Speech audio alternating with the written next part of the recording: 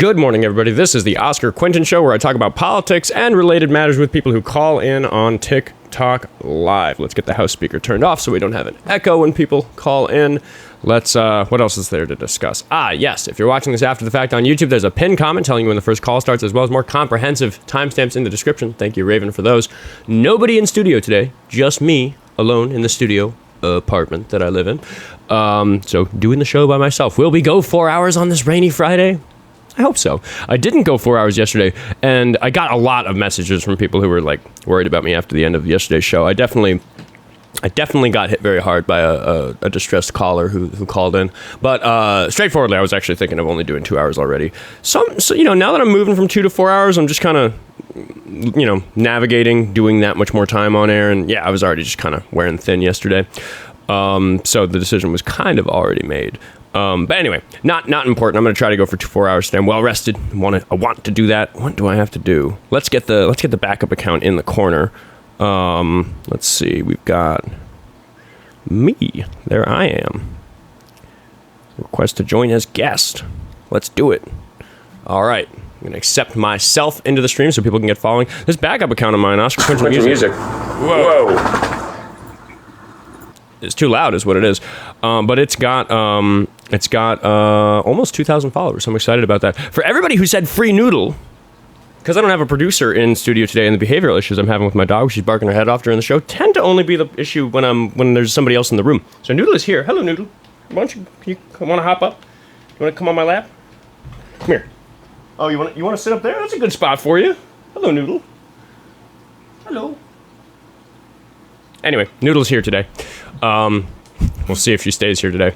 I might shoot a text to the dog sitter if she gets out of hand. Let's get the multi-guest request queue open. Says that I've got somebody new waiting, but the thing never wants to open right at the beginning of the show. Fix your shit, TikTok. All right, we're gonna talk to Sevens, and we're gonna see if we start the show with a good debate today. Hello, how old are you? Hello. 35. Are you a Trump supporter? I sure am. Why is that? Multiple reasons. Okay. Pick one. Well, you've got the fuck ICE thing overhead, so I could start with immigration. For the first time in 55 years, there's been a net outflow. Oh, why is that good? Cheaper cost of living, higher wages. How does that create cheaper cost of living? Okay, are you aware of how the laws of supply and demand work? I'm well familiar, yes. Outstanding. So what happens when you remove a bunch of people, however many millions of people from society that is experiencing essentially an exacerbated housing crisis? If you ignore the jobs they work, the taxes they pay, and every other way that they participate in society, that would cause the prices to just go down if you have such a simplistic worldview. Unfortunately, the world's not that simple. It's actually very simple. No, it's not. I'm sorry. Whoa. Hot take. Are you going to argue that the world and the economy are a simple thing? Is that where we're going? If you don't look at any of the interesting math behind the curtain, just listen to my very simplistic worldview that says that if we reduce the number of buyers, then price will go down because we're just going to pretend they don't have any other influence on the economy. Okay, let's hear it. I mean, I'm more than happy to delve into all the other things that you said. However, I just need you to acknowledge when you remove a bunch of people from a society, country, a city, a geographical, whatever, then demand for housing goes down. And if you completely ignore everything else, if you ignore the effect that they have on the supply of the housing market, if you ignore everything important to the equation except for that one thing, then you'd be right. I think that's a silly thing to do. Wait, what other effects do they have on the housing market before we gish gallop here? They disproportionately work jobs that increase the supply of housing. And why would that be the case? Why are they the ones working in housing? I'm sorry. Do you doubt that that's the case? No, I mean, they are overrepresented on a per capita basis. They are overrepresented as home builders. And would you think that somebody working a job building homes increases or decreases the supply of housing? Increase. Okay, and when you increase the supply of a good, what happens to its cost? Yeah. Now ask yourself, why is it that Americans... I just want to make sure you say it out loud. When you increase the supply of a good, like housing, which you admit illegal immigrants do, what effect does that have on the cost of that good? Goes down. Okay, just making sure you understand the basic economics right. that you thought you were going to come here and trounce me with. What's next? Yeah. Sure. So then tell me, why is it that Americans are not doing these jobs? I'm sorry. What does that have to do Why? with the concern that the illegal immigrants are negatively affecting the housing market? Yeah. So because I can answer your question if you want. Like broadly, people who work the sort of jobs that people use, like that allow illegal immigrants to have a disproportionately beneficial effect on the home market, they are generally laboring jobs, not necessarily always low skill jobs, because sometimes like drywallers and roofers and stuff like that are trained craftsmen generally. But we actually see that across the board in the economy. Illegal immigrants disproportionately work labor jobs in the agricultural industry, like literally working out in the fields, those sorts of jobs. And what we find is that if you look at a society, the people who work those sorts of jobs tend to be people who are of a lower social class, which just makes sense straightforwardly if you understand how a jobs market works. And I'm absolutely unsurprised that illegal immigrants happen to be people who represent a lower class of people in this country. So it's unsurprising that they represent that cohort. I don't know why it's a problem for you. are you aware that before you go on another tangent, are you aware that we have a decline in labor force participation rate in this country, especially among young men? I'm sorry, that sounds to me like a tangent away from the concern you have about the illegal immigrants' effect on the various components of the economy in America. Why are you tangenting away from the effect they have on the economy when I've pretty clearly demonstrated that it's more complicated than the way that you wanted it to be, and I actually understand some of these economic principles? Well, yeah, I'm actually delving into this whole complex situation. I'm actually entertaining your thesis. So relax, buddy. Okay. So why is it that we have these people disproportionately working these sorts of jobs? I just answered that. Would you say that a person who's illegally immigrated to the country is going to arrive as a lower class, middle class, or upper class lower resident? Obviously lower. And do you think that it's obvious to you that people who are members of the lower class are more likely to work physical labor jobs? Of course. Okay, then I don't understand why you don't already know the answer to the question you're asking me. Why at a time when we have a lowering participation rate, why is it that we're not trying to do everything we possibly can to get Americans to work these jobs?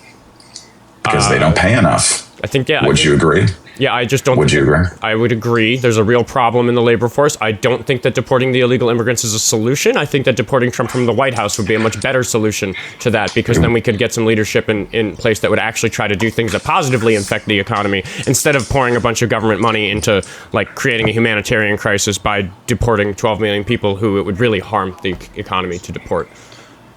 Okay, and you're going on a tangent here. You don't have to do that. I'm just trying to stay on illegal immigrants. Okay, so let me ask you this. If we raised wages in these construction fields or these labor-intensive fields, don't you think maybe, just maybe, people would be enticed to actually get back into the job market? Yep, and I think that we could do that by improving some labor rights and giving better labor rights to illegal immigrants, which, again, in a vacuum, creates cost for things like home building because we have to pay the laborers more. But that's true whether or not it's illegal immigrants doing the job. I want the labor laws in this country to be better. That is one way where the humanitarian benefit of that sort of change is worth the cost on that cost-benefit analysis of what's going to happen to the housing market. I'm willing to support a policy that might, without doing anything else, increases home costs a little bit if it makes the people who are working to build homes better able to afford the very homes they build because their wages are better. That can still be a net benefit to society. Yeah, so if you give these illegals here the very millions that work these construction jobs, if you give them legal status, I mean, what's going to do that to the pool of labor in this country? It's going to increase the pool. Yeah, it's going to increase slightly, yeah. I mean, most legal immigrants are working. But it's going to disproportionately affect these labor-intensive jobs. So you're telling me that if we include even more people into the labor pool, even though we have a declining labor force participation rate, here's the problem. Here's the problem. Can I finish? No, you can't. Why aren't you letting me finish? Because I'm going to tell you the problem with the type of argument you're making. It's that we can look at something like increasing the labor pool for people who are building homes, and that might be good for the cost of housing, but bad for the other people who are trying to compete in the labor market. For wages, correct. Yes, so there's a pro and a con. God forbid we have to weigh one thing against another when we make policies about the world. I recognize that there are individual metrics by which illegal immigrants negatively affect the economy, but you have to put on your blinders to the rest of the economy to consider them something that tops everything else that they contribute. Why are you trying to do that? We could say that about citizens. Listen, I'm not trying to single out anything at this point. I'm just trying to stay on point for the very many complex tangents that you have been going down. I mean, I think you just admitted at the very least. Chat, let me know. Who do you think is trying to stay on point? Host or guest? Just let me know in the chat what your general impression is. So you do admit that keeping these millions of people here only makes the labor pool that much bigger? You lost me at the word. No, you lost me at the word only, because if you're asking me to admit that this 12 million groups of people only do something, I'm going to say no to whatever it is, because that's ridiculous. Okay, semantics here. No, it's not semantics. Semantics. It is no, semantics. It's not semantics. I'm going by what the word means. Is there a different meaning of the word only that you're using? That would make it semantics. Okay, so disproportionately, if these people are disproportionately working jobs and you're allowing them legal status and they now have rights, you are increasing the amount of labor. Hold on. Wait, I think we've got voter fraud in the chat. Patrick, why are you voting so many times? You're getting muted for the day. Hold on. I'm announcing that there was election fraud. We're going to mute Patrick for the entire live. Everybody, we have to vote again because there was fraud. Let me know who is staying on point, the guest or the host. Mods, keep an eye out for voter fraud. Announce it if there's voter fraud so I can make fun of them and ban them and mute them myself. But we have to do the poll again now that we've quelled the fact that Patrick voted way more than anybody else. Look at that. Everybody, Patrick supports voter fraud. Guest. How many times did he vote? Holy shit. Hold on. Let's count. Let's take a look. Oh, I'm losing track of the chat. What are you doing? I'm quelling some voter fraud. Are you in favor of voter fraud? What the hell are you doing? Patrick was committing voter fraud in the chat. I held a poll and he voted way too many times. That's not allowed. Sorry, what were you saying?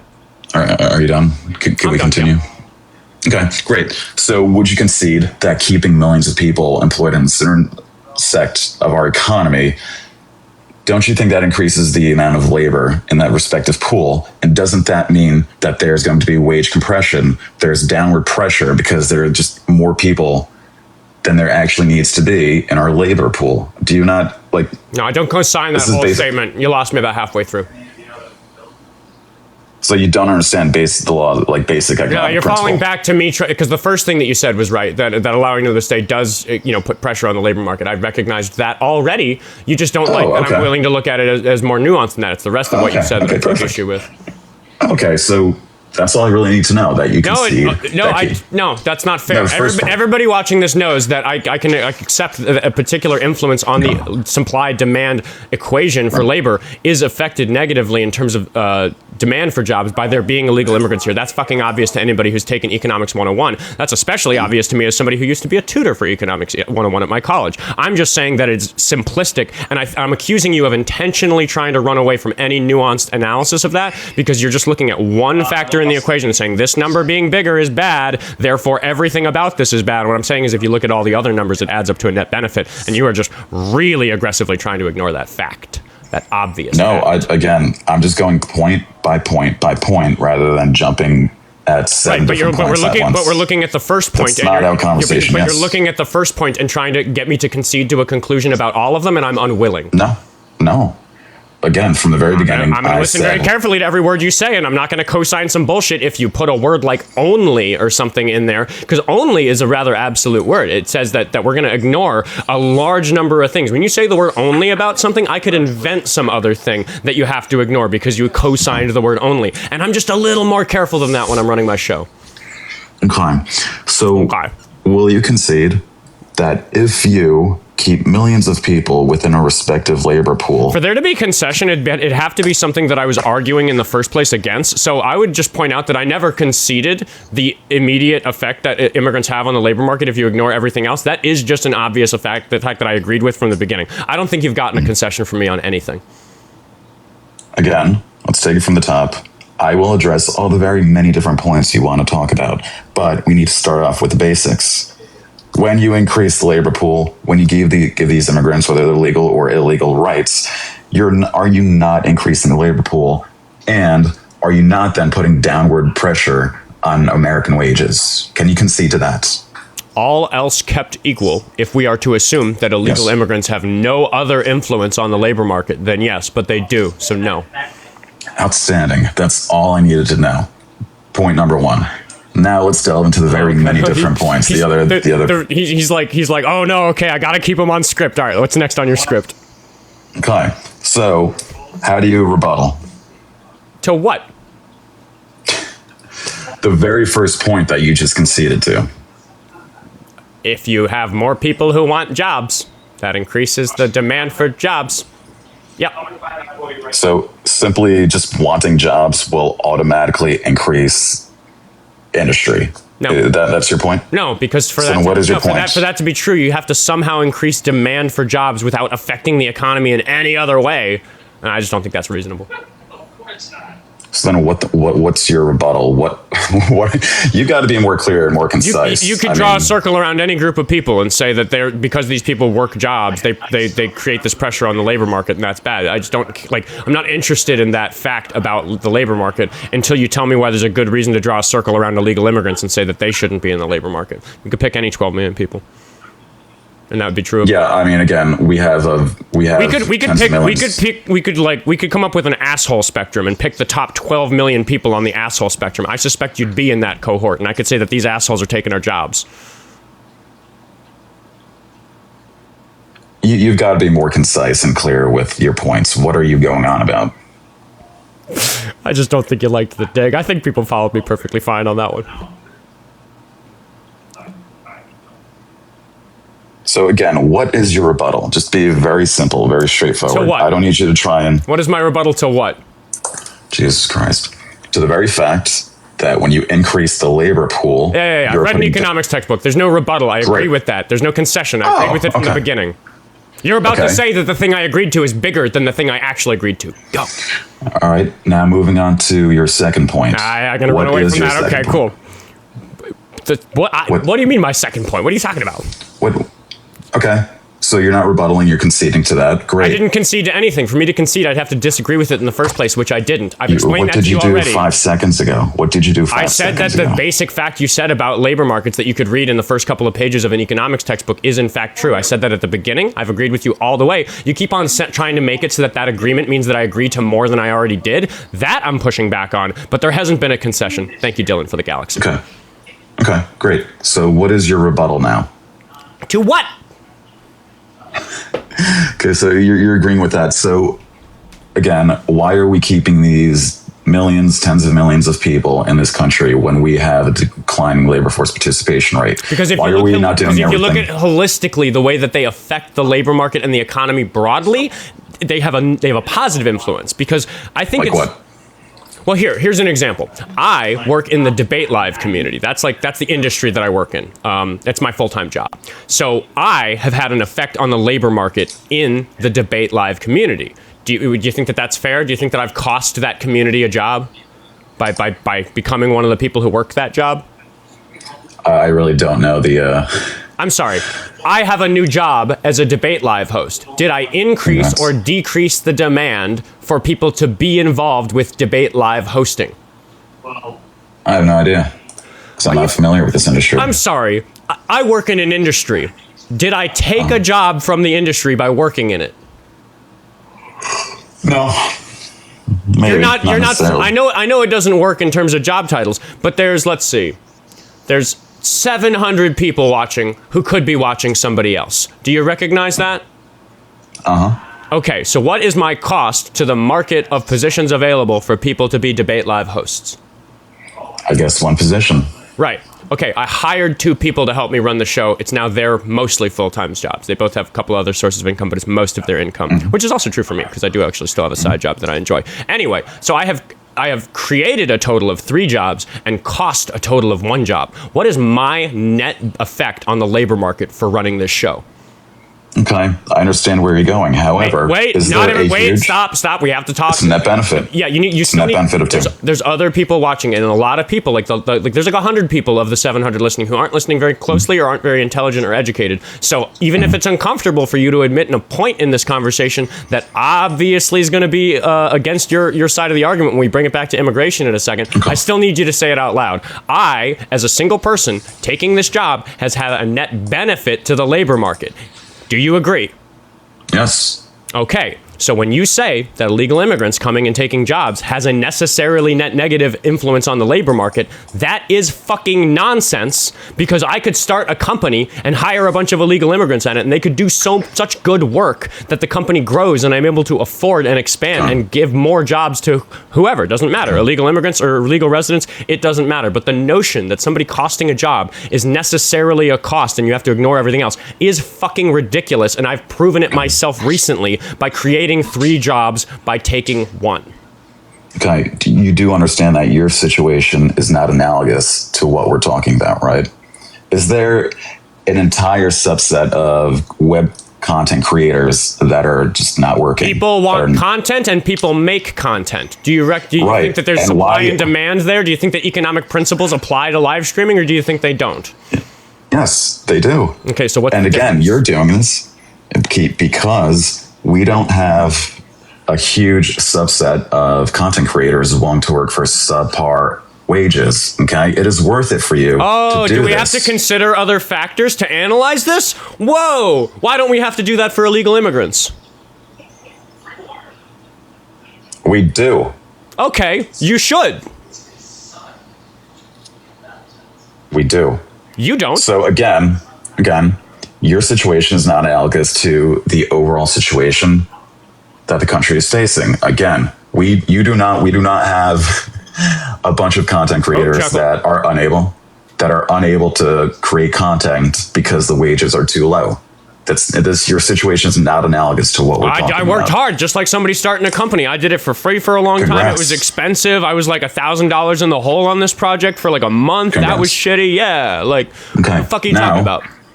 Now, let's say we bring in millions upon millions of people from the third world who are willing to create the very same content that you do at pennies on the dollar to what you make.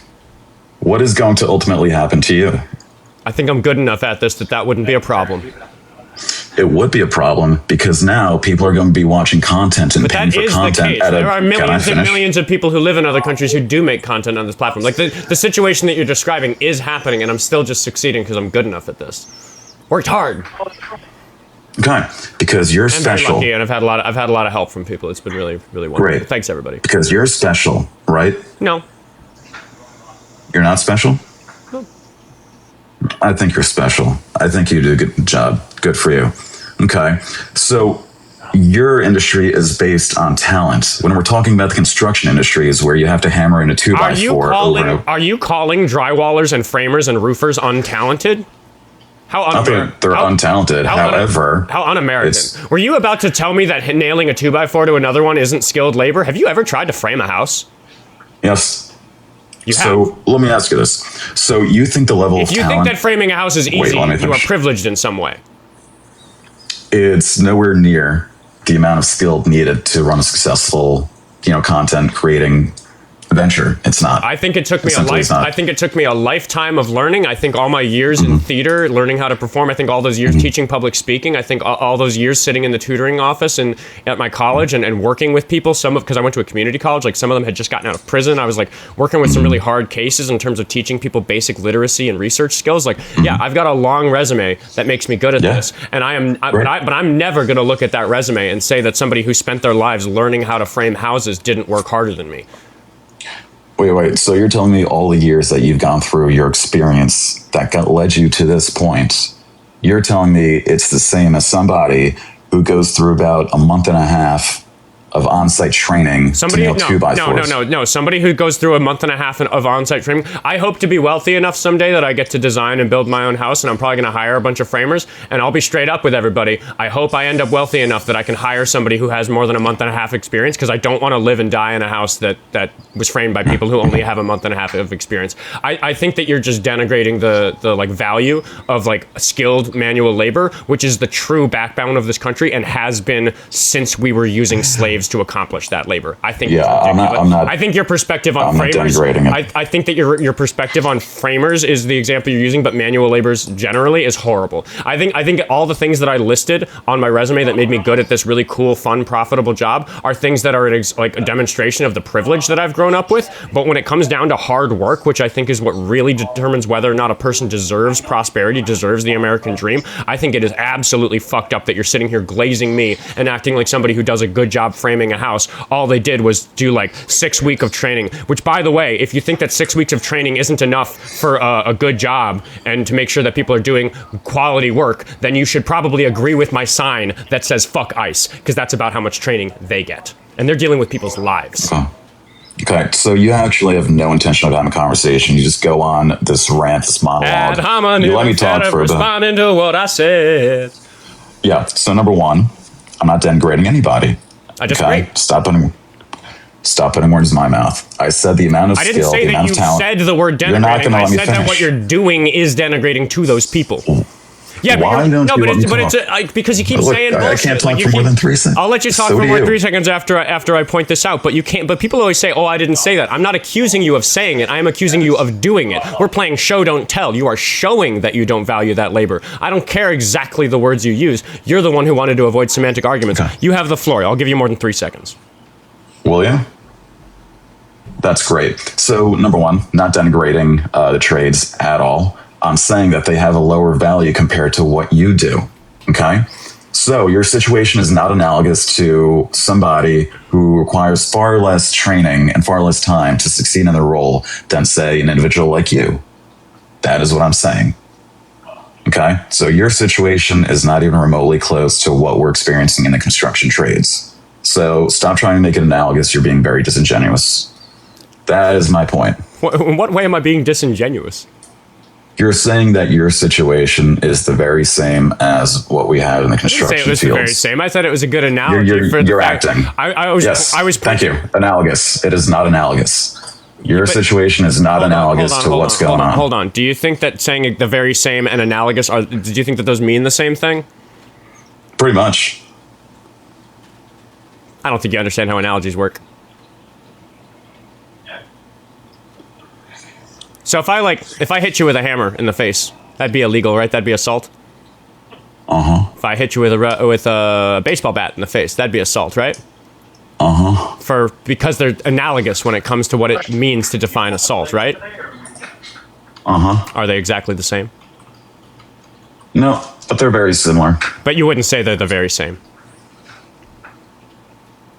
Not 100%. And yours is nowhere close to being 100%. Okay, not even very similar. It's actually very different. But your argument about illegal immigrants was predicated on this notion that people using jobs is necessarily a negative effect on the labor market. So what I provided wasn't even meant to be a perfect analogy. It was a counter example that demonstrated that somebody having a job doesn't necessarily reduce the availability of jobs in that sector.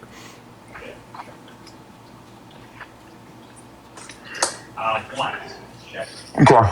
So I really don't know why you went on your tangent about yourself and your industry. Yes, you do. No, they're not the same. I think you just lied to me. I think you understand my argument perfectly well. I think you know that my argument is a good one against yours, and you're just going to play dumb. That's my accusation. That's just what I think. I'm speculating. Just using my social skills. Of course. Just let my audience know what I think. Yeah, I mean, you think your situation is the same as what we're experiencing in the broader economy. Nope. I actually just went through demonstrating to you that. No, because you're doing this thing. Why did you bring it up? You keep changing what I'm asserting. I never asserted it was the same. You pointed out that it was the same, and then I said analogous. I pointed out that it being analogous was not exactly my intention in bringing up, because I was bringing it up as a counterexample, not an analogy, even though it is a pretty good analogy, but not the same. Are you listening? Okay, it is nowhere near the same. In what respects is your situation the same, and why in the hell are you even bringing it up? My effect on the labor market? Which is to say that I have a job, which costs the labor market a job, but I influence the market in a way that creates more than one job, which is also true of illegal immigrants. That's how it's analogous. Okay. So what you're saying is that you simply existing will automatically create more industry, right? That's not what I said. That's an oversimplification that ignores some very important details that I did say. Okay. So you need to learn how to be more concise and get straight to the point. You're going on these tangents. You need to learn how to pay attention if you're going to talk about these important, complicated matters. I'm not going to entertain like an entire monologue on bullshit that's not relevant to your central point. Then call into a different live and talk about Minecraft or fitting round pegs into round holes or something like that. It doesn't sound to me like you're qualified to discuss these topics. Yeah, no, I'm very qualified. I don't think you know how a conversation works. You don't get to go on a monologue, spew out like 7 different points and make it nearly impossible for me to address them. It's not how it works. I would like for somebody to do the work of going to the VOD for this episode. It's episode 103. You can find it live on YouTube right now or upload it as a post VOD this afternoon. And I'd like for you to find a monologue where I brought up 7 different points without letting the caller get a word in edgewise. Yeah. So, I mean, that's basically... You could call back in tomorrow and be like, look, Oscar, I found it. That'd be very embarrassing for me. If what you just said was true of me, that'd be embarrassing for me. But it isn't, so it's listen. not. I got what I needed. You did concede that bringing in a bunch of people is just going to depress wages. There's that word. That's just. All I need. It's a synonym of the word only, and I did not concede to that. He ran. We got a runner. Can we get some track star emojis in the chat? Man, we're starting with a good one. You could hear the frustration in his voice. He did not like talking to me. We are never going to hear from that guy again. Maybe he'll go do his homework and like try again, but like I don't think so. I think he's like, I gotta go find one of those guys that doesn't know what they're talking about when it comes to the economy or how to flow it. Like his argument that I didn't know how to navigate a conversation was like the most insane projection ever, when in the same breath he said that he couldn't follow what I was saying and I wasn't being concise enough for him. How did I do, everybody? Let me know. We're gonna read some donations because lots have piled up in the last few minutes. Thank you, everybody who went to the link tree in the bio and found the Venmo, Cash App, Buy Me a Coffee, or Patreon, which are the ways to provide material support for the show. If you want to do more than just following the backup account, which you can find down here on TikTok, or all the other accounts that I have that you can find in that link tree in the bio, in the description on YouTube. If you like what I'm doing, if you think I'm doing a good job, if you think I deserve my place in this labor market, if you're excited that I increased the number of jobs available to Americans by making this show 3 jobs instead of just 1, if you think that I'm helping the economy in the way that I believe the illegal immigrants are, you can support in the ways that Sawyer chose to. Sawyer sent me $10 on Venmo, and he gets his message read. He said, "Caller is smug, and I don't think he knows anything or is actually listening. All he will say is." He will say he is, though, LOL. Yeah, I think that's pretty clear. He just like ran from the conversation. David sent another $5 to say, Grandpa Philbro asking for a concise rebuttal is like, Venmo, fix your app and show me the entire message when I click on it. My goodness.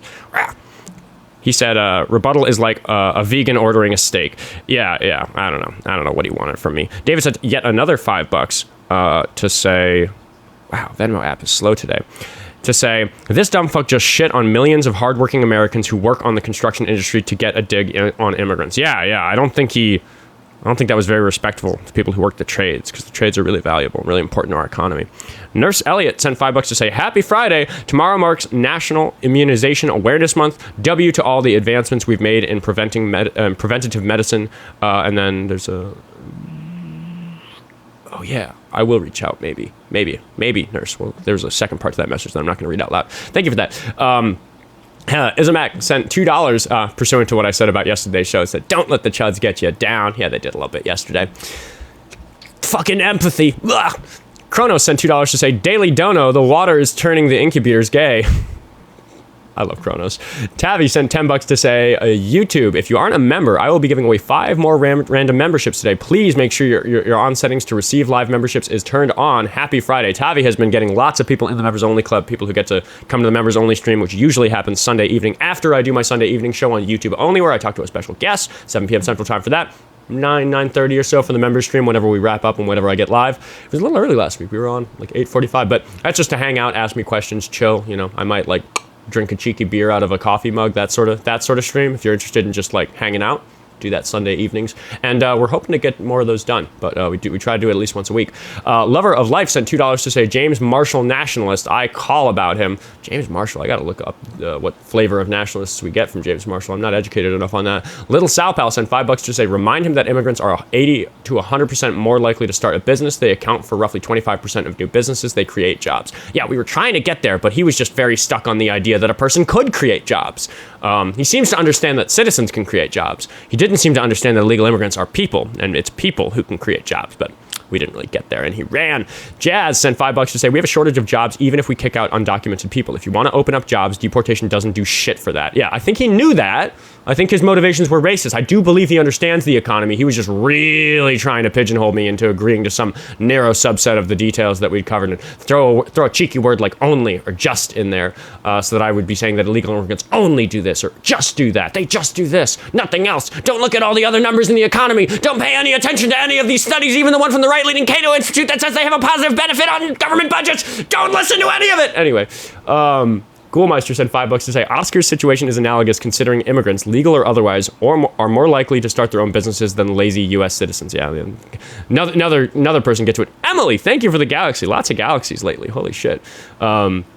Ghoulmeister said another $5 to say, LOL, this dum-dum. You can tell he's never had a hard day's work in his life. The skill that goes into woodwork alone is more than he can conceive. Dude, saying that you spent 6 weeks learning how to nail 2 2x4s together is like the meanest fucking thing to say about laborers. Like, what the fuck, dude? Like, I'm okay at framing. Like, I've framed some things. I've built some sheds and shit. And like, when you're working with a guy who's done it for his career, it's like watching a wizard, you know? It's like I just learned how to do a bridge shuffle, and like he's over there like, you know, flying the cards around and doing palm tricks and pulling coins out of my ear and shit. It's like, they're wizards. They're amazing at what they do. Which is why their hourly rate for doing framing is so much more than I was ever able to charge, because I was like a handyman that could I could do enough framing. If you need a little framing done, you know, if you need some studs replaced or something, I could do that. But like, I'm not the right guy to hire to fucking frame your house. Don't hire me. Don't hire somebody who's only been trained a few weeks to do a really important job. He didn't like that analogy at all. Sorry for all the donations, everybody, but thanks for all the donations, everybody. Owl sent $20 to say, American Immigration Council. Approximately 70% of agricultural workers are foreign-born. In Trump's first presidency, food literally rotted in their fields because Americans refused to do hard labor. Yeah, 50%. 70% is a good figure for immigrants, but it's 50% of them are undocumented or are not properly documented immigrants of some kind or another.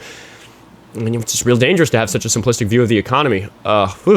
Anyway, it sent $5 to say, I work constructions. These are high-skilled jobs that pay too little because of selfish bitches like with weak attitudes like this guy. Yeah, we can want to fix the labor market in a way that has nothing to do with illegal immigrants, because it is true that across the board, immigrant or otherwise, illegal immigrant or otherwise, doesn't matter. These are jobs that don't pay enough in our economy. Most of the jobs in our economy don't pay enough. That's part of a broader problem that I also want to fix with some policies that have nothing to do with illegal immigrants. Whether or not illegal immigrants get to participate in the America that is made better by those sorts of policies, I think they should, for good reason, but they are kind of like separate problems in terms of how we're supposed to address them. I want illegal immigrants to get to be risen by the rising tide of labor practices in this country. That's what I want, because that will amplify the degree to which they're able to make the country a good place. E.R. Graham sent $2 to say, Oscar does more labor for the market than that dude. More for the labor market than that dude. 3-to-1's a pretty fucking good ratio. Like, I created 2 jobs. I'm very proud of that. It's like really exciting. Super proud of that. Thanks everybody for making the show profitable. Cheez-It sent $5 to say he's used to being the smartest person in the room, but forgot that he stocks the room with kindergartners. Go back to writing manifestos in the Porta-John. Fucking funny. Oh man, there were people in the queue, but I scared them away by reading all the donations and trouncing that loser. Oh well, just me here. Do I have any more to read? I should have looked in the other places. I gotta check my Cash App and shit. Okay, hold on. Venmo balance is more than it was a second ago. Jackson! Thank you for $75. He says, I'm also from Minneapolis, have found you from Dean. I'm 23 years old and I work in HVAC. Fuck that guy. I admire how you keep it real. 100, you guys have taught me so much, man. This is the least I can do for all the learning. Dude, thank you. I just got done saying how exciting it is for me that I got to create some jobs. Like, for all we talk about job creation, maybe I should brag about this more when the chuds are on, saying that I'm like a loser or whatever. Like, I created jobs. Isn't that what we're after? Like, fucking thank you, Jackson. You helped me create jobs. It's continued support that means that I can keep my staff hired to keep running the show. W. Raven, who's doing timestamps right now. W. Jesse, who's not here right now, but we're doing some office work later. I think today I'm going to try to get the office phone set up to be a pass-through TikTok account to get phone callers on the show. That's what I plan on doing immediately after I hit upload on the VOD today. Because I know people are excited for people from places other than TikTok Live to be able to call in. I am working on that. I took me a little while to get the phone in. I got it earlier in this week, but I've been very busy in the evenings this week because my birthday was recently, and I'm just been busy. Gonna go sing karaoke with my buddies for the birthday celebration tonight, because it's a Friday night. So just been a little busy. Jack sent $5 to say a racist PDF file and felon walks into a bar. The bartender says, "How can I help you, Mr. President? Hope everyone had a good day today." Thank you for the $5, Jack. I appreciate you. And David is back with another $5 to add to the conversation. I just doubled my chia seed yogurt this morning to get all that shit the racist guest just spewed. Yeah. We know it's racism, dude. Like, it's fucking obvious. Andrew sent $2 Canadian to say, which app puts the most money in my pocket? Venmo. Or Venmo or Cash App are pretty, like, I guess Buy Me a Coffee's, like Venmo, Cash App, and Buy Me a Coffee are the ones that have, like, basically just a transaction fee where I get, like, 99% of it. Because the other platforms do take, like Patreon's not so bad, But if you spend money through TikTok or through YouTube on me, Big Daddy Corporation, Google or TikTok or whatever, does get a chunk. Though I will say, it really is good for the live stream for people to give gifts and donate and stuff like that. So I don't like press people super hard to put the most money in my pocket, because you're kind of picking what you want to do with your money. You can put the money directly in my pocket, or you can help the show be successful by showing TikTok that lots of gifts are coming in. Both are really beneficial. Both are really valuable. And if people were only doing one of those two things, that would probably not like optimize the money that people are spending to make me successful. So I don't harp on it too much. I just let people support in the ways that they want to support. But every now and then I mention that, and thank you for the donation prompting me to talk about it, because I do like people. I just want to make sure people know what they're spending their money on, because if you see a big chunk of it goes to YouTube if you send me a YouTube super chat, but it helps just the same, and it helps drive engagement because people respond to the message directly in the YouTube chat. Like, there's a bunch of reasons why I'm actually not so heartbroken as some other hosts are about like TikTok and YouTube getting their cut. In a perfect world where these companies weren't evil, I still think that the service that they're providing for my show is enormous. I still recognize that there's lots of expensive lots of expensive computer, lots of expensive hardware running this show at Google and at TikTok. Like, anyway. Andrew Vincent just sent another few bucks to say, okay, I feel better about YouTube right now. Yeah. And then Sydney followed up with another $5 without even a message. So thank you for that. But we've got some callers. So let us talk to Joaquin. And then I do see you there, Dylan. We'll get you next if you're still in the queue when this call wraps up. But we're going to check out Joaquin because no, we're not, because he probably didn't mean to be in the queue. So we are going to talk to Dylan. Maybe we'll go into good faith mode, because I'm pretty sure that Dylan is a good faith caller. I think I know who Dylan is. How's it going, Oscar? This is 18-year-old Dylan, right? Yes, sir. Did you hear the previous conversation? That dude, oh my gosh, dude. I was thinking about just sending you like a donation just to say it, but I was like, I'm gonna be nice. I'm just gonna chill out. I'm just gonna let Oscar do his thing. But yeah, that dude is disrespectful for one, to the trades. Me, myself, going into trades, especially going into construction. I don't think he realizes how much time and hard work it takes.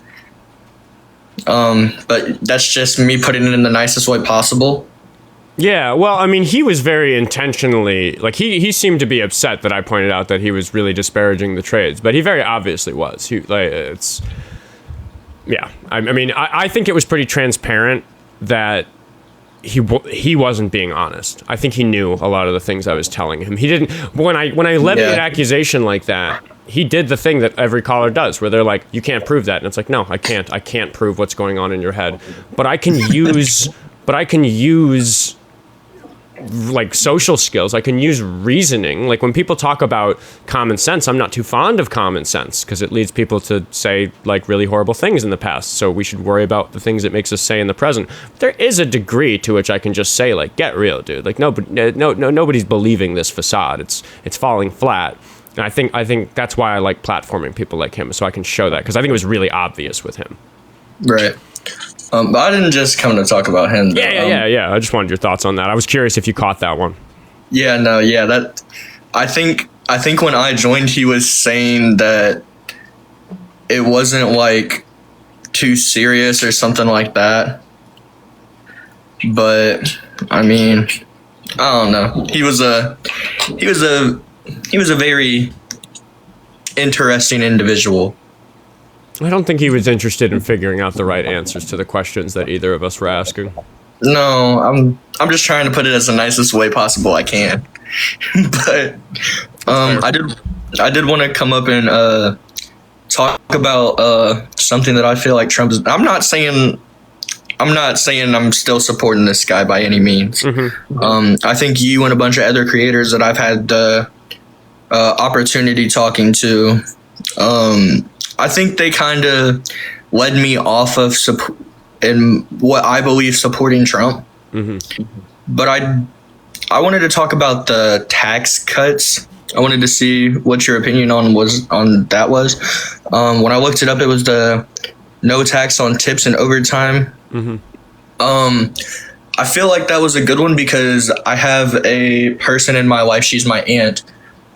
She's a single mom of 3. All of her kids are on the younger side.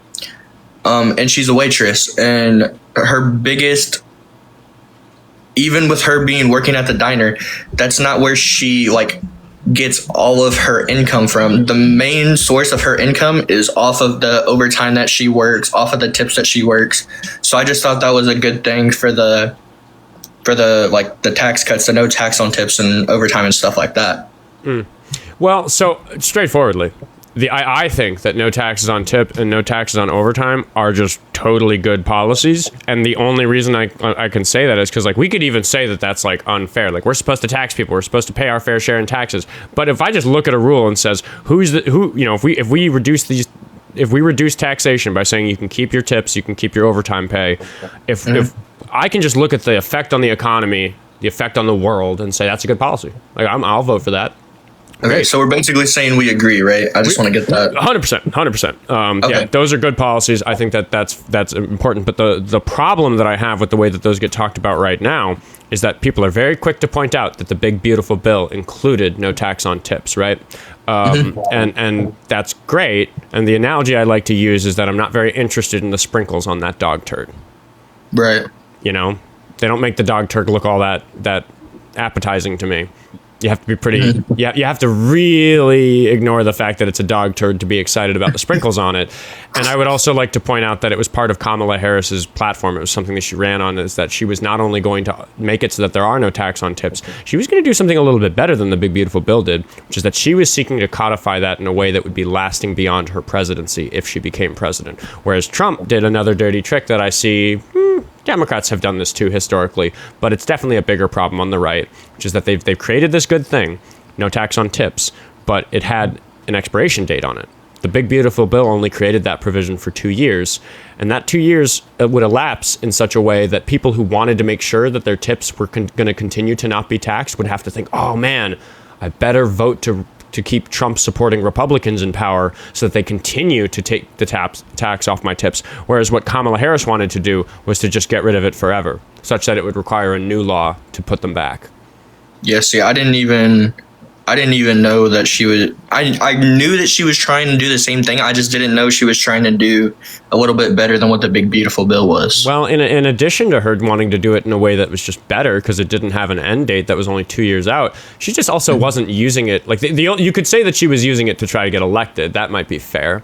But I think that's just because that's what, politicians try to do things that people want, and that gets them elected. She wasn't baking it into a bill that had a bunch of other stuff that's really, really bad, because the bigger point that we haven't even gotten to here is that if you look at the type of person who's going to be affected by there not being taxes on tips or overtime or something like that, if you look at that group of people, it is a group of people who, if we add up all the effects that the big, beautiful bill has on their finances, because it's going to affect things like their wages, how much of their wages get taxed, how much government spending there is in certain sectors, that affects inflation. If you add it all up and you look at how much money somebody's going to make working and how much their life is going to cost them, we want to make more money and we want your life to cost you less, so that the gap between the two, that's your savings, that's your retirement, that's the vacations you get to go on, that's the cool stuff you get to buy. For me, that's the guitar I just got to buy for myself for my birthday. We want, that's what life's about, is that difference between what it costs for you to live and how much you make. If we look at that difference, the big, beautiful bill was for those lower class groups of people really bad for that equation. Even though the no taxes on tip thing, nudged the wages up a little bit, the net effect of the whole thing on the average working class American was bad. Okay. Yeah, I can see how that was. Yeah, I can see that. So in general, I think the moral of that story is that if you hear that a bill does something good, read the bill. Yeah, I didn't really read too much into it, to be honest with you. They made the bill so big that most people wouldn't want to read it. Yeah. It's not really a good thing for a bill to be that, you know, so bloated, because it forces you to make a whole bunch of decisions with one vote to say, do I support this bill or do I not support this bill? So, you know, I think I've talked to you in the past maybe about sometimes they'll say like, oh, this Democrat voted against a thing that was going to fix this about child pornography or whatever.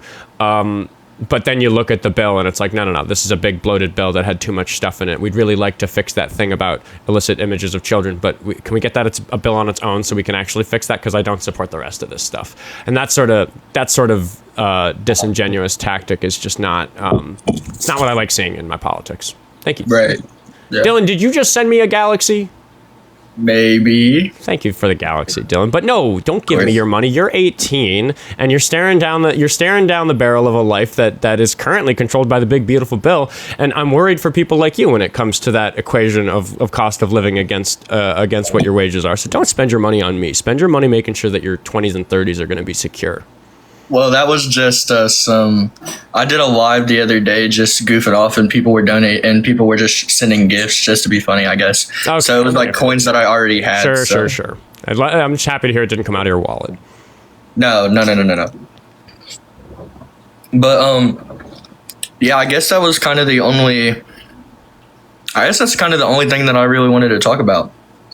Yeah, I appreciate that you pop by with a question now and then, and I do really appreciate your willingness to hear me out on these things. Yeah, there was I think there was a thing that we were talking about last time, something about the colleges. Was that you or was that Parker? I can't remember. I think that might have been you or Parker. That might have been Parker. I don't recall talking about education with you. I could be wrong though. I tend to forget the conversations I have on here.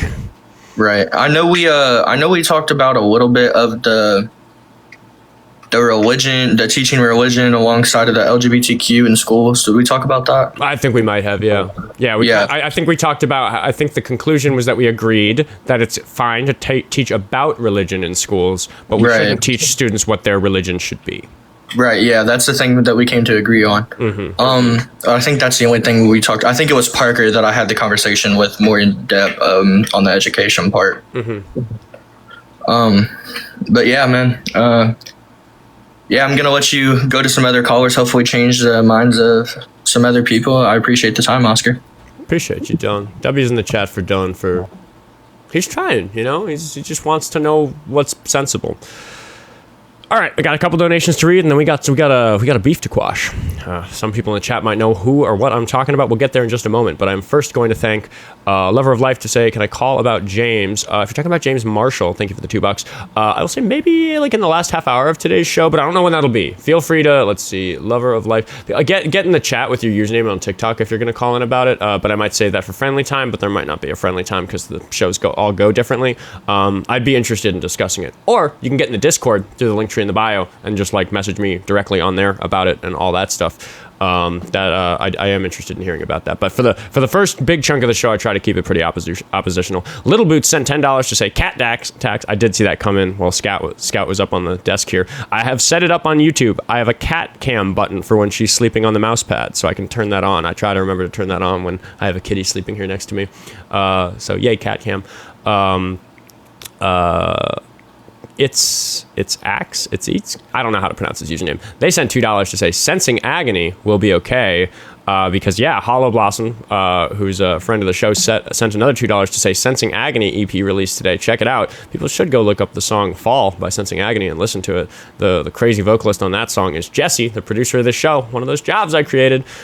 Gives her the, she's been working her ass off on that music. So I'm not going to take credit for giving her the time and space in her life with a good job. In fact, I have definitely made her too busy and it has harmed her ability to spend time on music. So you should go support her music. Because we're very busy here Twitter over at Oskar Quentin. Shannon sent me a buck to say, just for TikTok.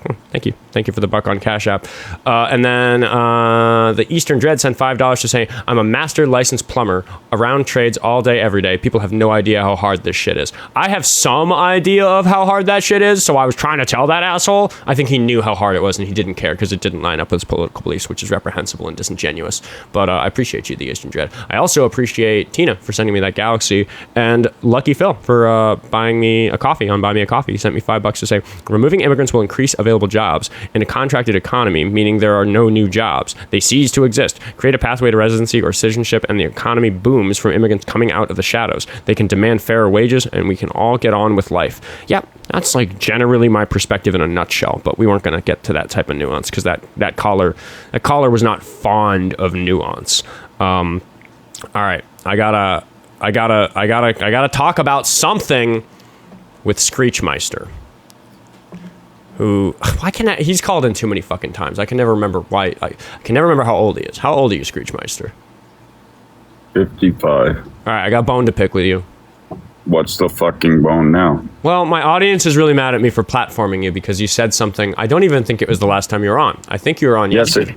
I think you were on yesterday. Yes, I was on yesterday, and I came on and I said the fucking R word. That wasn't it.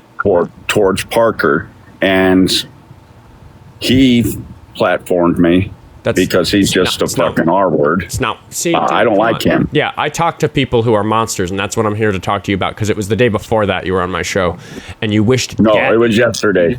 Actually, you kicked me yesterday you were because on I said yesterday. that. I forgot to bring this up with you yesterday, and I'm very sorry to Leanne. Because you kicked me. You don't even know what I'm trying to talk to you about. All right, go ahead. Okay, because the time before that, you wished death on somebody in the chat, and I'd like to discuss that with you. Death on somebody in the chat? And who was that? Well, okay, so here's the thing. I might be a little bit more on your side in this than you think, and that's going to alarm my audience, so you and I are going to talk about it. Ironically, you and I were having a conversation about how a person's speech is meant to be taken literally or non-literally. We were talking about Ilhan Omar. What did she say? That she said that she wants these people to pay for what they've done to our country, talking about people on the right in general, right? Right.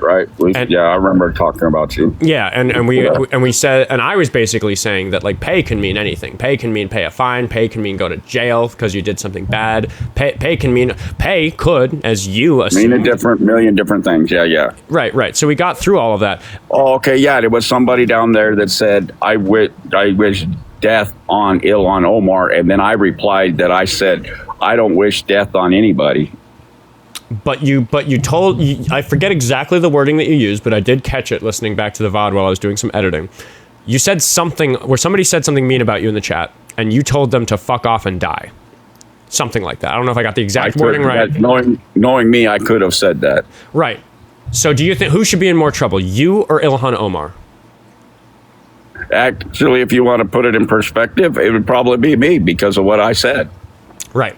Now, here's what I believe in my heart. I don't think you want Leanne to die. I don't think that was an actual threat. I think that was a really distasteful thing to say that you should be more fucking careful about when you're talking to a lot of people on the internet. But I think that you're careless in that way. I'm probably more careless and reckless than a lot of other people, yeah. Yeah, and we talked about the fact that no, hey, let's say this, okay? The stuff that happens in schools, I'm against that, okay? So... What are you talking about? I can't... So when the mass stuff happens at schools and theaters and stuff like that, I don't like that. That irritates me because I was I was a mile away from the Columbine stuff, and I heard that. Okay. I was working. We thought it was my fucking crane, and it wasn't. Sounds like you're a person who doesn't like violence, but you said a violent thing. Yes. Okay. Out of anger. Right. And well, here's my thing, is that somebody like you, I'm not going to accuse you of this, but if somebody might like you who has your beliefs about certain things might call in and say that they want Ilhan Omar to die, right? Like that wouldn't be very unusual if that happened on my show, right?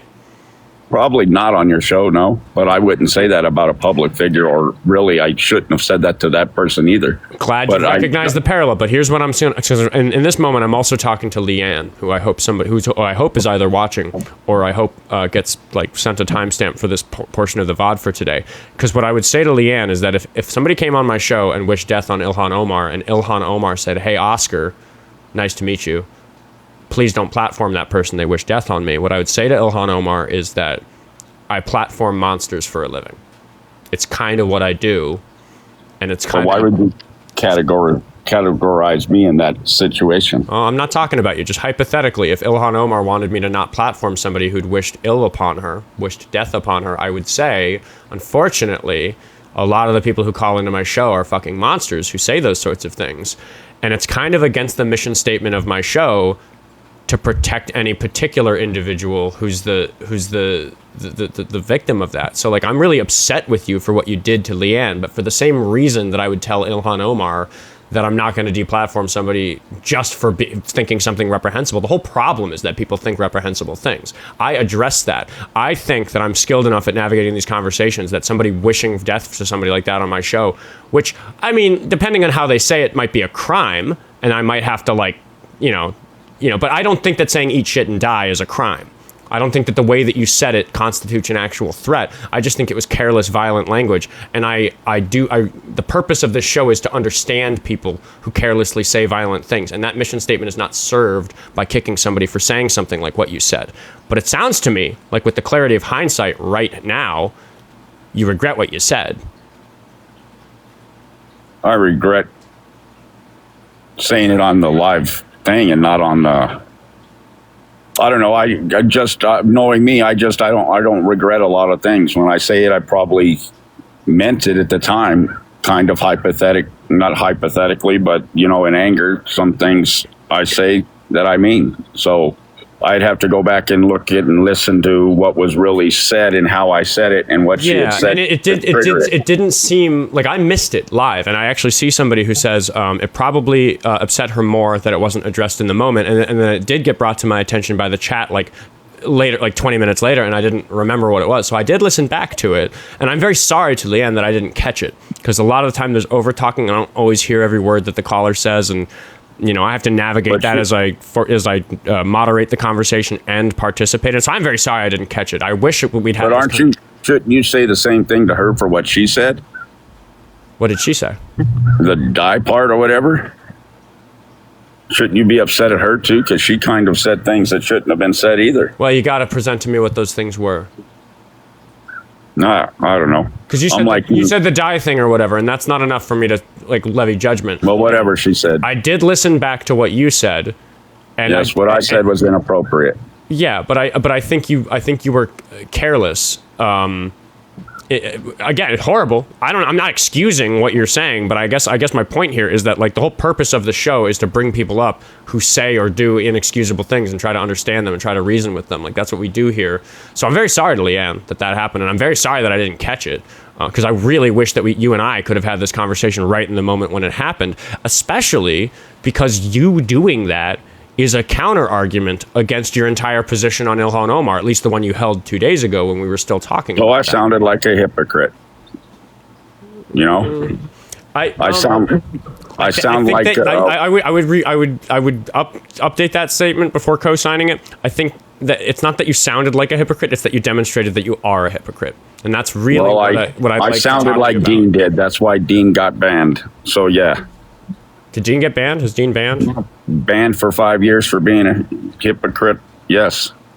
Is Dean currently? Chat. Let me know. Is Dean currently banned? As far as I know, Dean came out on a thing that on one of his prompts that says, or his clips that says, "I got banned for 5 years." That he's on YouTube. Yeah.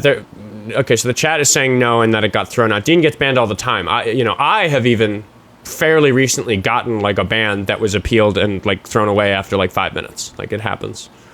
I don't know why that's relevant. No, well, I was just saying it kind of sounded like him sometimes. But anyway, what's the next topic? Well, we're not done with this one. I need you to apologize. You want me to apologize for something I said? Yeah. I apologize. You mean it? I shouldn't have said it. How am I? So what am I supposed to be? Fake? She pissed me off, dude. Yeah, but that's not an appropriate. You're right. I shouldn't have said it. All right, I'll apologize for making the statement. No, I'm not going to ask you to be. I'm never going to ask. I'm not going to bend over and spread my cheeks and cough. I'm not asking you. He's not my fucking warden. It's okay that we were upset. I'm not mad at you for being upset. I'm mad at you for not being more careful with your words. I'll apologize to you for being on your show and saying fucking R when I shouldn't have. I'll apologize to you for saying it in the live, saying it on your live when I shouldn't have. Yeah, but I'm not worried about me. I'm worried about Leanne. Why should I apologize to her? She pissed. Because you told her to go die. Is she going to apologize to me for what she said? Do you remember what she said? I wish Screech would die or something like that. Okay, or something. Look, if she said that, then I can stay out of it because you two are just going at it and it seems fair. But it sounds right. It sounds to me like you can't remember what she said, but she remembers what you said. Well, I'm sure she does. What you said. I reviewed it. Chat is saying that no, she didn't say that. Then I'll go with the chat. I'll apologize to Leanne for saying what I said. I didn't. Nothing's going to come out of it because I'm the left violent. I do believe that you don't want any harm to befall Leanne. I don't want any harm to any of you, even though I'm on the different side of you. I don't wish harm on any Democrat, liberal, whatever it is, millennials. I guess the reason I wish that you were more obviously sorry about this having happened is because you did cause harm to Leanne. She's not dead, but you saying that caused her harm, and here we are talking about it. The chat was very upset about it. People don't like hearing that sort of thing about them. I think I wouldn't say that about you. I don't want you to die. Well, I don't want anybody to die either. Good. Now we can move on. All right. What are we talking about?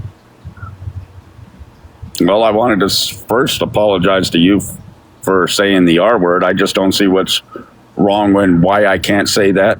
I mean, that's my opinion, and I'm entitled to it. And it's like you guys are standing up for the freedom of speech amendment and everything else, and then here I say a comment and I get kicked off your show, which is horseshit. I want to clarify something freedom of speech, buddy. I want to clarify something to you. There's a few things to answer on what you just said. First of all, if it were up to me, I would not kick you for saying the R word. It's just not up to me. Because I talk to people who are monsters. I talk to people who unabashedly use the N-word. I host my evening show. I didn't use the N-word. I'm not accused. I'm just speaking generally about my policies about hosting people. I'm saying that people do worse than you did.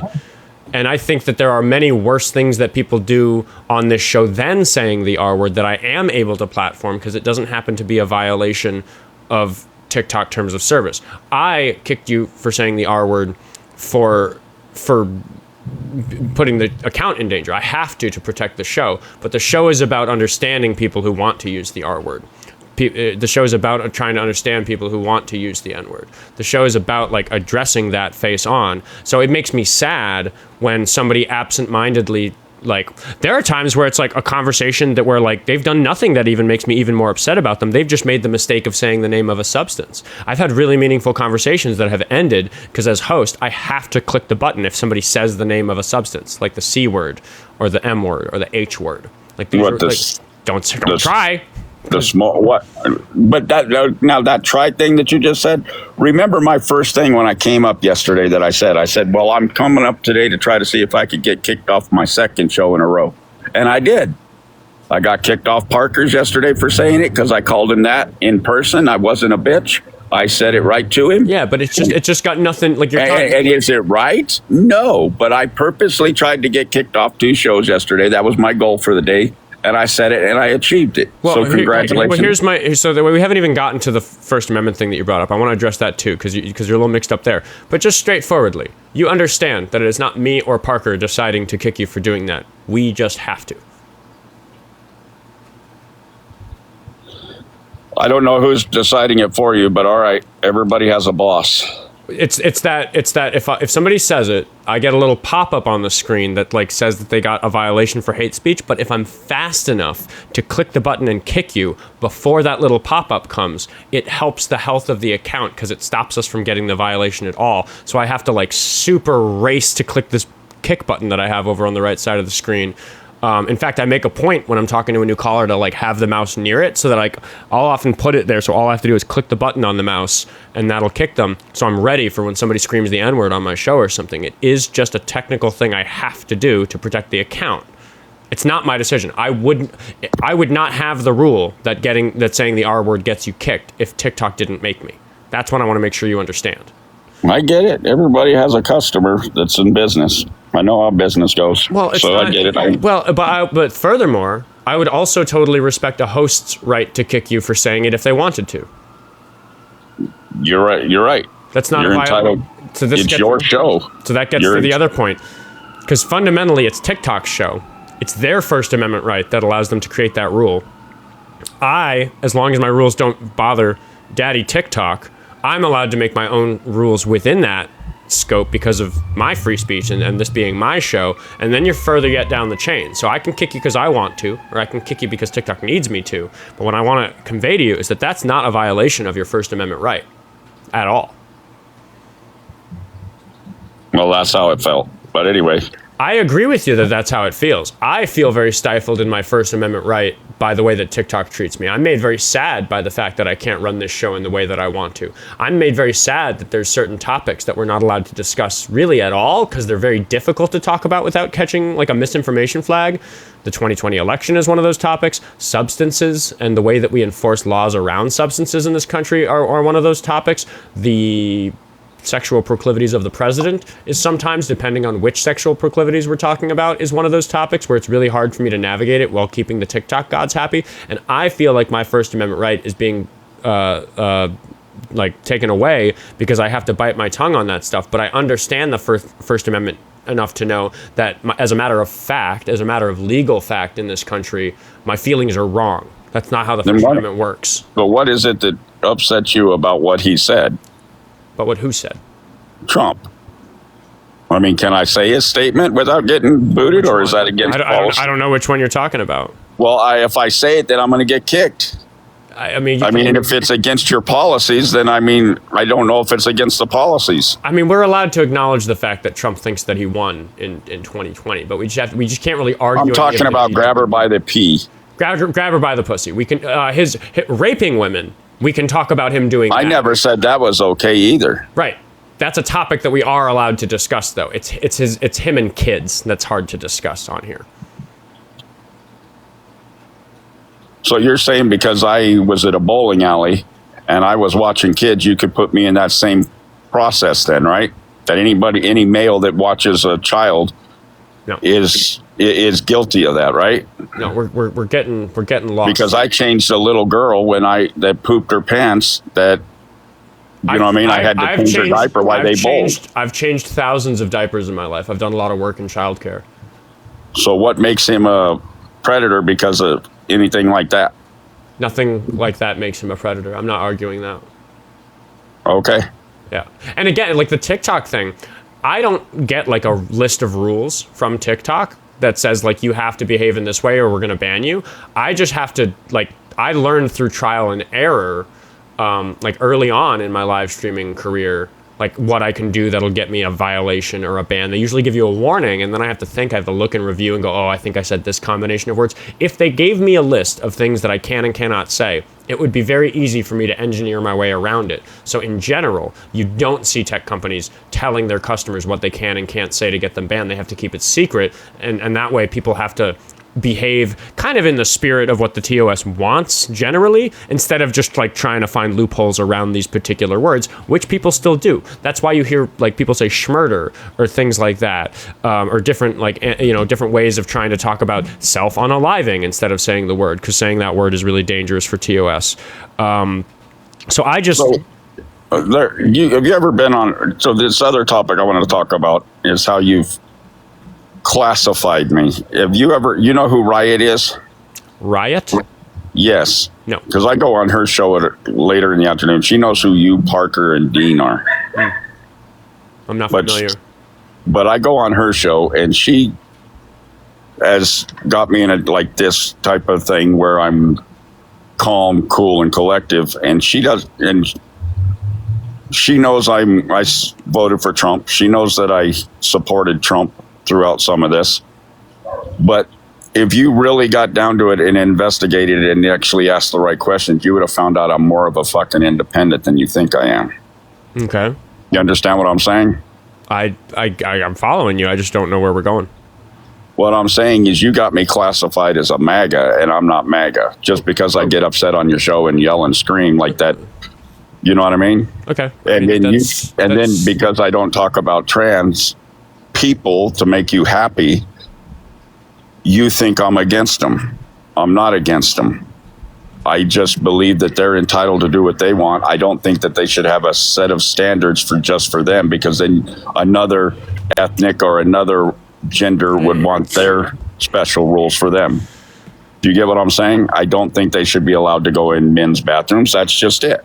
Yeah, that to me. But what I think the point of disagreement is I would think that does make you against trans people. Why? Because I don't want them in women's bathrooms? Yeah.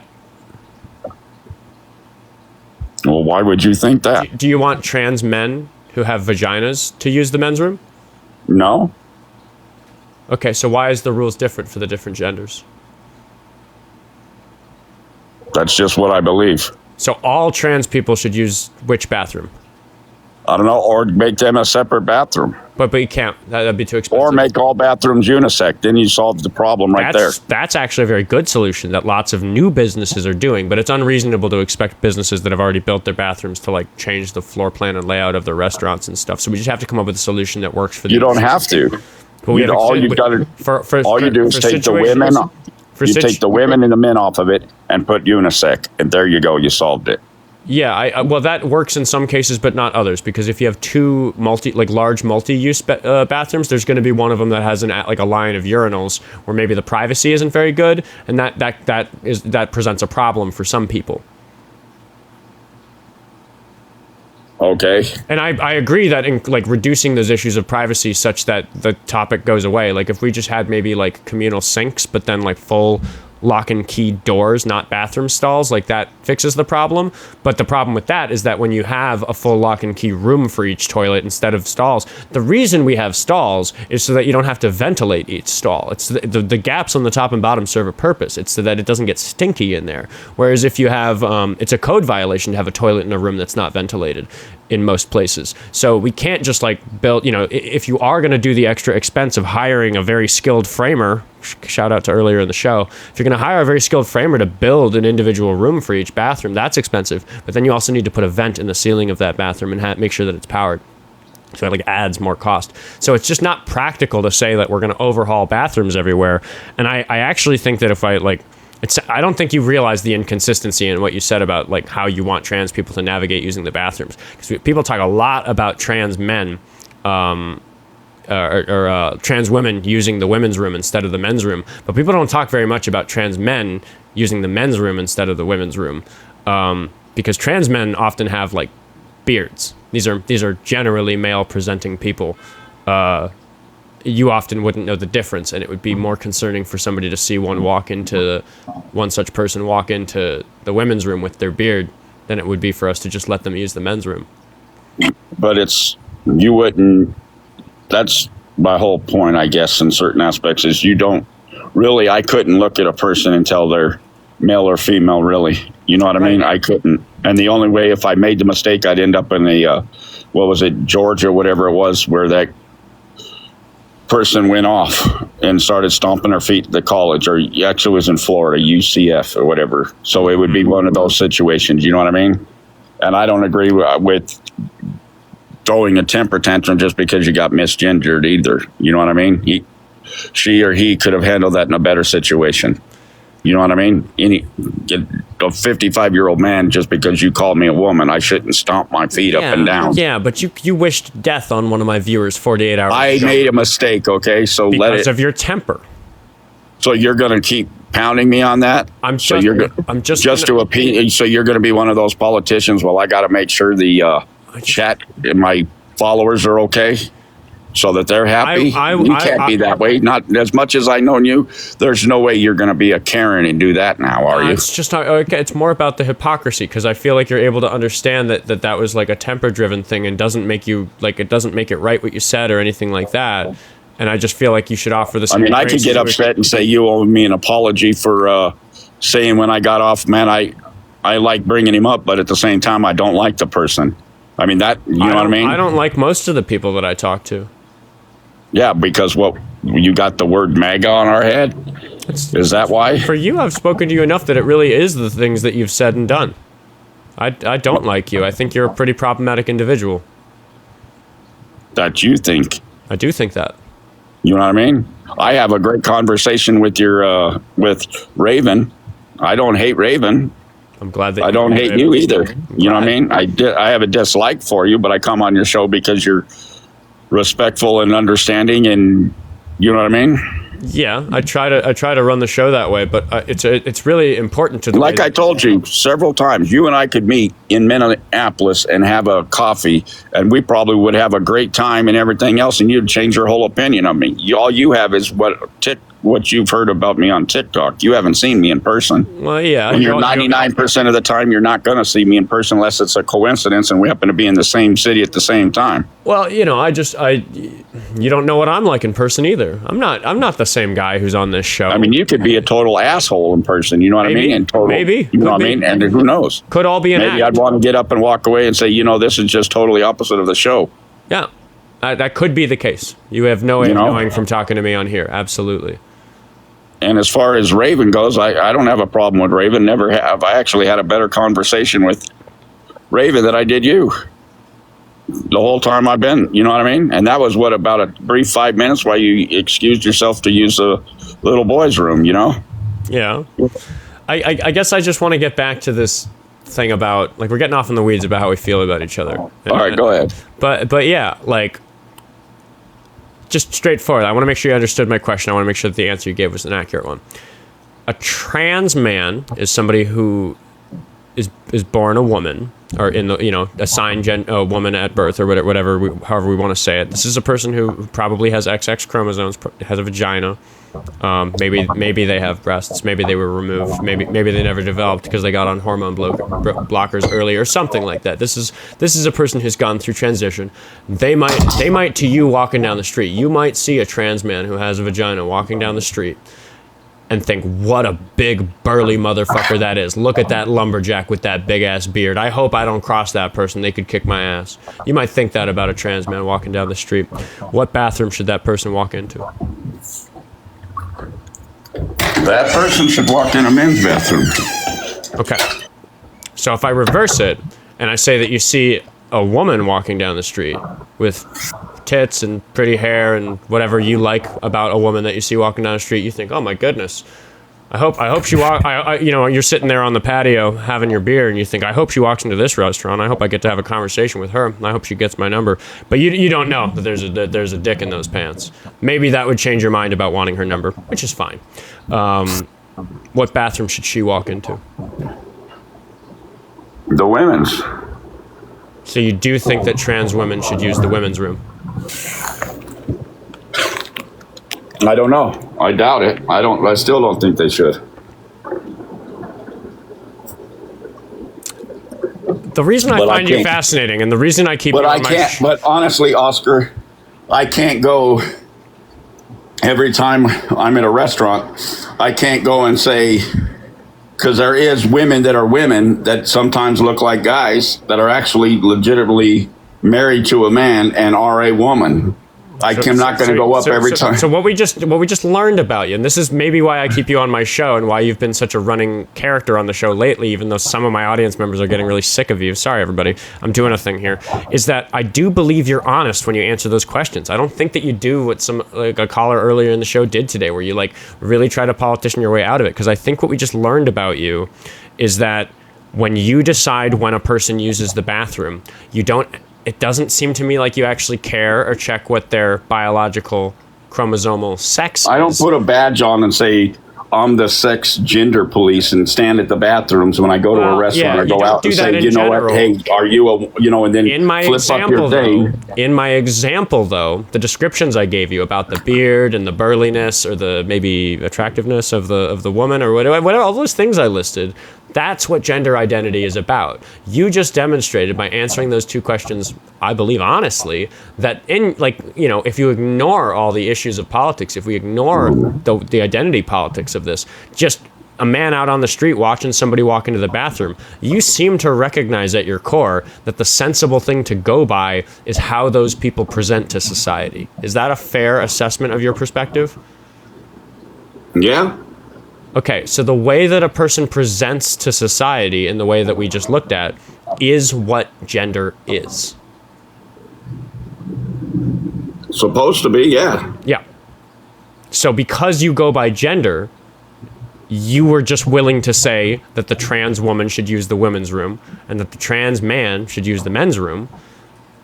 I also said, Oscar, I'm not the bathroom police. I don't have a badge that says here, lift up your skirt or drop your pants. I'm not going to sit there and decide why I'm at a restaurant with my wife and say, I got to go check this person, make sure they're, who am I to go and decide what they do?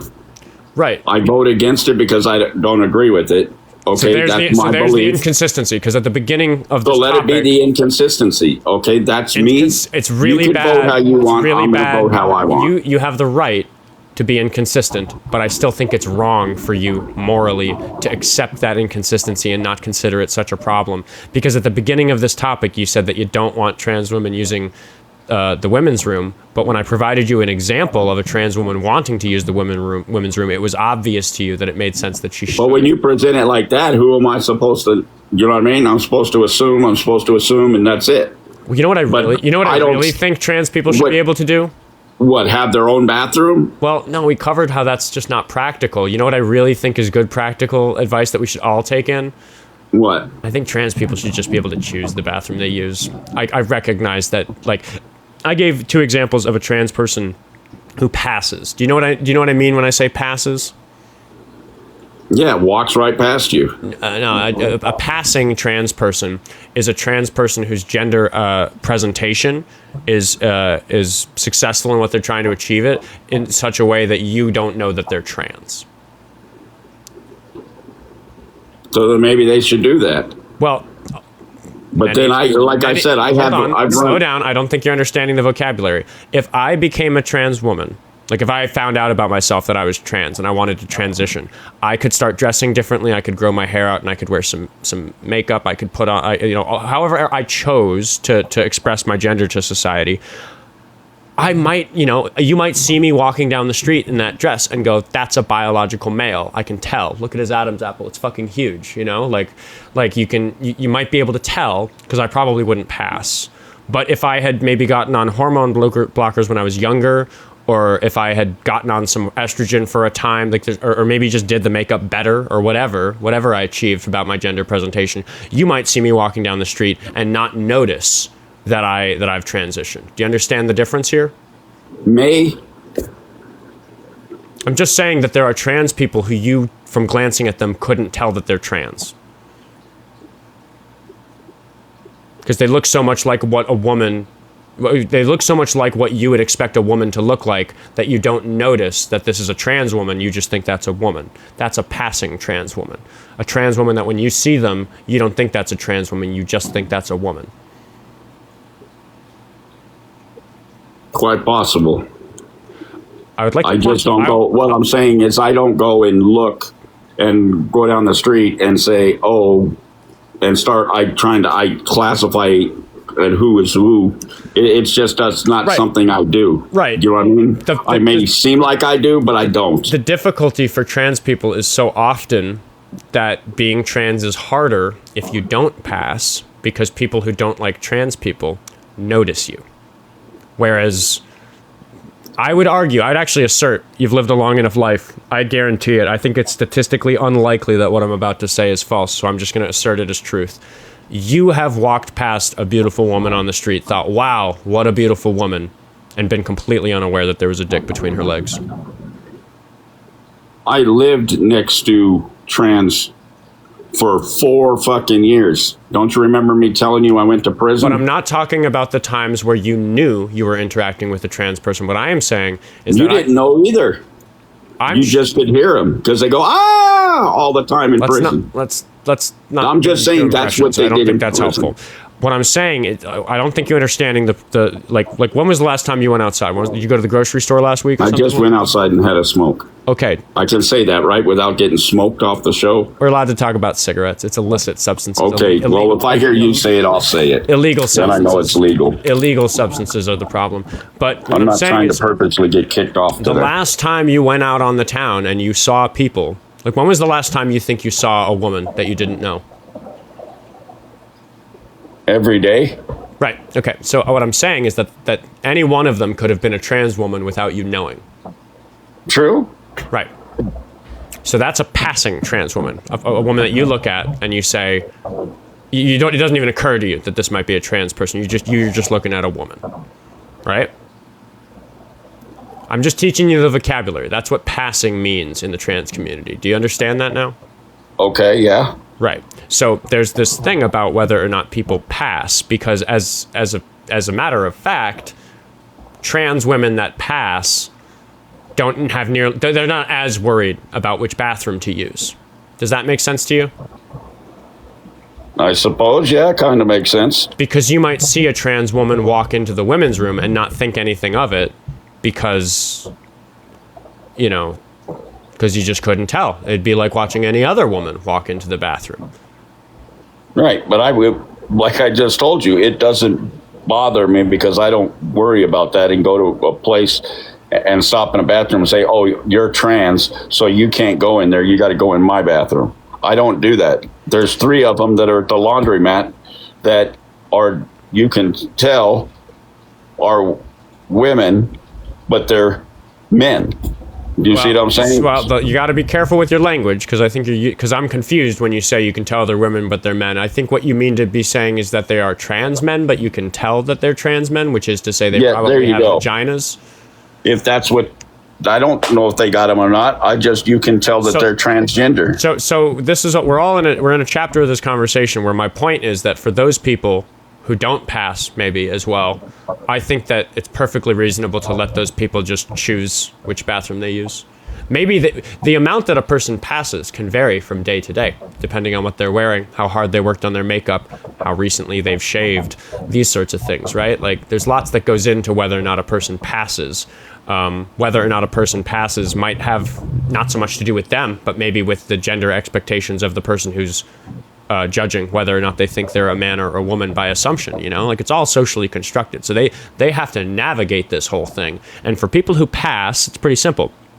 We can there's no way to stop trans women that pass from using the women's room because you can't tell, you just don't spot them. But there are some people who don't pass where I'm perfectly willing to admit you can often tell when a person is trans. But the laundromat fixed that problem. They made the women's bathroom a storage unit and put a lock on the with a code on the one bathroom, and so you get the code when you get in there, and everybody uses that one bathroom. So they solved the lawsuit problem. But you're putting the burden back on the infrastructure. Like, you want the people who own the bathrooms to fix it, and that's just not something that's reasonable. That's the only way you're going to stop it. Stop what? You're going to have people that are going to go down this. Go there and they're going to say, oh, I know that person. And then you're going to have a fight in the restaurant over it because their daughter uses the bathroom. And so a transgender went in there and boo. You know what I mean? You can't stop the fights. No matter how much you want it, it's not going to stop. It's going to be a constant battle for trans and LGBTQ for the rest of their life, and it sucks that that happens. But you talked about what you'd vote for. Would you vote for a rule that says that a person who has a vagina has to use the women's room, or a rule that says that if somebody has a penis, they have to use the men's room? Yes, I would vote for that. Even though that goes against what you said earlier about the obviously, because that's the problem, is that you. I'm sure it sounds. To you, it's a hypocritical statement, but that's what I believe in. But that forces. Okay, it's just like you had a caller earlier that's saying something about the schools. Okay, taking out religion. But if that law passed, it would force passing trans people. The guy with the beard, the girl with the big tits and the long hair and the pretty dress. It forces them to go into the wrong bathroom, according to you. Because you admitted earlier in the call that the lumberjack-esque bearded guy who happens to have a vagina because he's a trans man, the law that we just described would force him into the women's room. And that doesn't seem reasonable, does it? Yes, but what you're talking about, a hypothetical law that even if it is a real thing, the chances of that passing, and if it did pass, let me tell you, Oscar, I already know that once that law passes, it's not going to stay in effect for very long because there's going to be all sorts of lawsuits against it. There's got to be a lot of transgender people in the United States. These laws are passing here and there. There are, because it's not just bathrooms. There are other issues of social concern that are being legislated on. And instead of allowing people to maybe upgrade their infrastructure and just like make gender neutral bathrooms, the government is stepping in and creating these situations. And I want to point out to you that this might feel very small, but we could look at the ways in which the Germans were subjugating the Jews in the early 1930s, and we could say, oh, here we go, Hitler thing. Yeah, well, that's what we're concerned about. I'm not trying to like fearmonger and be crazy. I'm just pointing out that the argument that you just made, that these things that they have to do aren't so bad or wouldn't pass or whatever, like, a way of hand waving it away. Those are the sorts of arguments that everyday German people made about the subjugation of Jewish people in Germany in the 30s. And that to me is very concerning. I think we need to have a sharper eye for watching those sorts of things happen in our society, which is why I'm so concerned for trans people. Let me ask you this. All right, let me ask you this. How old did I tell you I was? Oh, God, why can I never remember? 40s, 50s? I don't. 55, okay? 55, yeah. When I grew up in the 70s and 80s, okay? And in the early 90s is when all of this stuff started to really, truly come out. Maybe late 80s, early 90s. But when I grew up, there was the Pledge of Allegiance. They had certain things with God, but in there, and they weren't teaching us that. We just did it on a daily basis. Every morning at 9 o'clock in the morning, that's what we would do. We were taught that at that time, gays were against us, okay? And that we would get HIV from them. And then as time went past, generations started to change, and things started to come out. We started to learn that that's not true, that you could get HIV from having multiple partners, having tons of different things you could get it from, switching needles and blah, blah, blah. I can say that, right? I think needles is okay to say, but watch it, yeah. Yeah, so that, you know what I mean? And so you get into that, and that's when we started getting more information and starting to realize that some of the way of our life or changes, that everything that we were taught, we had to divert from because that wasn't the truth. You could get it from multiple things. You could have back then because they didn't. So like now, but this you remember back, actually, I don't know. There's a lesson to be learned from what happened with the AIDS epidemic and the gay community, which is that in absence of all the information necessary, health guidelines are not always perfect. And sometimes we learn more and we go, okay, we were a little bit wrong about that. I'll point out that early in COVID, I don't know how you feel about COVID, but early in COVID, there was a big focus on hand washing before we were even telling people to wear masks, because we knew that hand washing is like the default obvious thing. But that was in January and February and about a week or two in March. Yeah, we just didn't know. And then it became pretty clear that the important guideline is mask wearing and distancing. I mean, distancing was pretty obvious too. We were like distancing and hand washing, and there were like TikTok videos of people like, doing dances to like remind everybody to wash their hands and like do 45 seconds, hot soap and water, all that thing. Great. Believe it or not, I used to have about 90,000 followers in that because I had one of those videos, and then I dropped down to 8,000.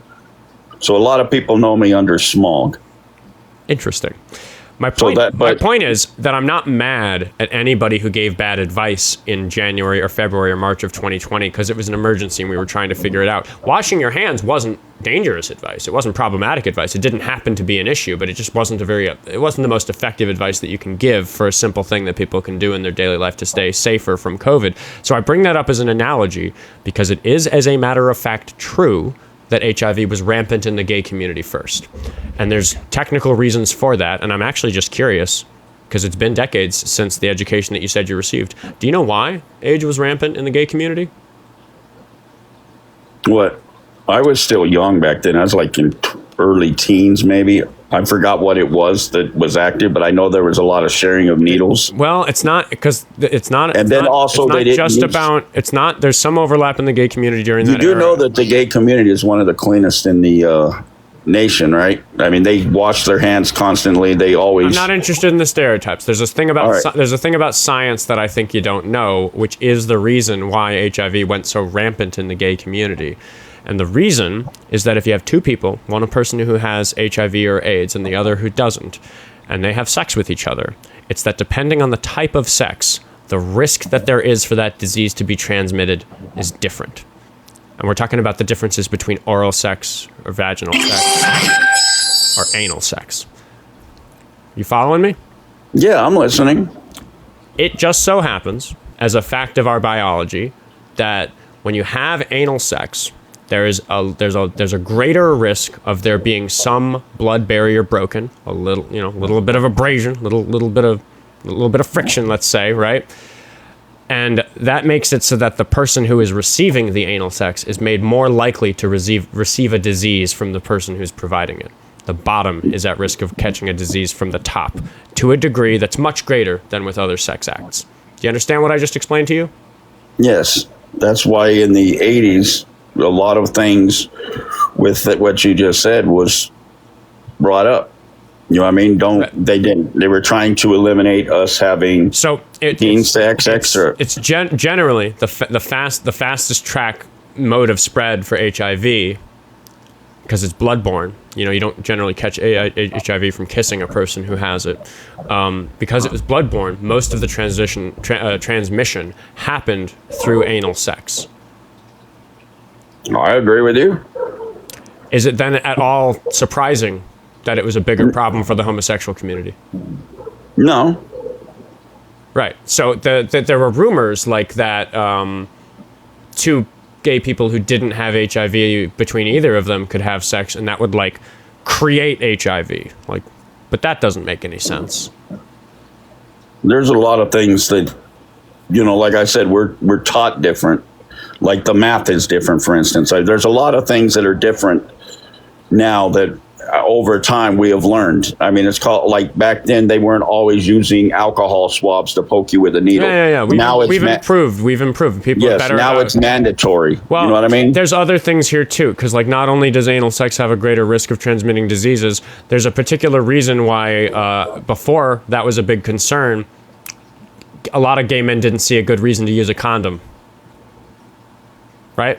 Right. That makes sense, right? So there's just technical things about the logistics of what sexual relationships are for people who are members of different parts of the community in terms of their sexual orientation. Yeah, HIV was really, really hard on gay people in the 80s and 90s for that reason, and it still is to this day, but not by as severe a margin, because people are better educated. They know that you should be wearing a condom even if you're having anal sex with a man where there's no risk of pregnancy. People are better educated about that. We have medications. PrEP is great. A lot of homosexual men are on a medication that makes it so that they don't transmit HIV if they do have it, aren't as susceptible to catching HIV if they have sex with somebody who does have it. There's a lot of measures that have improved the state of affairs for homosexuals when it comes to HIV, and we can acknowledge all that history. And that's why they put them on lupus medications, what I'm on, hydroxychloroquine and Cellcept. I'm not educated very much about the exact medications, so I can't. On those two medications, hydroxychloroquine also is like a deterrent for COVID, and hydroxychloroquine also helps with lupus, and Cellcept also is the stopper for lupus. So that they also try to get the LGBTQ to try some of that medication, so it's a deterrent from catching HIV. I think you've said some medically inaccurate stuff there, but as a matter of fact, PrEP, which is what they're using to prevent the spread of HIV, is super effective. Which is why, there's two great things that have been. I'm learning, Oscar. I leave your show and I get educated, and I go and I learn that 1 plus 7 equals 42. Okay, I get smarter. Okay, Is that a joke? it's a joke. Okay. It's like $1.295. That's what the Vietnam vets will always say. Go get me the soda for $1.295.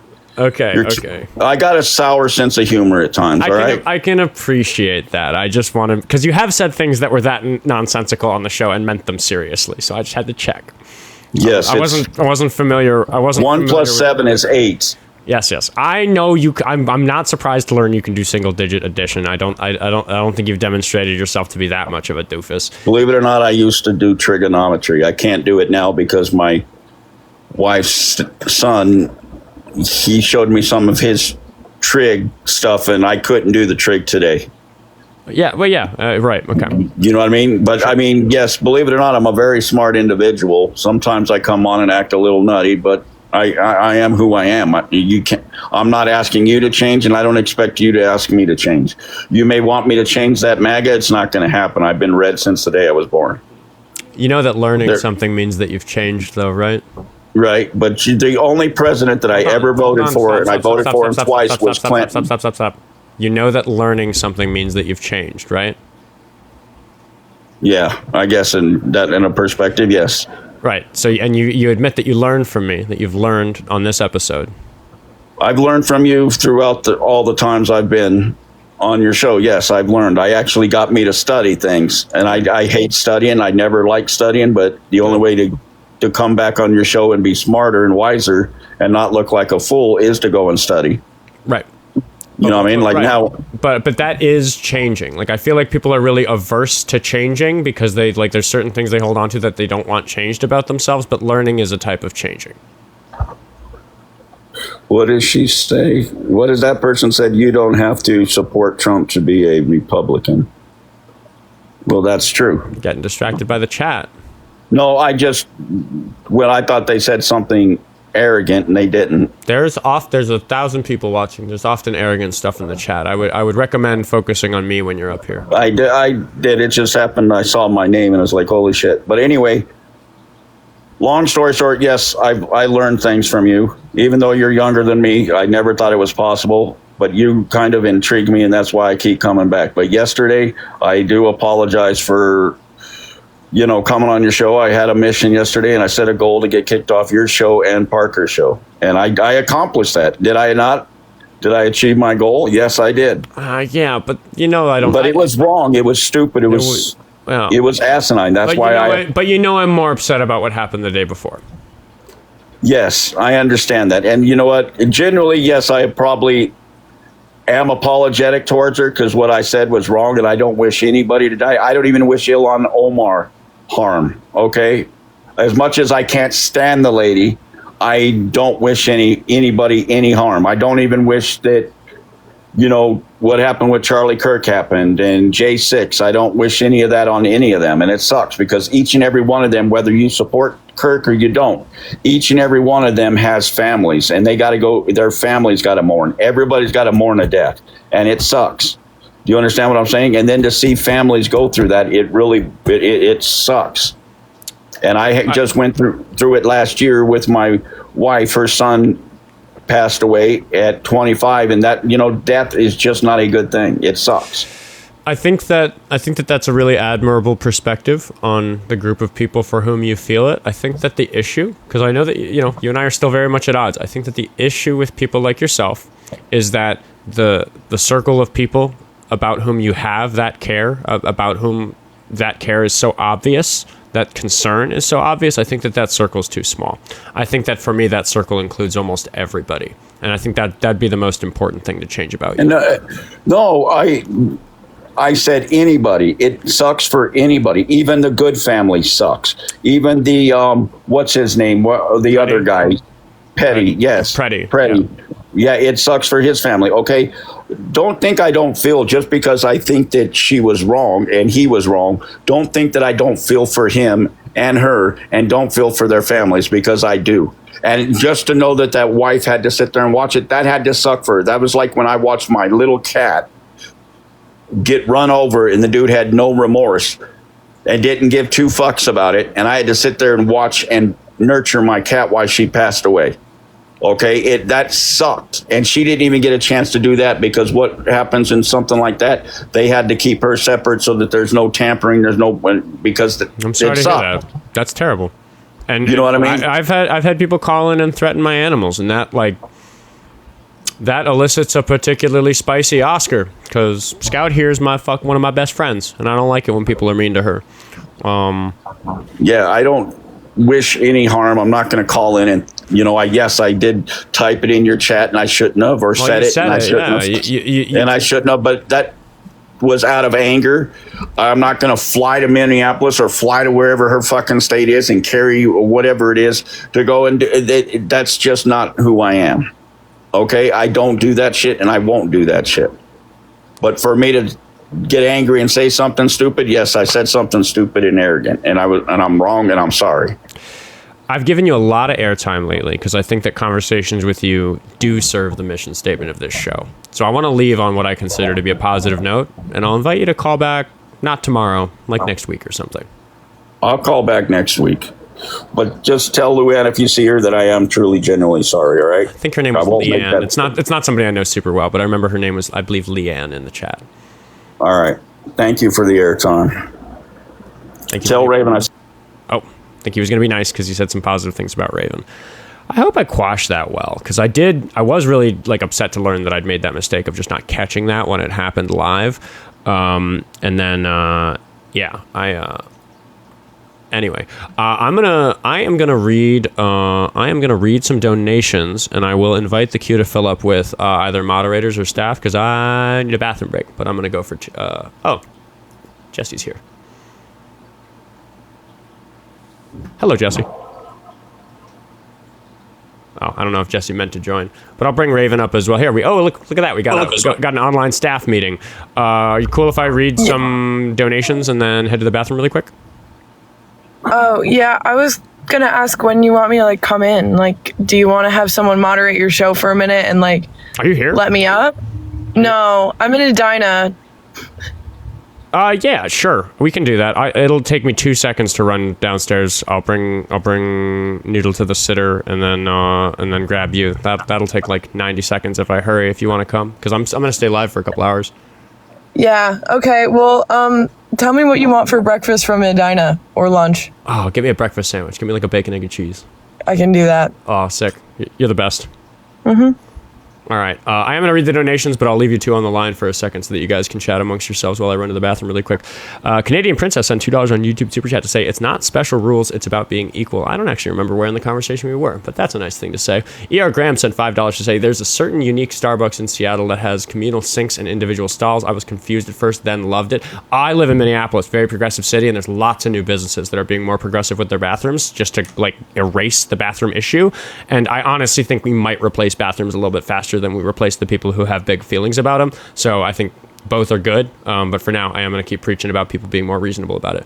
FeistyBot became a member over on YouTube. Welcome. Jazz Bearing Crab sent $5 to say, most restroom harm we've seen have been from non-trans people. Trans people often get hurt for going into the right room because of their appearances. Yeah, I think with our conversation with Screech, we kind of demonstrated that it's hard to create a set of rules that applies well to trans people as a group, and I think we should just let them choose. That's my personal opinion. Canadian Princess sent $5 to say, Screech, you seem to have a preconceived idea of how trans people are and how we act. We're just people who want to be ourselves. Please understand. They just trying to pee for the most part. Chrono sent $2 to say, I have been summoned by the butt stuff. Yeah, we did have another anal hour here on the Oskar Quentin show. Tylenia sent $5 to say, fun fact, there are more straight people that currently have HIV/AIDS than LGBT+ because we have learned from being left to die. Yeah, in addition to the fact that they it hit them first, they got serious and aware and had their awareness campaigns about it first, so they're kind of ahead of the curve on dealing with it now, because a lot of homosexual males are on PrEP because it's a good protection. A lot of straight people are not on PrEP. And as we discussed during the previous butt sex hour, lots of straight people have butt sex. Jennifer sent $2 to say, thank you for calling out medical and misinfo. Had to quell that. Hi-Fi Mike said for $2, slow clap. Once again, there were a couple moments, I think, that were deserving of a slow clap there. So thank you. Andrew Vincent sent $3 Canadian to say, in order to learn, you must first admit you're wrong. I don't think that's necessarily true. I think sometimes it's learning that makes it, ooh, I just deleted a message by accident. I clicked the wrong thing. That's okay. Sorry, hi-fi Mike. Anna Caniac sent $2 to say, didn't you call Renee good, Renee no good? He did do that. That was mean. I asked him to apologize about that. Tavi sent those those 5 Oskar Quentin gift memberships to some randos in the chat, so welcome to the team over on YouTube. Celestial Darkness sent $5 to say, Screech, I didn't know I could learn from someone younger than me. Also, Screech calls every day. Fun. All right, that's all of YouTube. Just a heads up, I'm getting some pings that you still missed Canadian Vicky's dono on Buy Me a Coffee. Oh, did I? Let's see. Oh, yeah. Whoa, oh, was that from today? Oh, I didn't realize that was from today. I'm sorry, Canadian Vicky. Hated the fact that he said third world countries. My aunt was an illegal immigrant in the States from Canada for over 17 years. It's not just brown people. Don't be racist. Yeah. There's a great oversimplification that happens there. Thank you, Canadian Vicky, for the $5 on Buy Me a Coffee. Missed that one earlier. Lucky Phil sent a Buy Me a Coffee for $2 to say, please, no more Screech. Well, like I said, we gotta start diluting him down. He's become a staple on the show, but I can't have him on every day. Lucky Phil sent another $2 to say, so many people whipped into a frenzy over where people drop a deuce, wipe their ass, and hopefully wash their hands. Stop sexualizing it, yo weirdos. I agree with that perspective on it. And then, of course, you said, and now we're back to pee poo poo for another $2. Thank you, Lucky Phil, for that. All right, let's hop over to Venmo. Can the people in the chat be a little nicer to Screech, by the way? He is a very well-intentioned, unintelligent person. I think he's a hateful simpleton, and that's way easier to fix than a hateful genius. And we're not going to change his mind by piling on him right now. Yeah, I mean, at the end of the day, there's a reason I'm hosting the show and not the people in the chat who are being mean to Screech, because I think that the conversations are... the ones that aren't productive are at least educational about people like him, and I think that that's really important. I am going to let Raven take the air while I go to the bathroom and figure out where the heck I am on my Venmo donations. You ready, Raven? Yeah, and I'll back up what I'm saying, by the way, with the well-intentioned, because he is here continuing to get roasted by Oskar for the past few days in order to, potentially change his worldview. So that's more than most people are doing at the moment. So you have to give them the room to grow if they're ever going to. One thing I did want to mention to Screech, if he's still paying attention, is that there is a map out there. If you Google Aaron in the Morning trans travel map, it can show you which states are just absolutely not safe for trans people to travel to because of the laws that have been enacted or are trying to be enacted. So you can see the active harm that the Conservative Party is inflicting on trans people in real time. I understand that you like Trump and you were probably duped into it because he knows how to play a face, but there is harm being caused, and I appreciate you at least being up here to have the discussion, to learn and hear about how the harm is being done, and I hope you do go research and potentially consider a different choice next time. Hey, Jessie, how's it going? Good. I didn't want to interrupt you because I was very happy that you came on to say that. Canadian Vicky, I thought, Oskar would take longer to pee. He's apparently not that long. Somebody asked me to answer the plain baby question. Did you guys get that on the live today? Oh, yeah. No, that was like Discord nonsense from yesterday. Come on, let me answer. Okay. Well, what even is the bit? You have to explain the whole background.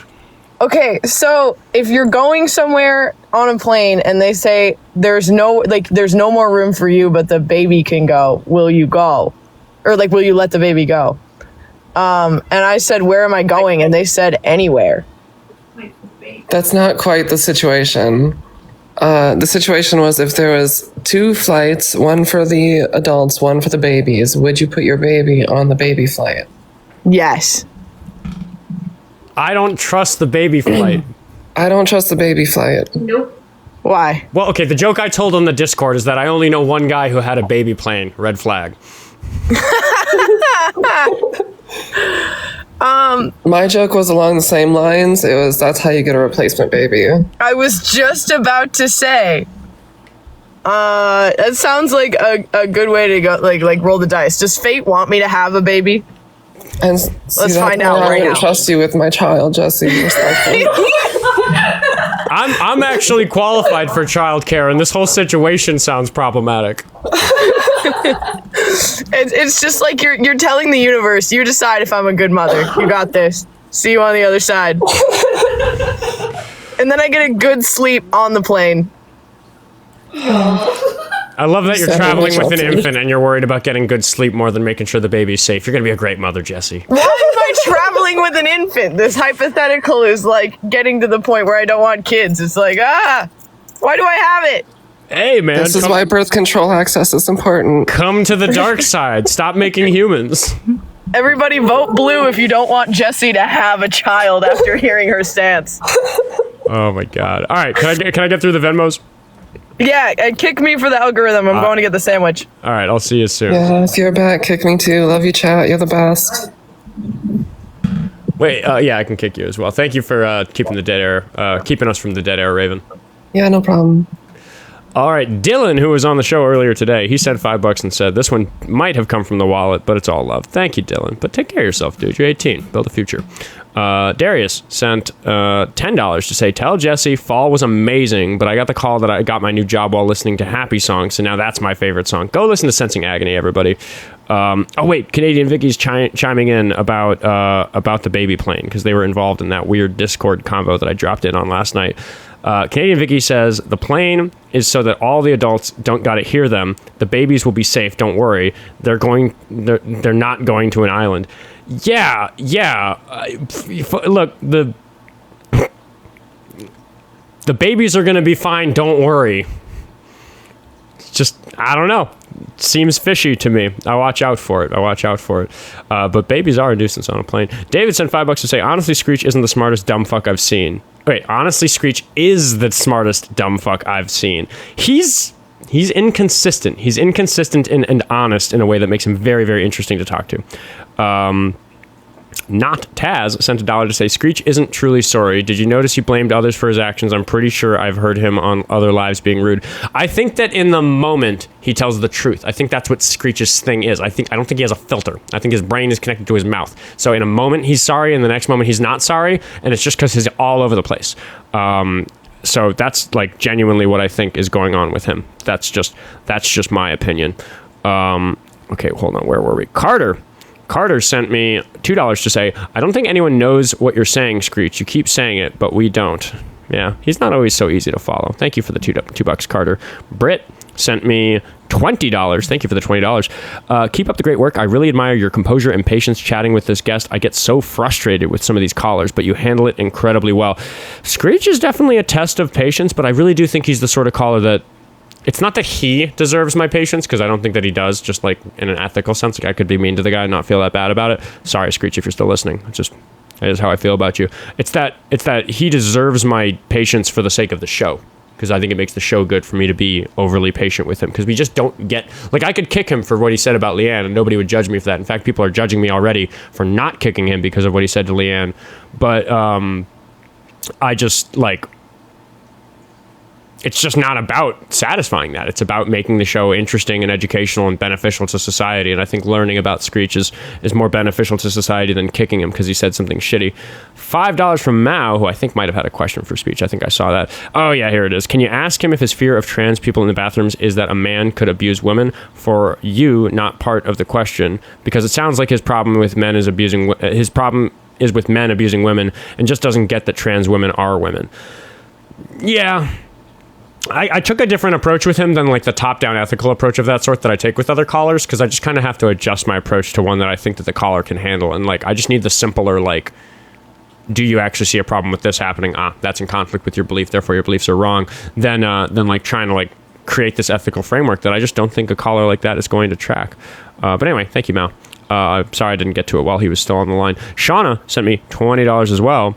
Thank you for the $20. She said, thank you for trying to get through to Screech. He feels like a lost cause. He feels like a lost cause sometimes, and then other times like a little glimmer of light comes through, but then he clamps it back shut and we don't see it. I don't know. We're all trying to find out if Screech is a lost cause. We're all as a country trying to find out if people like Screech are lost causes or not. That's fucking important. Kale sent $2 to say, for the record, Leanne's comment was STFU alongside about 20 other people saying the same. Thanks for the clarification. The TikTok chat is on the VOD. So if people want to go see what Leanne said, it's there. I think it was 2 episodes ago. Josh, thank you, Josh, for the $5 on Venmo. He says, beware. Hold on, Venmo cut it off. Josh, thank you for the $5. He said, beware the poo-poo pee-pee man. Also, what is Jessie's band name and new single again? Yeah, that would be Sensing Agony and their new single Fall, and their EP is releasing today. Did it release at midnight or is it releasing at midnight? I don't know. No, Jessie's texting me. No, Katie's not here. No, she's not here. I don't know why you think she's here. I don't know what I said that makes you think that somebody's there. There was background laughing on the call, but it wasn't from me. If that's being discussed there. Alyssa, thank you for the $5 on Venmo. Alyssa said, I'm so glad you have Screech on. Many people have family members like him, and we love and want to help educate. I appreciate your kindness and good intentions with your discussions with them. That's the thing, right? Like, you can hate Screech, but like, if your uncle is like Screech, maybe you can learn how to talk to your uncle by seeing me talk to Screech. I think that potentially is very valuable. Anyway, Canadian Vicky sent me, what did they send me? They sent me $2 more to say, last bit on the baby plane, then I'll drop it. The babies will only go to an island if that's your destination. Not in favor of the baby plane. Seems like an inefficient way to move people. Maybe we could design our planes in a way that make them less difficult for families. That would be nice, but it probably wouldn't be the most efficient floor plan, and the airlines might not like that. Nurse Elliott sent $1 on Venmo to say, listening to guest was painful, but you did great. I'm drafting a cheat sheet for Yins on HIV with reference for the future. Thank you. I did my best. I was going by off the top of the head, like memory on that one. I have not looked up anything about HIV in years, so that's just general knowledge that I had. Which makes me a little impervious to some of the negative tactics, like some of the bad tactics that certain college use, where they'll like try to overwhelm me with information about a niche topic. I just have enough general knowledge about niche topics that I'm a little impervious to it compared to some other hosts. It's just one of the skills I have. Anna Kaniak for $5 on YouTube Super Chat says, I think Screech is a lost cause in the sense that he's someone that will have to be dragged into a better future. I don't think he'll ever be convinced. Unlike somebody like Iowa golfer, a victory with Screech seems to be a little bit transient. When Iowa golfer admits he's wrong on something, he usually is wrong for all time and will never go back to defending that point. Screech seems like the next day it'll have worn off and I need to try again. But if we get a concession on him when he comes back having unlearned the thing I taught him, he is easier to teach it the second time, and then we get on to the rest of the conversation faster. And that is still progress. And I know that damn well from being an educator. Sometimes you spend 45 minutes teaching a kid a concept so they can do the problem themselves, and then the next day they can't do it anymore, but it only takes 10 minutes to teach them that time. And we just have to be patient enough. We have to have these repeat conversations. A caller that's as oppositional as Screech, who's willing to keep calling back in, even if he gets kicked, even if he gets booted for some reason, or even if we don't find common ground on a particular topic, like, fundamentally, there's something deeply good faith about that, and I really appreciate it. So, thanks for putting up with Screech. Thanks for putting up with all the donations, like the one from Tylenius for $2 that says, I could see a plane for families, not a baby plane. Yeah, that might be a better solution. But it would have to be a popular route for that to be financially justifiable. Anyway, we're gonna move on past all that. Thanks for listening to that. Link tree in the bio and everything. Follow the backup account, all the commercial stuff. We're gonna talk to the letter C, and we're gonna see if he can see clearly what's going on in America. How old are you? 18. Sorry. Power off. I just had a quick question about, I'm just curious where the United States stands during the Iranian war, or what's going on right now, because I don't know exactly where to get my information. I like to look at international sources for like broad strokes updates about foreign policy stuff, because like both sides are gonna color it in such an unfair way here. Like Yes. The BBC won't give you as frequent an update on the Iran war, but they will give you a reasonably accurate one. Just to name one source. As far as like slightly less biased ones that do have more American ties, that'll give you a more frequent update. Reuters and the Associated Press are pretty good for those sorts of international affairs as well. Okay, thank you. Yeah, but in general, the advice I will give always is that you can listen to Fox, you can listen to CNN. If they say Pete Hegseth said something, find the video of him saying it if you can, and that way you don't have to care which news network fed you the video, as long as you're convinced it's not fake. Yeah. All right, thank you so much. That's it. No problem at all. I don't know how to.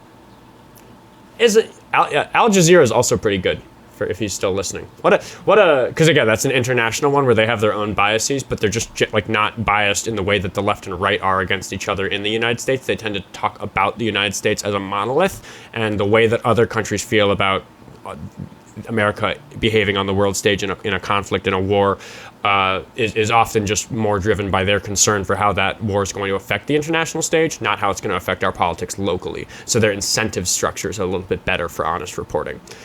Good question. That I as time goes on, I like to think I'm getting better at answering those questions, because it's very, very difficult for me as somebody who's been following this stuff for my whole life and studying and reading to just give quick answers, when sometimes the reason that I'm knowledgeable about something doesn't have a quick answer. It's because I read a lot of books or took a class or did a job for a long time or something like that. So let's talk to Gub_Gubberton. Let's see what we're going to talk to about with Gub. How old are you? I'm 24. Are you a Trump supporter? No, but I was talking to my girlfriend, and I kind of have a personal topic that I thought would be worth sharing about. I'll give you a moment to convince me it's worth the time. So my stepmom is from China, and we've been trying to get her son into the U.S. for like 7 years now at this point. Mm-hmm. And I kind of thought it would be good to go over that personal experience, so like those that are MAGA kind of can hear just how awful it is to get in the U.S. right now legally, for and why so many people are trying to come here over the border undocumented. I'll take a personal account. Sure, let's hear it. So recently, my dad and my stepmom, they went back to China to go and. Sorry, I'm a little bit nervous. My first time on a live. Take a deep breath. Take your time. I got you.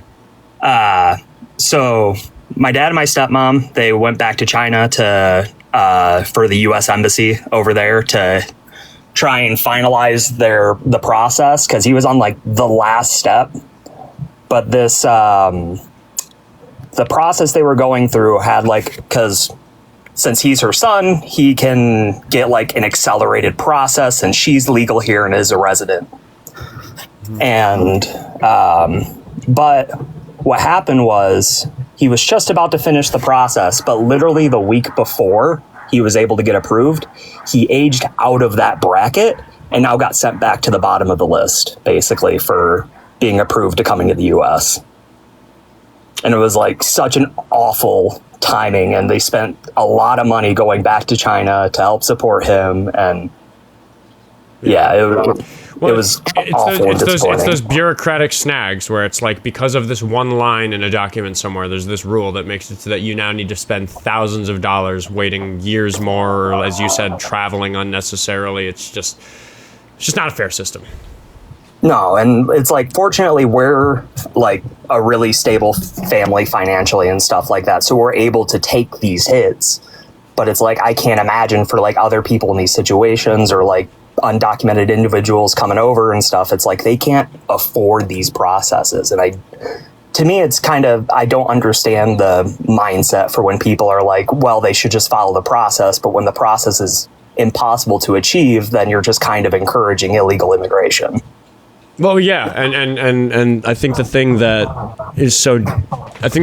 so demonstrates that illegal immigrants aren't really treated like, full people by a lot of these people on the right is that they're just not willing to consider the perspective of a person who's staring down the barrel of that system, where it's like, all right, deal with that for years, maybe spend money that you don't have or whatever makes it impossible for them, or just like sneak through this patch of desert and go get a job working on a construction site.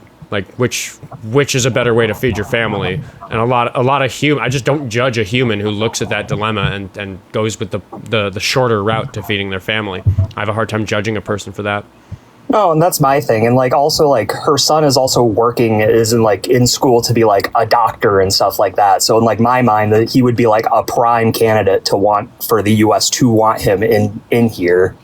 And it's just like, when they keep making it impossible, it's like, what other choice do people have if they're trying to improve their livelihood other than just take the risk and come here illegally? Yep, completely. I really appreciate your perspective on that. I don't think people hear enough direct accounts like that. And I try to welcome it on the show. Yeah, and just having that discussion with my girlfriend, I was like, it probably would be worth coming up and just giving that quick anecdote. Yeah, and I was about to say it's an anecdote. I was whether it happened before or after I hung up on you, I was about to remind my audience this is just an anecdote. This is just one stranger on the internet's personal account. But I happen to know I'm willing to platform it because I do know that it's an anecdote that's reflective of what the process is like for quite a lot of people. And I think that humanizing examples are important, but we do just have to be wary of, like, you know, it's an anecdote. Not everybody's experience is going to be like that. It's just that if somebody can hear a story like that and think, well, that doesn't sound very fair, they should become very interested in how frequently that sort of story happens. Because when somebody brings me an anecdote of an illegal immigrant doing something bad, I think, right, that sounds very scary. We should be very interested if that's happening too much. And then we look at the data and we see that it's not. And we're like, okay.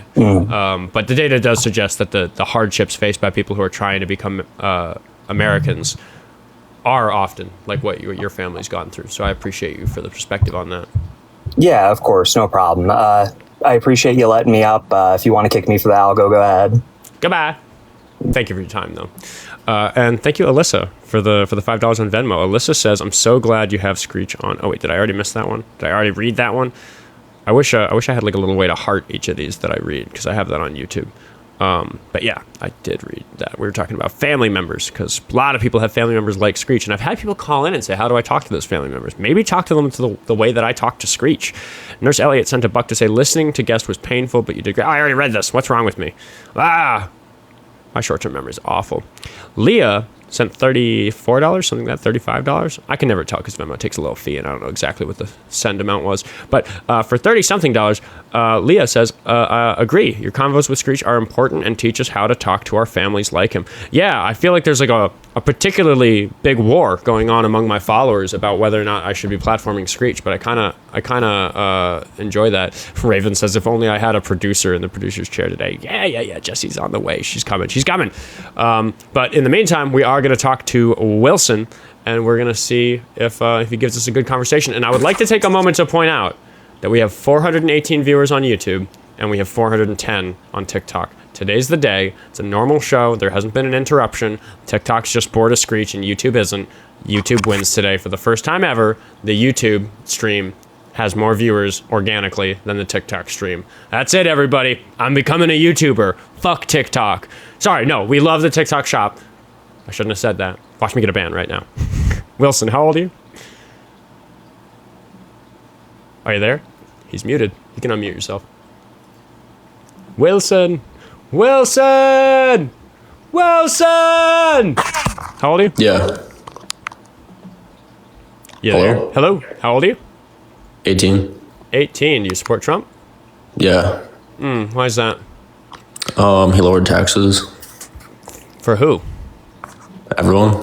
Well, yeah, but the bill that he did that with created a situation where the spending power of almost everybody, certainly the middle and lower classes, made worse. That's bad for people on average. Oh, it did? It did do that, yeah. Oh, I didn't know that. I had a conversation with another young caller who had actually brought up the same topic just today, and they pointed out, like, there's some stuff in the Big Beautiful Bill that's really good. Like, there's particular changes to certain tax brackets that I support. I don't support lowering taxes for everybody, because I think that rich people should have their taxes raised. And then there's things like no taxes on tips, or was overtime in the Big Beautiful Bill, or was that separate? I can't remember. But my point is that you should be very wary of any big piece of legislation that does lots of stuff, because it's very easy to sneak stuff in. And it gives you lots of stuff to point and see, look at how nice this bill is. It does 1, 2, and 3, but I'm really worried about 6, 7, 8, and 9, because those are maybe hidden behind what the people advertising the bill want to put a lot of attention on. On average, the Big Beautiful Bill made life harder for Americans. That's my broad assertion about it. What about the 2017 Tax Cut Act? Well, 2017, was that would have been, no, that was earlier in Trump's term. Yeah, I'm not as familiar, to be completely honest with you. But once again, if you cut taxes for everybody, but you cut them for the wealthy as well as the poor, you are still making life worse for poor people, because you are increasing the disparity with which rich people don't pay their fair share. Okay. Because, like, I could say that if we're going to make everybody pay less, like 10% less in taxes, that sounds nice, but it makes society worse because 10% of a billionaire's taxes is so much money that we end up living in a shittier society because the government doesn't have as much money to spend making society nice. And the cost of that to my life can outweigh the fact that my federal taxes are a little bit lower. It's just more complicated than that, really, is kind of the bottom line when it comes to this stuff.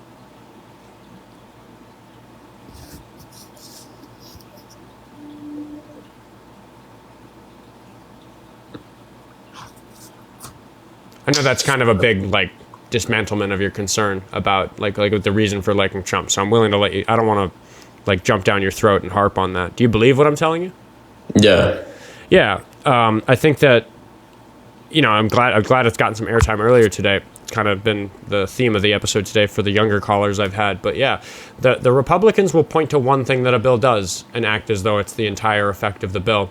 I had a pretty nasty caller early on who was doing kind of a similar thing where they were like pointing out one statistic about immigrants, and I was like, well, hold on, we got to look at all the ways that they influence the economy. And it's just really, really important to look at the broad effects of things. Because, like, for example, if I reduced your taxes, 5%, but I made your groceries twice as expensive, is that a win? No. Could be. If you're rich, it would be, right? Because 5% of a rich person's taxes is a lot of money, but they eat roughly the same groceries, roughly the same amount of calories as anybody else. So the answer to the question, is that a good policy, really depends on who you are in the first place, how much you pay in taxes and how much you spend on groceries.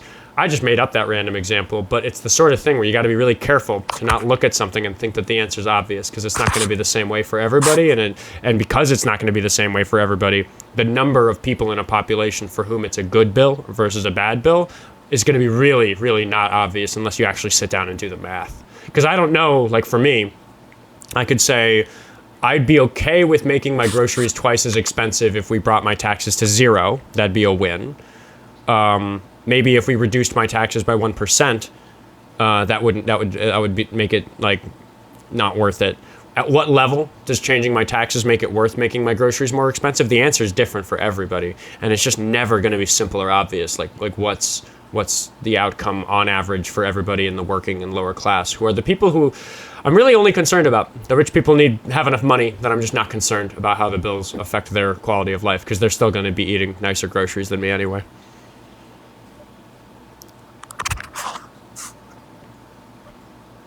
All right.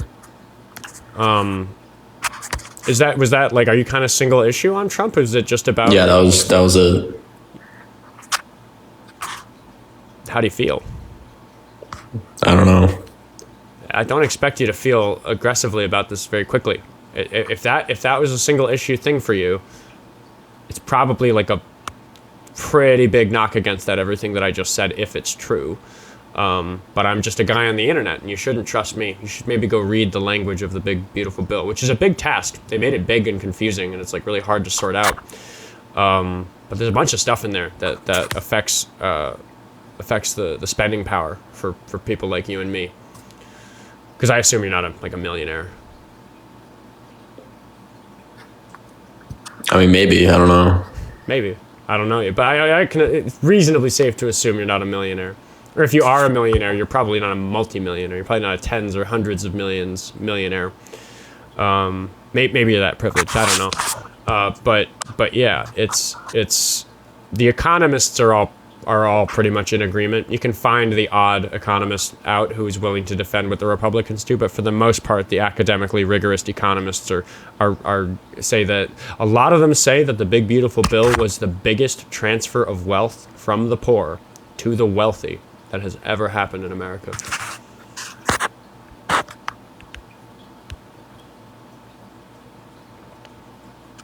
That's probably quite a lot to chew on.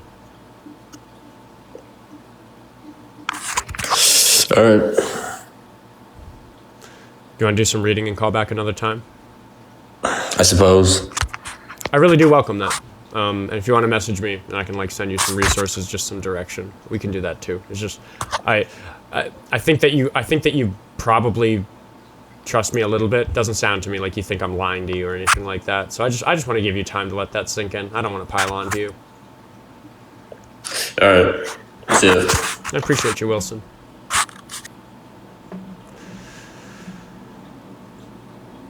How nice.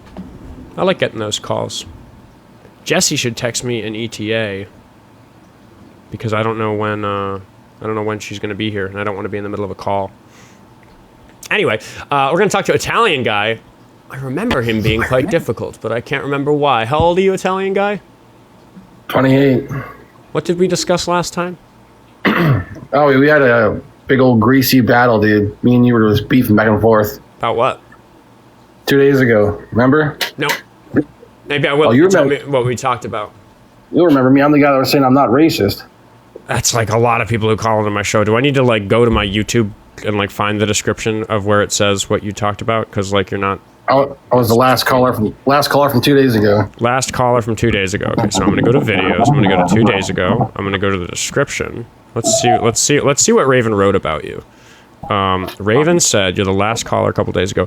Italian guy thinks left-wing ideology is destroying the fabric of America. He thinks the left believes he is racist just because he's white. He also doesn't believe white privilege is a real thing. Thank you, Raven. Now I remember you, Italian guy. Yeah, I'm the handsome Italian guy. All right. So what do you have to say? What do you have to say for yourself? About what? Well, I don't want to have to eviscerate you again on these topics. So I just was wondering if you thought about what I said to you and if you resented your position. About white privilege? Yeah. White privilege is a very real thing. So you haven't backed down at all? No. Okay. So we're going to have a different conversation. About that? Nope. Okay. What are we talking about? Let's have a conversation about left-wing ideology. I gave you the first thing last time. We're going to talk in part 2. There's 4 main facets of left-wing ideology that are destroying America. Okay? Facet number 1. Get ready to write them down. Okay, first one was white people are inherently racist. We discussed that one already. Mm-hmm. Number 2 is going to be that men are misogynist by the very nature of being a man. Mm-hmm. Number 3 is going to be that left-wing ideology is eradicating women's rights. Mm-hmm. Number 4 is going to be, let's see here. The left-wing ideology makes it is anti-white. They hate white people. These are the 4? Yeah. Okay. I consider myself something of a leftist. I don't really agree with any of these things. Do you think that? Okay, tell you what. Let's start with this one. And I have some respect. So the conversation we're going to have is going to be about something that is probably personal and dear to you. So maybe we should make sure that your Raven isn't around. I'm sorry. What did you just say to me? I said the conversation we're going to have is going to be about something that may be personal and dear to you. When I mean that, I mean it's about a certain topic about someone that's close to you, about trans women. So I don't want to trigger anybody here. So what did you say about Raven? I said that she was someone that is close and dear to you. I think I heard you. If I heard you correctly, you said that you want to make sure that my Raven isn't around. Is that what you said? Oh yeah, make sure your Raven isn't there. Yeah. Raven's not mine. What do you mean? Isn't that your wife? No. Girlfriend? No. Raven is married. Oh. Not to me. Oh, no kidding. Okay, I thought it was your wife. Nope. Why'd you think that? Because you guys always do lives together and she lives in your house. She doesn't live here. She's an employee of mine. I pay her to do live production on the days when my other employee, Jessie, doesn't do it. She's the editor for the show. She edits all the clips that you see on my Instagram and stuff. I thought she was your partner. Okay, great. So we'll have the conversation. What's wrong? Why are you offended from that? I thought it was your partner. Okay, so point number 2, I wrote it down with my crayon, is that men are misogynistic. I think you are misogynistic, but I don't think men are inherently misogynistic. Okay, so I'm misogynistic. Where is the claim? What is the argument for that? I think you saw somebody doing work for me and you assumed that we were romantically involved and that she lives in my house, which are just assumptions. That's ridiculous, dude. Get real. Get real. Get real. Sorry, man. I'm sorry. That isn't how that. But you did assume those things. Okay. Would you have assumed those things if Raven wasn't a woman? Possibly. No, maybe not. Right. So you only made the assumptions because she is a woman. How is that a misogynistic claim? I thought it was your partner. I think that making an assumption that you wouldn't have made if somebody wasn't a woman is a misogynistic thing to do. What? What is the argument that misogyny is a prejudice for women? How can I? Making an assumption about somebody based on who they are is like a pretty good dictionary definition of prejudice, and misogyny is prejudice against women. So yeah. Unbelievable. Okay, let's have a conversation. You're just saying things that are ridiculous. That doesn't even make sense. Because the claim also involved yourself, so I would be a misandrist at the same time. No, but it's Raven's being a woman is why you made those assumptions about her. So it's just Okay, anyway, let's have the conversation. Okay, I'm not a misogynist. The patriarchy says that you are left, and the left says that men are, because the patriarchy are misogynistic by being just a man. It turns, I think that America... much like your first thing about how like some leftists think that all white people are racist, some leftists do think that. I disagree with those leftists. I think they're unreasonable. I think they're being unproductive. I don't. Oh, awesome. Okay, wait. So we're getting somewhere. So you don't last time. Well, because again, I'm not. What I'm saying is, I don't think that these four things that I wrote down with my crayon are like core necessary tenets of leftism. I consider myself mostly a leftist these days. I think that it's core of the actual of leftist ideology. It is because the whole idea is that I believe the left lost the election not because of actual policies. They lost the election because of social equality, inclusion, and certain left ideology. I firmly believe that. I think that the leftists who do think this way have done harm to the success of the left as a whole compared to the right. I agree with that. Right. But there's lots of things that influence elections and influence the success of a party. And when we have elections as close as the ones that we tend to have at the federal level between Republicans and Democrats as the right and the left, like major party, there's a bunch of things that could have pushed the election to go the other way in 2024, for example. So like we can point to some leftists and say like, hey, you believe some unreasonable things, some things that are maybe a step too far, some things that are maybe like uninclusive of a person like Oskar, who like I think I'm doing a pretty good job supporting some like progressive ideologies, but like, yeah, people who think this way exclude me, and that's harmful. But that doesn't mean it's entirely their fault. That's ridiculous. There's hundreds of things we could say are responsible in that way. I'm just curious how you operate as a left-leaning person when the left quite literally ostracizes people that hold opposing views to them. I have conversations like this one where I push back against those people on my own team because I think what they're doing is harmful. Can I ask you a question? Another question? I'm just curious. I want to get a take for your mindset. When Charlie Kirk was assassinated, was that a bad thing or a good thing? It was a bad thing. Okay, because what I'm saying is things like Dean Withers, for example. I know you're not Dean Withers. He held to a position where he was obviously upset about it, which is like a normal human reaction. But the left canceled him for that. I'm pretty sure that Dean Withers is not canceled. Well, sorry, it was an attempt. He has 7 million Instagram or TikTok followers, and he pulls like 50,000 concurrent viewers. Right. Sorry, did people attempt to cancel him for that? I mean, again, like you can find somebody who's mad at him about that. Like that's not canceling, though. What do you mean? You know, it was almost all of his viewers, man. Like this was a big thing. He had so much so he had to apologize for it. Almost all of his viewers? You saying that he had to restart his career? Like, what are you talking about? I'm saying. I think you're doing the same thing that you do at every other step in this conversation, which is that you find something that is true of some leftists somewhere, and then say that that's true of all of them across the board, even though the proof is in the pudding with Dean Withers' success on this platform. That what you just said is made up bullshit. Can we just use some like simple deductive reasoning here to show what I'm saying? Dean Withers is the largest creator on TikTok for politics, correct? I think so, yeah. Okay, Dean Withers has concurrent 50,000 viewers sometimes. You just said this yourself, correct? His numbers are doing really well, yeah. He's growing fast. Yeah, he's doing very good. Okay. When he made the statement about Charlie Kirk, okay, people attacked him for it so much so that he had to apologize for it. So can we come to the rational conclusion that the largest creator with 50,000 concurrent viewers, total viewers every stream is 1.3 million views, that he that kind of says something about the left. Not as a whole, but a large part of the left, because they were canceling him, saying Charlie Kirk deserved to die. It doesn't take a very large number of people being upset about something you say to warrant an apology to the public, especially if you agree that what you said wasn't maybe the right way to say it. Because it only takes one person pointing something out to me for me to go, shouldn't have said it that way. I apologize. And that doesn't speak anything of... That says that some, in a logical sense, the word some is appropriate when there is at least one example of something. But you made it a large thing, which means that we're not using like propositional logic. We're moving into modal logic, where we talk about like likelihoods and probabilities and stuff, the probability of any one person on the left feeling that way, and what you're offering doesn't conclude from the information we started with. No.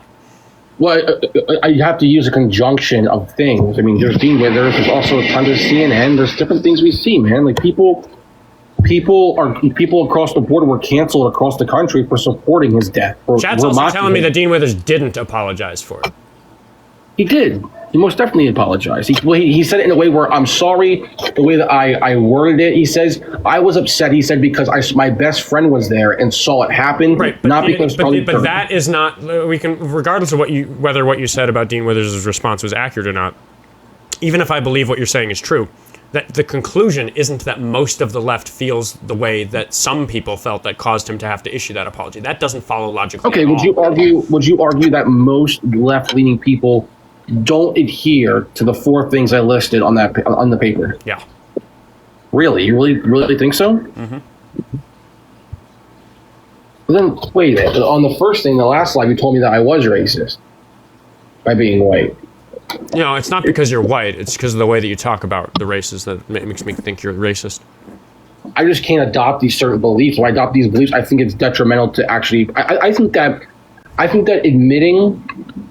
Because the problem is that it's an admission if you say this. Admitting that by being white, I am a benefactor and I am superior to some extent. Because the argument, just to be clear, Quentin, is that by being white in America, there is some sense of superiority because I benefit in a way that others don't. No, because privilege comes from the world around you. Superiority comes from within. I'm not arguing that you're superior because you have privilege. I'm saying society gives you privilege. You fail to acknowledge that, and it is not suggesting that you're to suggest that you are deserving of that privilege would be to say that you're superior. I don't think you understand what the word superior means in this context.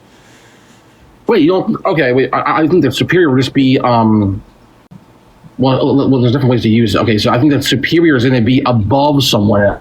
Let's Google it. Would you be careful? I don't know the dictionary definition of superior. Would you be comfortable going by a Merriam-Webster definition? Sure, I think it would be like to be above someone, to be above someone else. Well, there's different definitions. Well, sure, and that's why it sounds like we're getting into a definitional conversation, which is why I'd like to learn the dictionary definition. Then maybe you and I could talk about what a good definition for the sake of this conversation is. So, according to the dictionary, there are quite a lot of definitions of superior. There's 8 listed, which is unsurprising because there's a lot of different contexts. Like, for example, in like medical terminology, superior is the opposite of anterior, just meaning front and back. Right. So, like. You know, there's so we'll see which of these are which are represented here. Number 1 means situated higher up, which I think is meant to mean like literally on top, which I guess if we're going to use the figurative meaning of that, you could say that somebody is in a superior position because of white privilege, which would align with like what you were just saying. That's not the way that I use the word when I'm talking in the context of white supremacy, because I really do believe that when we talk about white supremacy, we're talking about people who think that white people are for some inherent reason superior. But I'd be perfectly willing to concede that this first definition fits your description. I just don't think this is the sensible definition to use in a discussion about racism. Okay, that's fine. Okay, so we agree on that. Do we need to keep going? We can keep going if you want. That's fine. I mean, okay, so all right. We can leave it at that. I mean, and then I would just ask, like, okay, so number 2, I do want to read number 2 because number 2 is I think when people talk about white supremacy, I actually really believe that they're using definition 2 here, which is of higher rank, quality, or importance. I think that's what white supremacists think about themselves.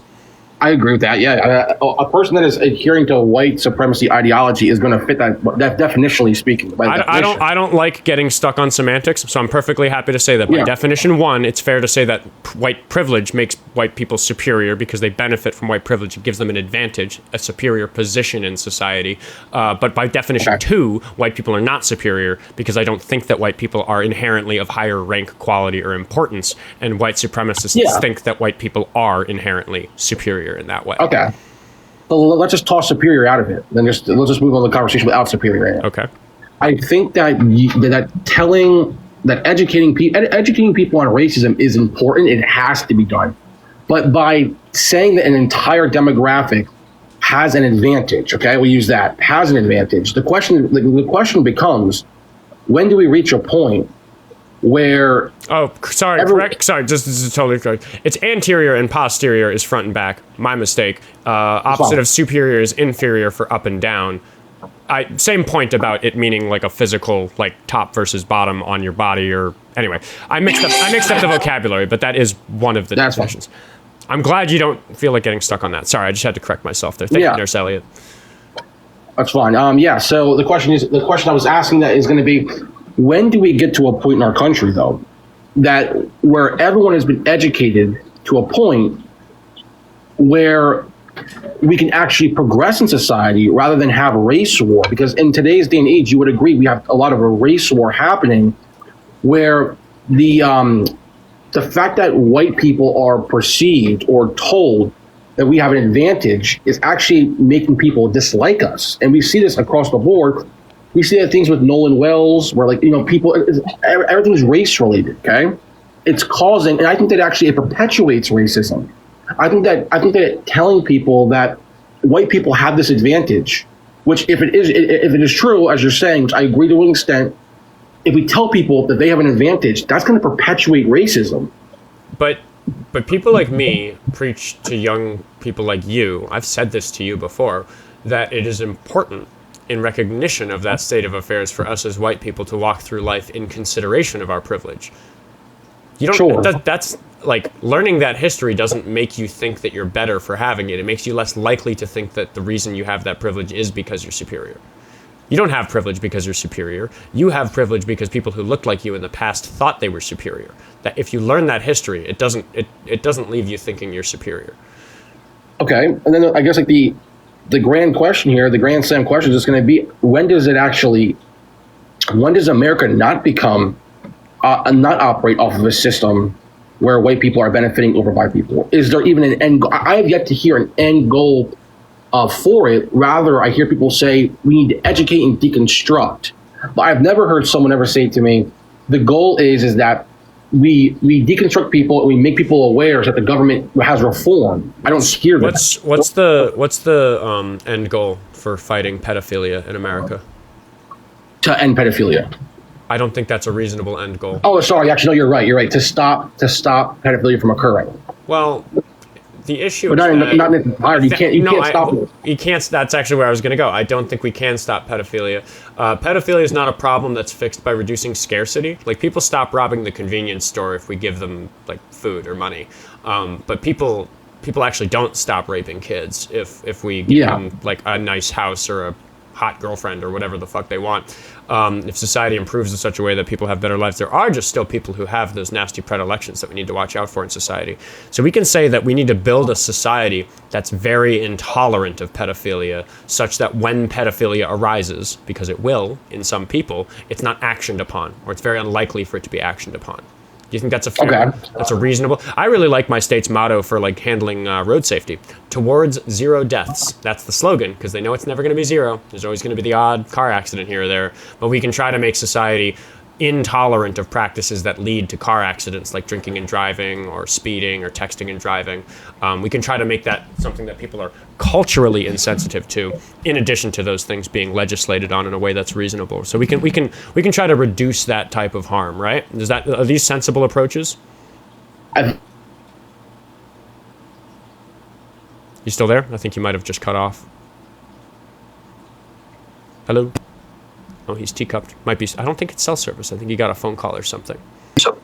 Yeah, I got a phone call. Sorry. There we go. So do you think that those are like maybe just sensible ways to think broadly about pedophilia as a problem, or like road safety as a problem? Okay. So I think the same thing about like racism and white privilege is that we can build a society that's intolerant of things that are examples of those things, examples of racism or white privilege, and we can kind of asymptotically approach zero in terms of the negative consequences of those things over time. But the idea of there being some end goal where like they announce it on the front page of the newspaper, we did it, everybody, racism is solved, that's silly. There's no such goal. You'd never take seriously an announcement that had been achieved for road deaths or for that had been achieved for pedophilia.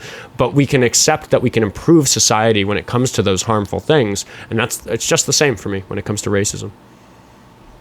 Yeah, I mean, like, okay. I mean, like, I understand. I understand how you're actually the means to which you get there. I just think. I mean, I think the means is mostly education. Okay, so the means is education. Mm-hmm. Some institutions, there's some things that need to change about policing and about certain things. Privatized prisons are a big contributor to the problem because they exacerbate some of the consequences. Too many African Americans are incarcerated for some reasons that have to do with institutionalized racism, and then the private prison system makes that worse. There's like some policy changes that we can do. But broadly, if we want people, like a lot of white privilege just comes from people being racist or racially biased. The hiring manager is a little bit racist, even though he doesn't know it, doesn't think about it very much, but he doesn't even realize he's not hiring as many African Americans or Hispanic people as he should. Like education and societal change, zeitgeist change, the change in norms around society, making people less tolerant of behaviors that are more obviously racist of that sort. Like that can really help. That can get us towards zero incidences of white privilege, even if we never get there. And that's just a more pragmatic, like realistic approach to making America a better, fairer place to live, regardless of who you are. All right. Well, you made some good points. Okay, I'm on my lunch break, so I'm going to get going. But yeah, you made some good points. I can see that some of them are very good. All right. W, Oscar, for that one. We're only through. I feel like we've only covered 2. So when you come back, so I'll come back for some more. Keep going, notepad, right? I'll try to remember. I'll try to keep track of that list I wrote. All right, man. Sounds good. Thank you. What the fuck was that? Yay me, W, right? Like, I almost want to, like, I'm tempted to say W guessed for being open-minded, but I guess that's kind of what I do, is I take somebody who we thought couldn't be open-minded and made them a little bit more open-minded. Because, yeah. Well, again, I think that one of the things that the right has done is they have made people like him exist. People who think that someone like me believes all this fucking nonsense that I wrote down. And I don't. And it's sitting here and just having a reasonable conversation with somebody like me that's going to convince a caller like that, like, no, that's just not what we on the left are about. Some people, yes, there are some people on the left who are super unreasonable, who will say things like, Oscar's a shitty racist piece of shit because he's white. Oscar's a white man. Don't listen to Oscar. Like, people will tell you that. Obviously, I don't think that's reasonable by simple virtue of the fact that I'm sitting here hoping that all these people listen to me. So anyway, I try to push back when my team is being unreasonable, because it's not about defending the team. It's about defending what's reasonable. So that was an interesting one. I'm going to get to some donations, and maybe Jessie's arriving soon, but she knows how to interrupt me. She can call into the show if she's downstairs. Anacaniac sent $5 to say, so many MAGA people would kill for their family, but illegal travel? How dare they? Yeah, exactly. Like, sometimes I present the sort of situation that illegal immigrants face, and they're like, I'd do anything for my family. Yeah, I'd break some country's stupid law about crossing the border. And I'm sitting there like, how do you not understand that's it's hypocritical for you to judge these people for doing it when you yourself can be tricked into admitting that you would do it for yourself or your family? Ty Linnea sent $2 to say, that kid sounded like you crushed his soul. I might have. Maybe he needed a little soul crushing. Metal God sent $2 to say, yo, the guy who told me to give you money. Thank you, Metal Gods. And then $20 from Gub_Garberton here. Thanks for letting me up, and it was nice to finally have a chance to chat since I'm a little night shift hobgoblin and was able to finally catch your live for once. VOD gang, rise up. Thank you very much for the $20. I appreciate your contribution, and I appreciate your time on the air. Tylenia sent another $5 to say, last I checked, the left isn't the group that is trying to repeal the 19th. Yeah. Kronos, even if they were married, she wouldn't be... even if they were married, she wouldn't be his, dude, referring to that guy thinking my Raven. I took real issue with that. But yeah, what a weird assumption. But people also assume that me and Jessie are dating, that people are just misogynistic like that. Blancs sent $5 to say, hey, just a warning, I'm about to be offensive to your coworker. I guess thanks for warning, you're an asshole. Thank you, Blancs. Yeah. I held him to it. I mean, if Raven really wanted to get in on that, she's sitting on the request button. She could have hopped in, but I'm guessing her silence suggests, because she's listening during timestamps, suggests to me that I handled it in a way that she honors. So yay, if I'm right about that. Anyway, Jennifer sent $2 to say thank you for trying to educate Uncle Stretch. Maybe we'll start calling him Uncle Stretch. He probably wouldn't appreciate that. Jazz sent $5 to say if Oscar were a woman, he would still think Raven was married to Oscar. Not racist/sexist to be a white man, but the caller is displaying both. Well, that's just it. It's like you being white doesn't mean that my accusations of you being racist or misogynistic are based on you being white. It is just based on your behavior. But I explained that to him. Tylenia sent another $5 to say, fun fact, Black history is only required to be taught in 18 states. Yeah, education helps. That's why the Republicans are trying to suppress education. Zachary sent $5. Did he send $5? Venmo. Fix your shit, Venmo. Oh my God, 3 times in a row. Come on, Venmo. I believe in you. Come on. There we go. Zachary sent $5 to say Italian guy is clearly misogynistic because of the way he suggested you and Raven were married. Also implicated ownership over Raven. So yeah, he pointed to the same thing, which is just like, I can get that, like, you might use a possessive word like oh, my sweetheart, my darling, my dearest so-and-so. But I think we all know that the way that he used the word was not, he didn't use it in the endearing way.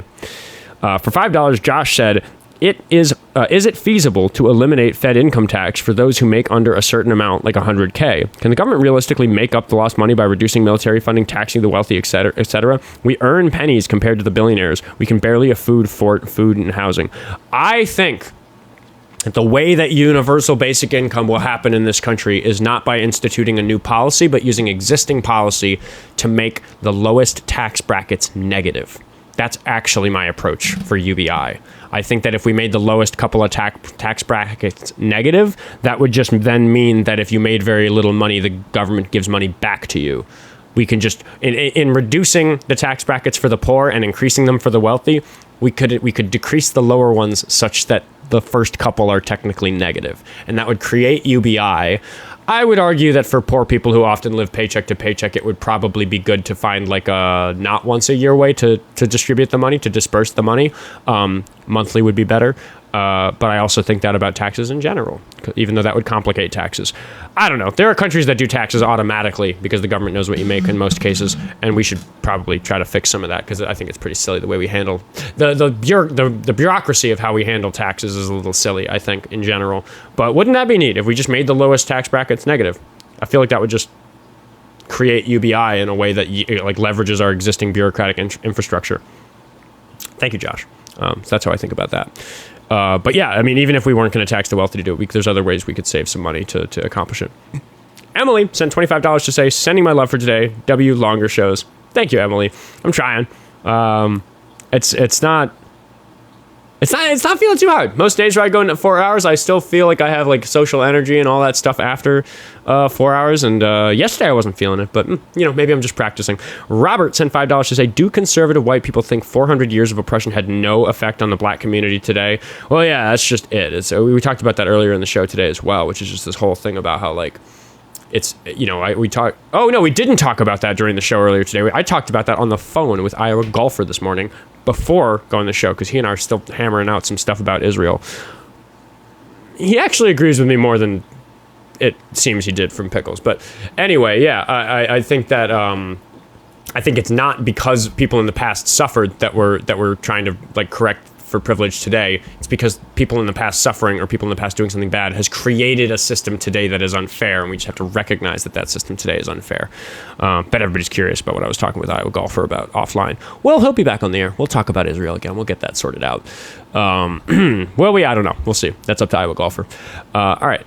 Other pay methods. I gotta remember because I forget all the fucking time because I'm missing Araxis's donations. They sent $2 like 40 minutes ago and I missed it. TCGA 17 had diminishing returns causing higher.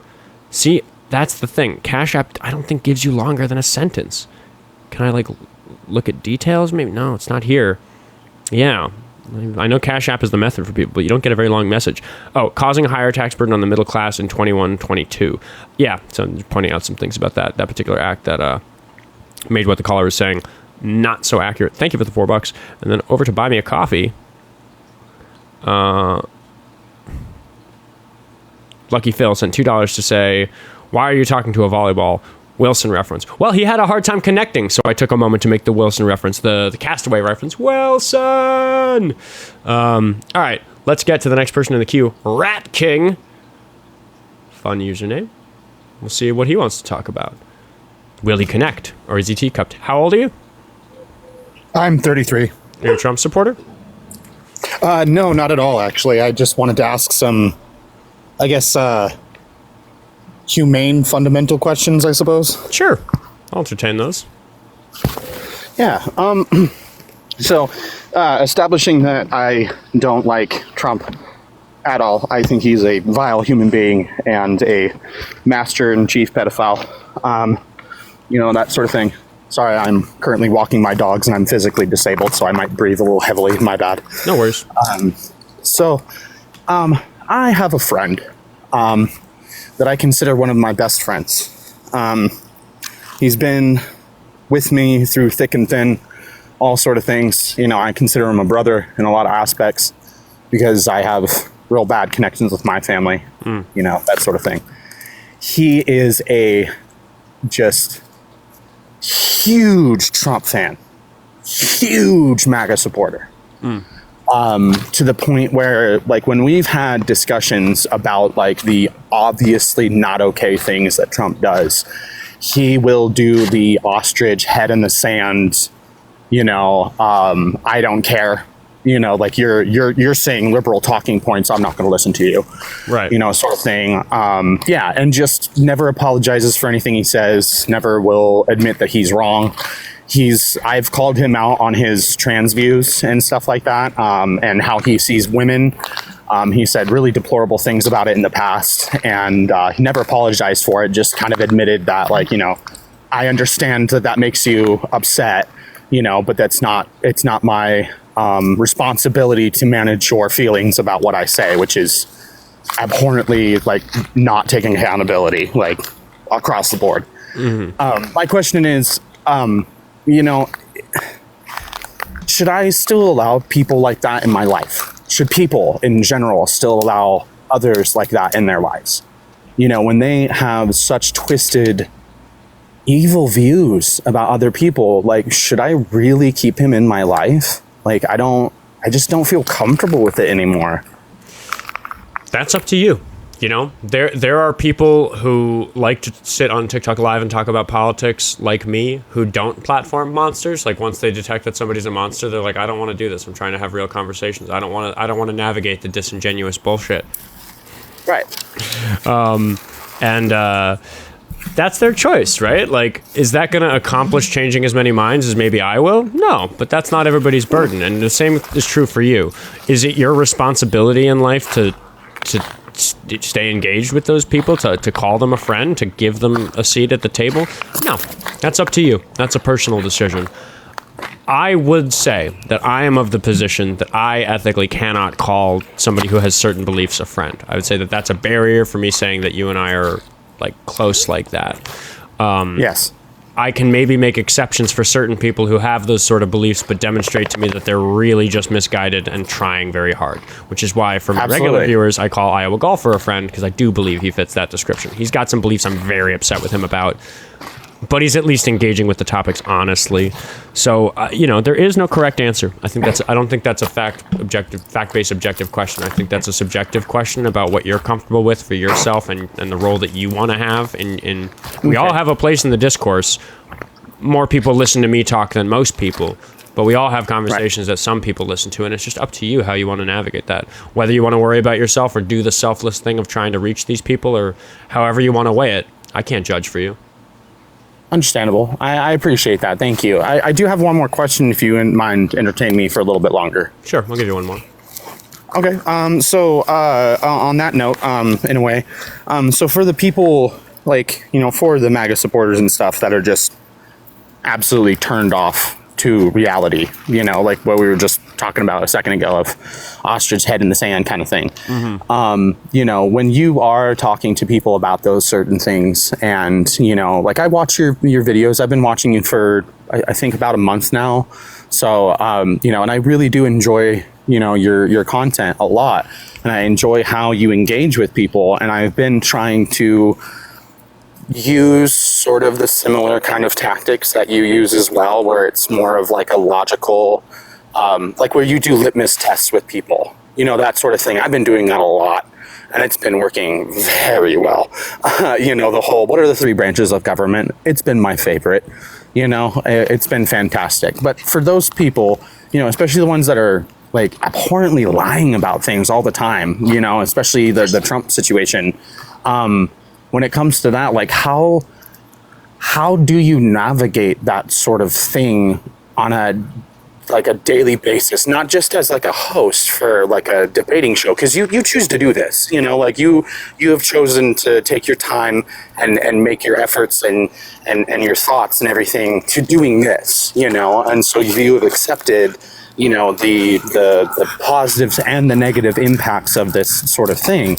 So like on a daily kind of sense, like when you're just interacting with regular people, not in front of a screen and stuff, how would you go about navigating those sort of things, especially when somebody is doing that, you know, they're just being despicable human beings, you know? Well, you know, a lot of people commend me for my patience sitting up here, and I frankly do think I'm worthy of some of that praise. I think I exercise pretty good patience that I've developed through lots of years of childcare and stuff.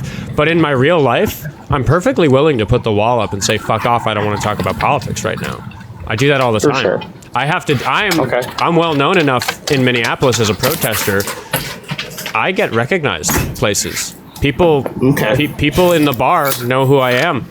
It's mostly friendly. I was at a gig last night, and I had a stranger come shake my hand because they said they'd been watching my videos for a while, and it was crazy that they were running into me in a bar. I'm just going to mute you because you're kind of got some background noise going on. But I'm willing to just put up the barrier, because at the end of the day, I might have whatever glitch a person needs to have to tolerate having these conversations 2 or 4 hours a day nonstop. Like, I kind of run the gauntlet. I do this endurance test of my ability to keep my cool for hours and hours and hours while talking about this.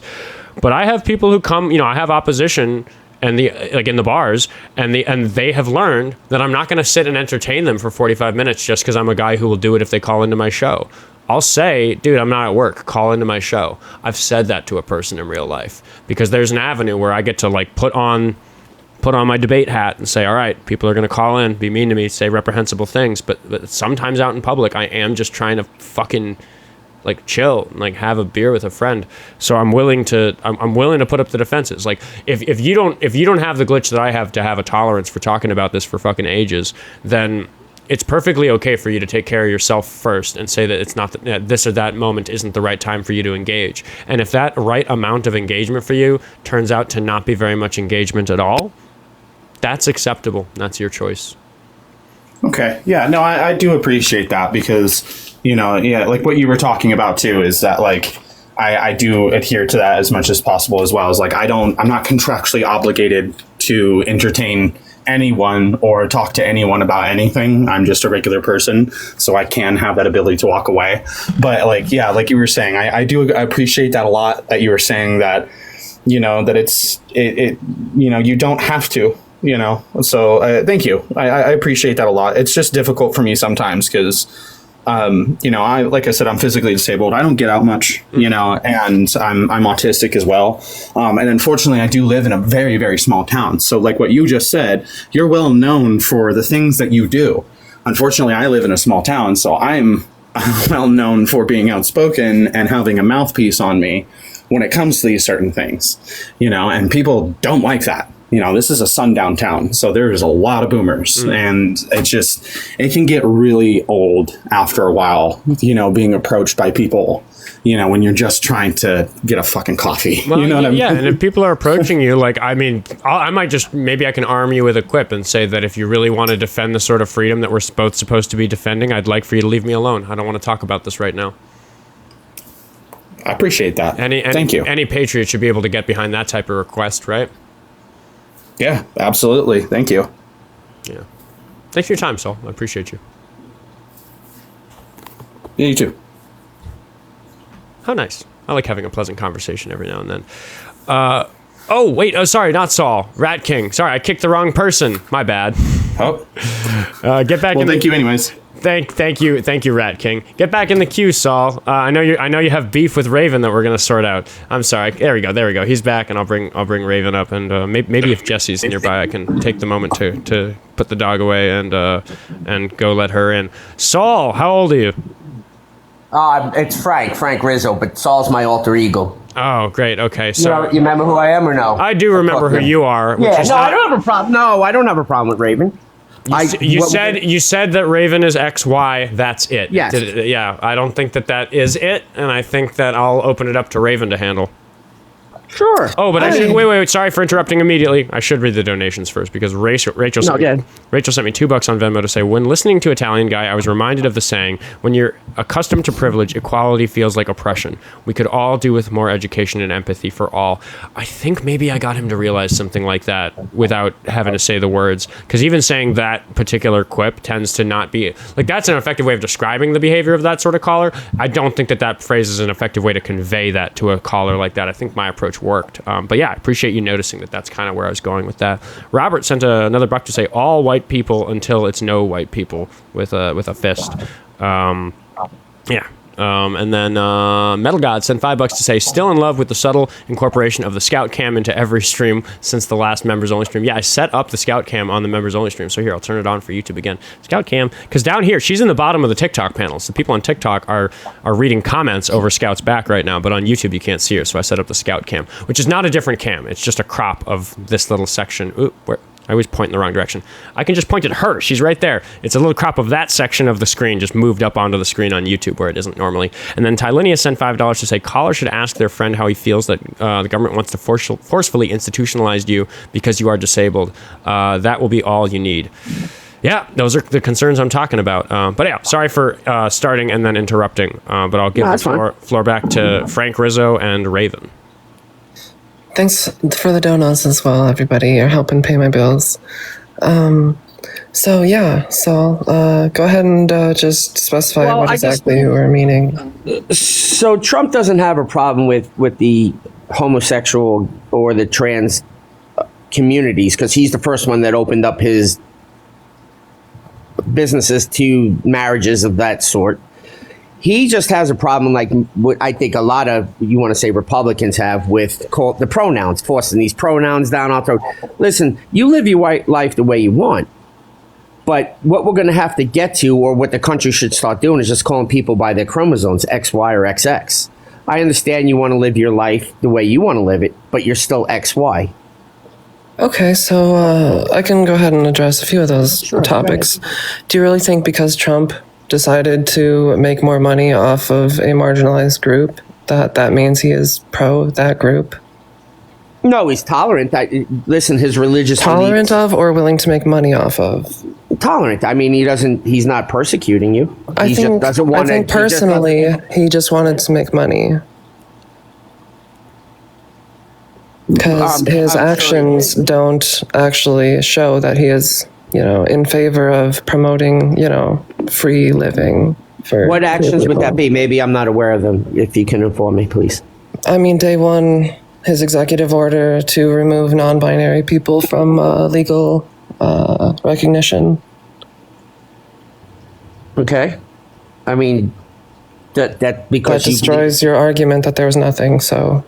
No, I mean, because he doesn't believe he's the president of the United States and his beliefs are what... Right, but why should the government restrict speech and expression? Because they do it every day. It's speech and expression. So you're anti-First Amendment now?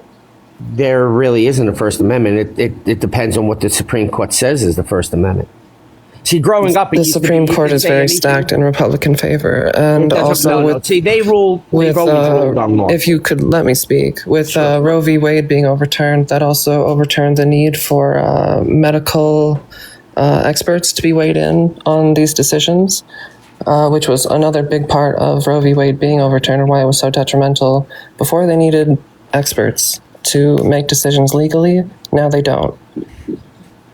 So he didn't overturn it. He just took it out of the federal government's hands and gave it to the states where it belongs. Yes. He said instead of using logic and reasoning, let's go on our fifis. Say that again. I'm sorry. He said instead of logic and reasoning, let's go on our feelings. I don't believe I heard him say that, but I know he said that is the whole consequence of Roe v. Wade being overturned in regards to needing specialists when making laws. But anyways, getting back to the general subject here, you want to say we should call people by their chromosomes. Yes. When you see a beautiful woman walking down the street, she has a big, nice set of C, and long, beautiful hair, nice legs. Do you know what's in her pants? No, but I also know I can't say anything any longer, where in the old days I could. No, let's not be disingenuous. Not being disingenuous. Yes, Can I tell? Yes, I can 9 times out of 10 tell. No, you can't. Okay, so there's pretty. So do you go ask her what her genitals are before you address her as she? No, but there's. No, you go off of her gender presentation. I've 9 times out of 10 have picked out the transsexuals. I don't care. I'll talk. Do you know what confirmation bias is? No, explain. Confirmation bias is saying it's when you say I can always tell, because when you can tell that a person is trans, because let's be real, within the first year generally you can tell that a person is trans. So you seeing those people in their first year of transition makes you think that you are always able to tell when a person is trans. That is confirmation. Can you stop talking for like 2 seconds? Please don't. That is what confirmation bias is, and you're applying that to trans people. The real reality is most of the time you can't tell when a person is trans. How long have you been transitioning, may I ask, or if it's private? 4 years. Okay, so when I first heard your voice a couple of weeks ago when you started, I could 100% tell that you were trans. Sure you could. Okay, so do I have a problem with it now? I also am actually non-binary. I do sometimes use a more masculine voice. Yeah, again, but that's why I said instead of just going with the pronouns, which are being forced down people's throats now, just use X, Y, and XX would be easier. You don't know by someone's voice whether or not they have a penis or not. I could tell by your voice. I could tell by your looks, your hands, your throat. If I really wanted to, I could sound just like a woman, but I don't. I choose not to sound like this all the time. Raven, I wish you could, but you can't. If that's how you want to present, that's fine. Like I said, I don't have a problem with that. Right now, my friend's involved with a young trans person. Well, it's not young, an older trans person that he thought was a female. Very lovely, looking person. But if you look at the person, everyone else can tell that at one point it's fully what's it called? Transition male to female. Okay. And he didn't believe it. And now, he found out it was true. So, but is that okay that somebody who's transsexual doesn't allow the other person to know that until they're involved in a relationship? It's for safety reasons. Coming out to random strangers has a high rate of us being unalived. I don't know the stats behind that, so I apologize for that. So it just goes to show that your ignorance is a really big problem. I know a lot of transsexual people. I don't know anyone that's been unalived. You don't even know that they're not called transsexuals. It's called transgender. Transgender, I apologize. So terminology is not my forte. But you don't even understand the updated verbiage, and you don't understand the statistics of violence that we are up against, and you want to come up here and have really big opinions based on your feelings. No, not my feelings. Yes, it's based on your confirmation bias. Okay, so I would like to know how many people of transgender or transsexuals have been unalived in the last year. Do you have that? Google it then. Oh, I don't have to Google it because it's probably less than 100%, 0.001%. That's just pure ignorance. I can't hold your hand through research. You're going to have to do a little effort by yourself. No, I just know I grew up as a Jawabi and I faced, ignorance, but no one was trying to unalive me because of that. Isn't the fact that nobody tried to unalive you just proof of your privilege? It's not privilege. Not privilege at all. I fought for everything I had. Do you know what privilege means? Yeah. Means you get away with everything. Like you want to say white privilege. It means you don't face undue hurdles. Oh, okay. Do you think not facing a hurdle means that you're being given a handout? No, I haven't been handed anything, and I haven't had any privilege. That's not what I asked you. I asked you if not having to jump over a hurdle is the same thing as being given a hand up or handout. That doesn't make sense to me, so I apologize. I know it doesn't make sense to you. You have proven that you're not the brightest bulb, but we got to focus All right. on If you would like to do that, that's fine. I mean, insults make Democrats feel good. That's fine.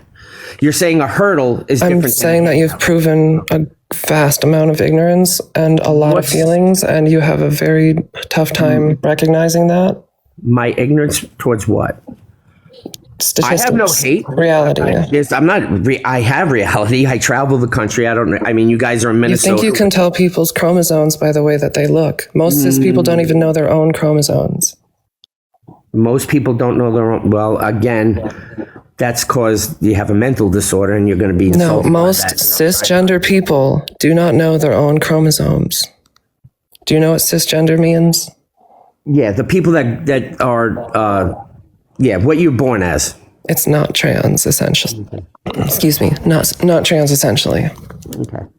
Yeah, so you're going to go into everybody's born XX. Yeah, I'm sorry, conceived XX, and then you become XY. You can believe And there's also that. other combinations as well for intersex people. So even if you do want to go just male and female, you're already leaving out a group of people. Again, that's less than 1,000%. It's known about 1% is intersex. And if everyone got their chromosomes tested, it would actually be a lot higher. No, it's not 1%. It's like as 1,000. common as redheaded people.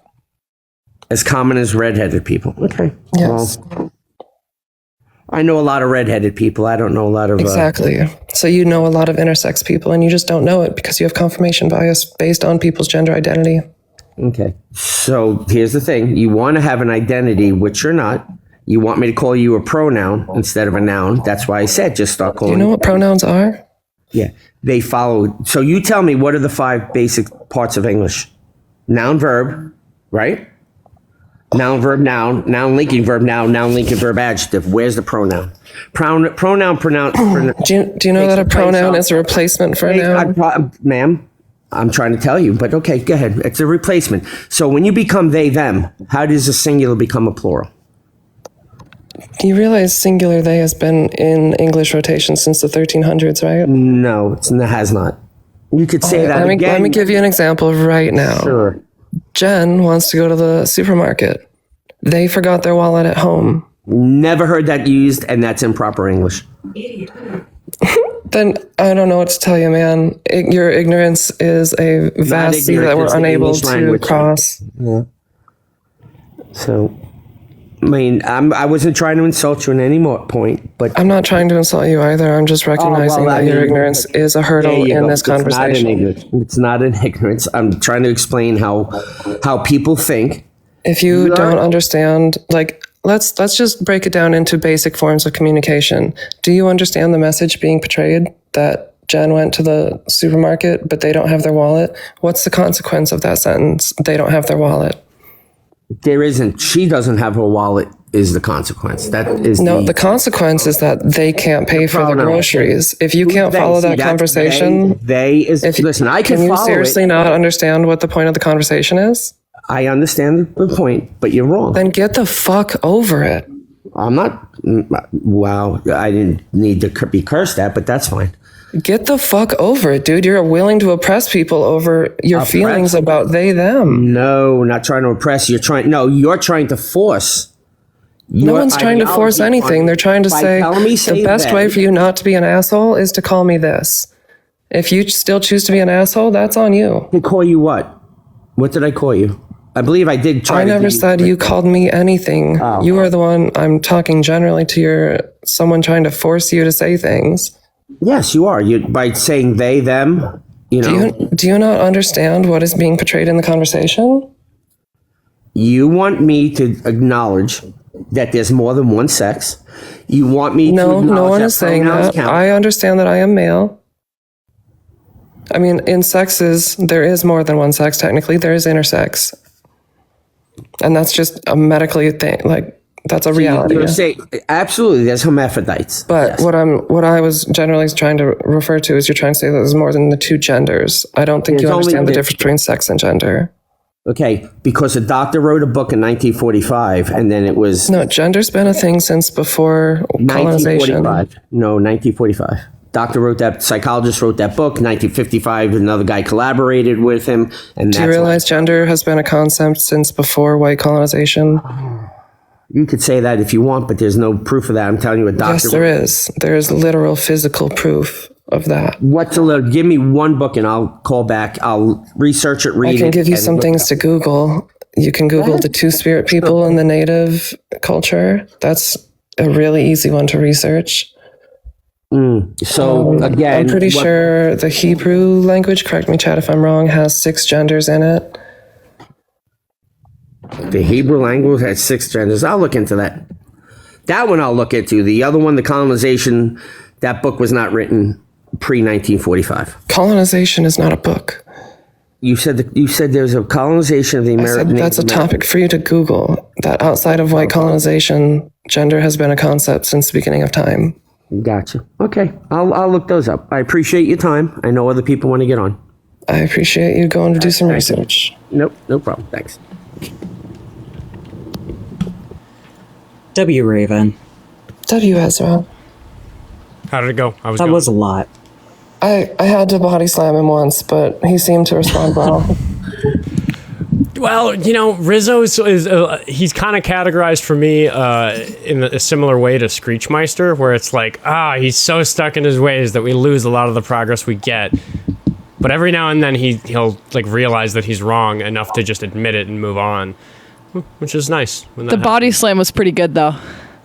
Thank you. Jessie's in the room. I'm in the room. Hey, Jessie. Hi. All right, you guys can kick me so I can get back to doing some real work. Sure thing. Kick me. Thank you so much. I appreciated being up for moral support for Raven. Fuck yeah, Ezra. Appreciate you as always, Ezra. All right. What do we got going on? Donations. Caleb, thank you for becoming a member over on YouTube. Geo, thank you for the $2. Sending love, W. Raven, W. Oscar, have... I still have Ezra connected. Thank you, Jessie. Have a W day. I intend to celebrating my birthday tonight. It's not my birthday, but it was recently, and we're gonna go singing. We're gonna go sing some karaoke. I should announce. Watch for a story in the morning. Depending on when I go to bed, I might post a story saying that the show will start at noon instead of 10. We'll see. We'll see how my night goes. Tylinia sent $5 to say, you can always tell, but literally prove that's not true based on your friend. Don't even know what that was in reference to because I wasn't in the room, but thank you for the $5. And Isamax sent $2 to say, oh, brother, this guy's... What's the SpongeBob reference? How do you say it? Oh, brother, this guy stinks. Yeah, there it is. Thanks for that. It's like the dust is getting shaken off of that millennial memory of mine because I didn't catch that SpongeBob reference the first time it got sent in. Okay, where are we? On Venmo. Did I read Rachel? Yeah. Yes. And then I read Robert, and then I did not read... Did I read Nicholas? We'll find out. Find out together. Love your show, Oscar. Please know that Italian Guy does not represent all Italian guys. His views are reprehensible and makes other Italian guys look bad. Keep fighting the good fight. Yeah, I don't put too much credence into the usernames in general. Megan sent a buck to say, caller has never heard of being intersex, which is as common as red hair, ? Yeah. Raven was pointing out that people don't know their own chromosomes. I would say that people haven't confirmed their chromosomes, because most men assume they have an X chromosome and a Y chromosome, and most of them are right. But it's that very few people actually ever have a reason in their life to check which chromosomes they have. And it's not that rare for people to have an unusual chromosomal arrangement, which means it simply isn't that simple to say it's XY or XX. Megan sent a buck to say a good example of singular they, them usage if you don't know the person's gender. The maitre d' called, oh, what did they say? Yeah, I use that example a lot. I like to say, oh, there's a figure in the distance. And then somebody might ask, what are they wearing? Not knowing their gender. Kronos sent $5 to say, hi, Jessie. WMod's using the Discord chat. Glad it's useful. Yes, we are getting more organized about the Discord because I'm terrible at keeping up with the Discord live, especially when I don't have anybody in the producer's chair, but I now have Jessie in the producer's chair. So maybe Jessie can help keep me under control. Tylinia sent $5 to say, if you think that hermaphrodite applies to humans, you aren't equipped to have this conversation. Maybe I'm not equipped to have this conversation. I don't actually know exactly what the word hermaphrodite means because we talk a lot about intersex and. As to say, it's used with intersex. Yeah, isn't it used with intersex people? Oh, there's a correct definition. You keep reading. Hold on. Okay. We'll look into it. Gio sent another $2 to say a little extra for your birthday. Party hard. I won't party as hard as I did last week when I biffed a show because I was nauseous. But see, I'm planning to get drunk tonight, so I'll be okay. I made sure to eat more. I'm getting older. I'm in my 30s, so if I'm going to get drunk on a Friday night, and I'm planning to get drunk on a Friday night, I need to eat a heftier dinner the night before. So I think hermaphrodite is actually kind of an outdated term because I've heard that be called offensive. But what it means in nature, like with clownfishes and stuff too, it's an organism that has both male and female reproductive organs. Oh, sure. Yeah. Okay. Outdated language. But that's the thing. It's like when language gets outdated, we don't have a way to ping everybody's phone and be like, everybody, we're retiring a term. Don't use this one anymore. So I hadn't been using hermaphrodite because it hadn't come up in any of these discussions for quite a while. But right. Chat who's saying it's an outdated term. It definitely is, but we still use it in biology. Yeah, it's outdated for humans. For talking about humans. Yeah, because we generally give better words to humans because we care about them and words have meaning to them and not clownfish. Light blinded fool sent $10 to say happy Earth being in the same place relative to the sun as when you were born day, Oscar.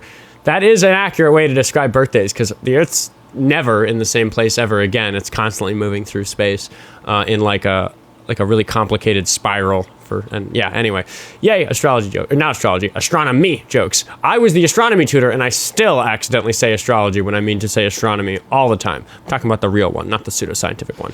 Metal Gods for $5 said W Raven for handling that so well and W Jessie for feeding our token liberal plus on the EP of release.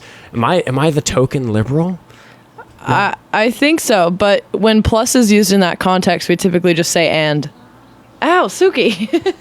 Well, Suki. We're having a good time in the producer chair. Yeah, we need to get a cat cam for the producer's chair. Suki does not like that you've interrupted her chill spot for the day.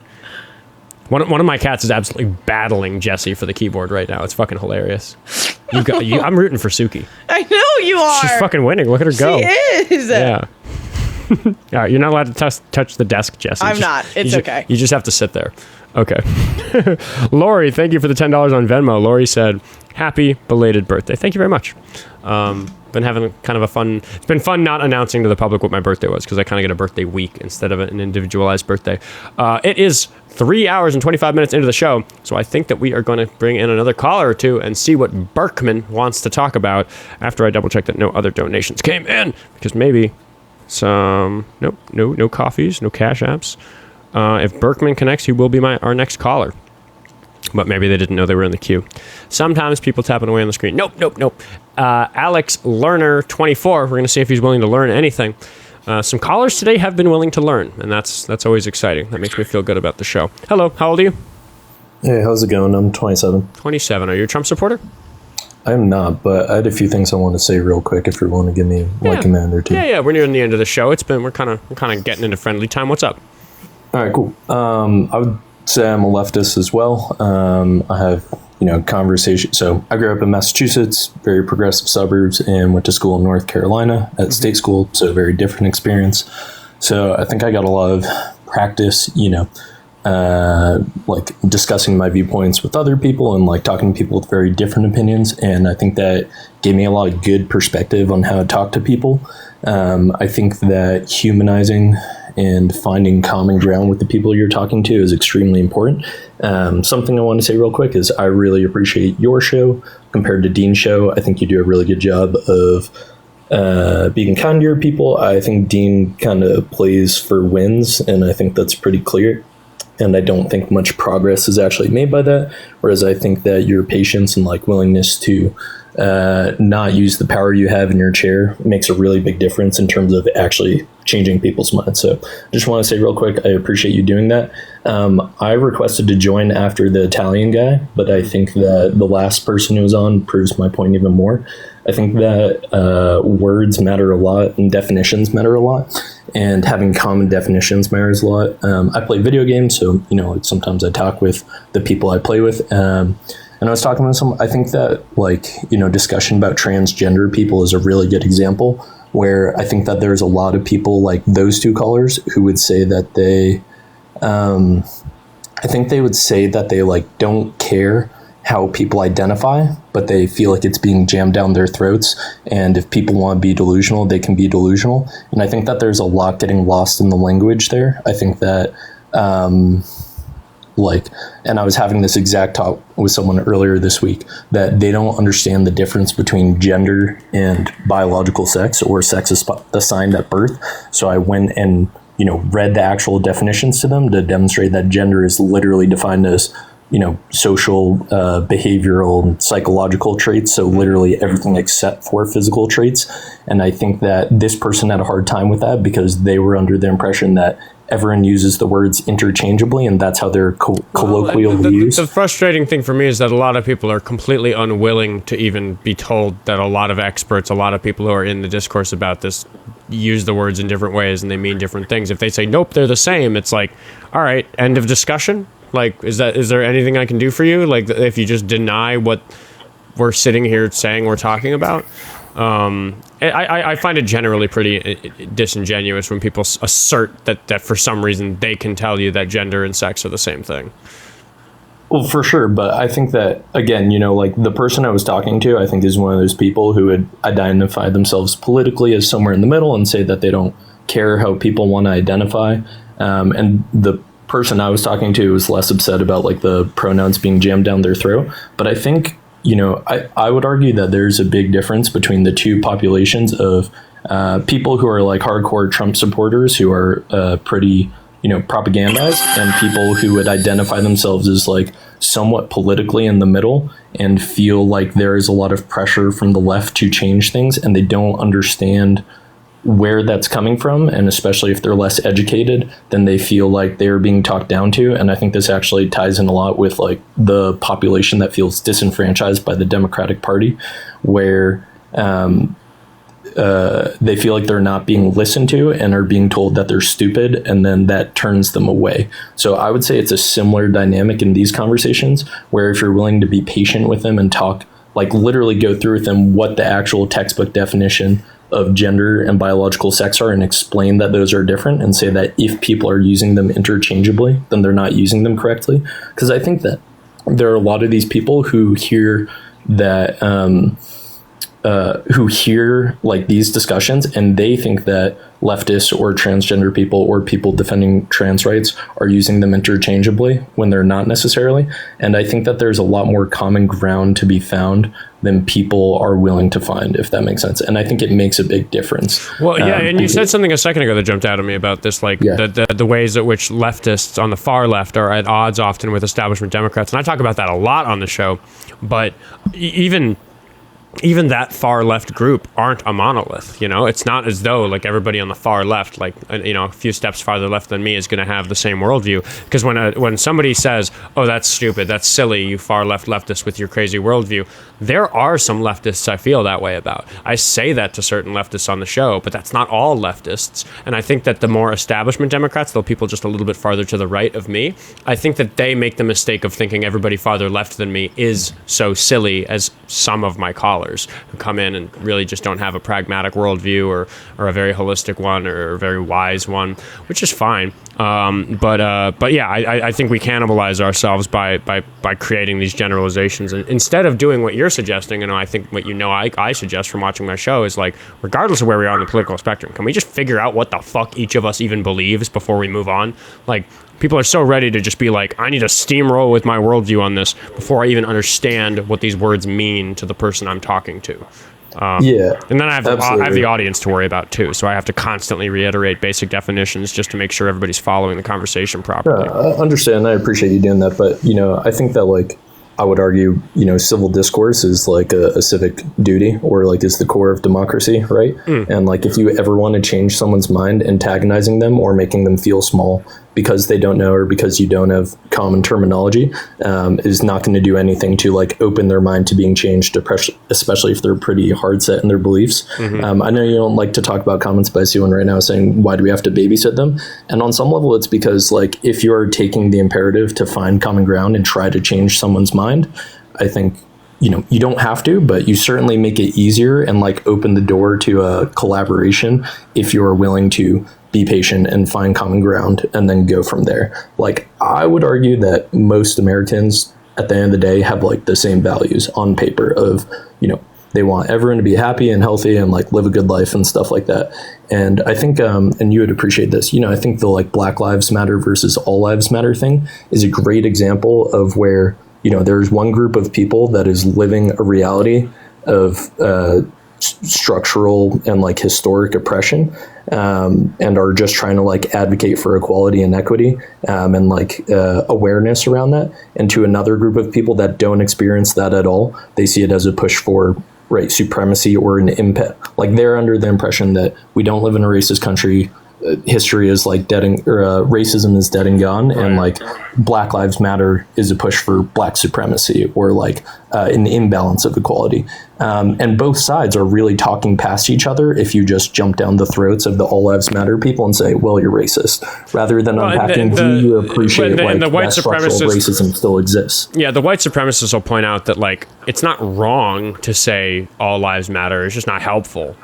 It's just not, like if your house was on fire, I wouldn't say all houses matter. I'd say your house matters, because that's the one I want to draw attention to and say, fucking Alex's house matters. Get the fire department over there. We've got a problem. If somebody said, hey, whoa, all houses matter, I'd be like, dude, shut up. There's a fire.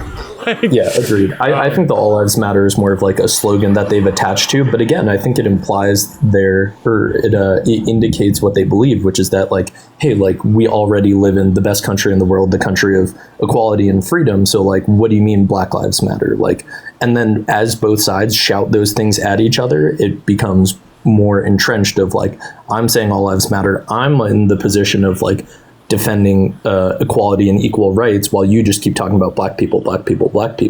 And then you get both sides talking past each other. And I think that like, if you were to unpack that with people who advocate for the All Lives Matter movement, or people who like, rally behind that concept, they would tell you that they think we live in an equal country where everyone has equal opportunity and everything is fair. So like, why are you pushing this Black Lives Matter thing? In the same way, like with pronouns, where there are a lot of people who would say, oh, like you can be whoever you want to be, you can identify however you want, but you're like shoving this down my throat, even though, I think what's being lost there is like a common understanding of what the reality on the ground is. And I think most people are not willing to unpack that first. And as a result, you get like no one's mind is going to be changed. So all that to say, like, I think words and definitions matter in finding common ground. And I would argue, like, to the best of one's ability, the more you can be patient and like go through facts and definitions, and hold their hand nicely and not in a condescending manner, makes a really big difference in their willingness to, like be open to a different perspective. Yeah. I mean, I just think that people people from all over the spectrum get very stuck on that type of problem. And that's just that stems not necessarily from racism always or something like that. Like for a lot of people, it just is that they're bad at having conversations, and they're bad at not getting bogged down in semantic arguments. And I know that because there's people on the left who believe very reasonable things, but when I see them behave in these conversations in a way that's just not effective at reaching somebody, I'm like, what are you trying to do? Like, are you here for catharsis? Are you here to show everybody how angry you are? That's fine. That's allowed.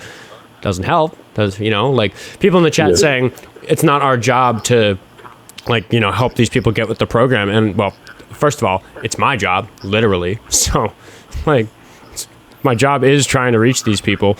I've decided that for myself. That's what I want. But also, like, you can smarmily, like, fold your arms and say, it's not my job to make you not racist. And it's like, great, thank you for not helping with the racism problem. Now, fuck off while I help with the racism problem, because you can just say that it's supposed to be on somebody to make themselves not racist. And I'm going to say something really controversial. That's a little bit like telling a poor person that it's on them to not be poor. It's like, nope, we have a poverty problem, we have a racism problem. The effective ways to solve those problems in society do not care about your feelings. They just are the effective ways to solve those problems in society. So if you go by your feelings, you might miss the mark. Agreed. I think that living in North Carolina gave me a really strong appreciation for what it means to grow up in a different place and be surrounded by a different ideology from your entire community. and that is hard for people to like unpack or question. So I don't know. I feel like I'm getting a lot of hate in the comments, but what I'm advocating for is like, I think people live in a very different reality than like you and me in terms of facts and what they understand this country to be or not be.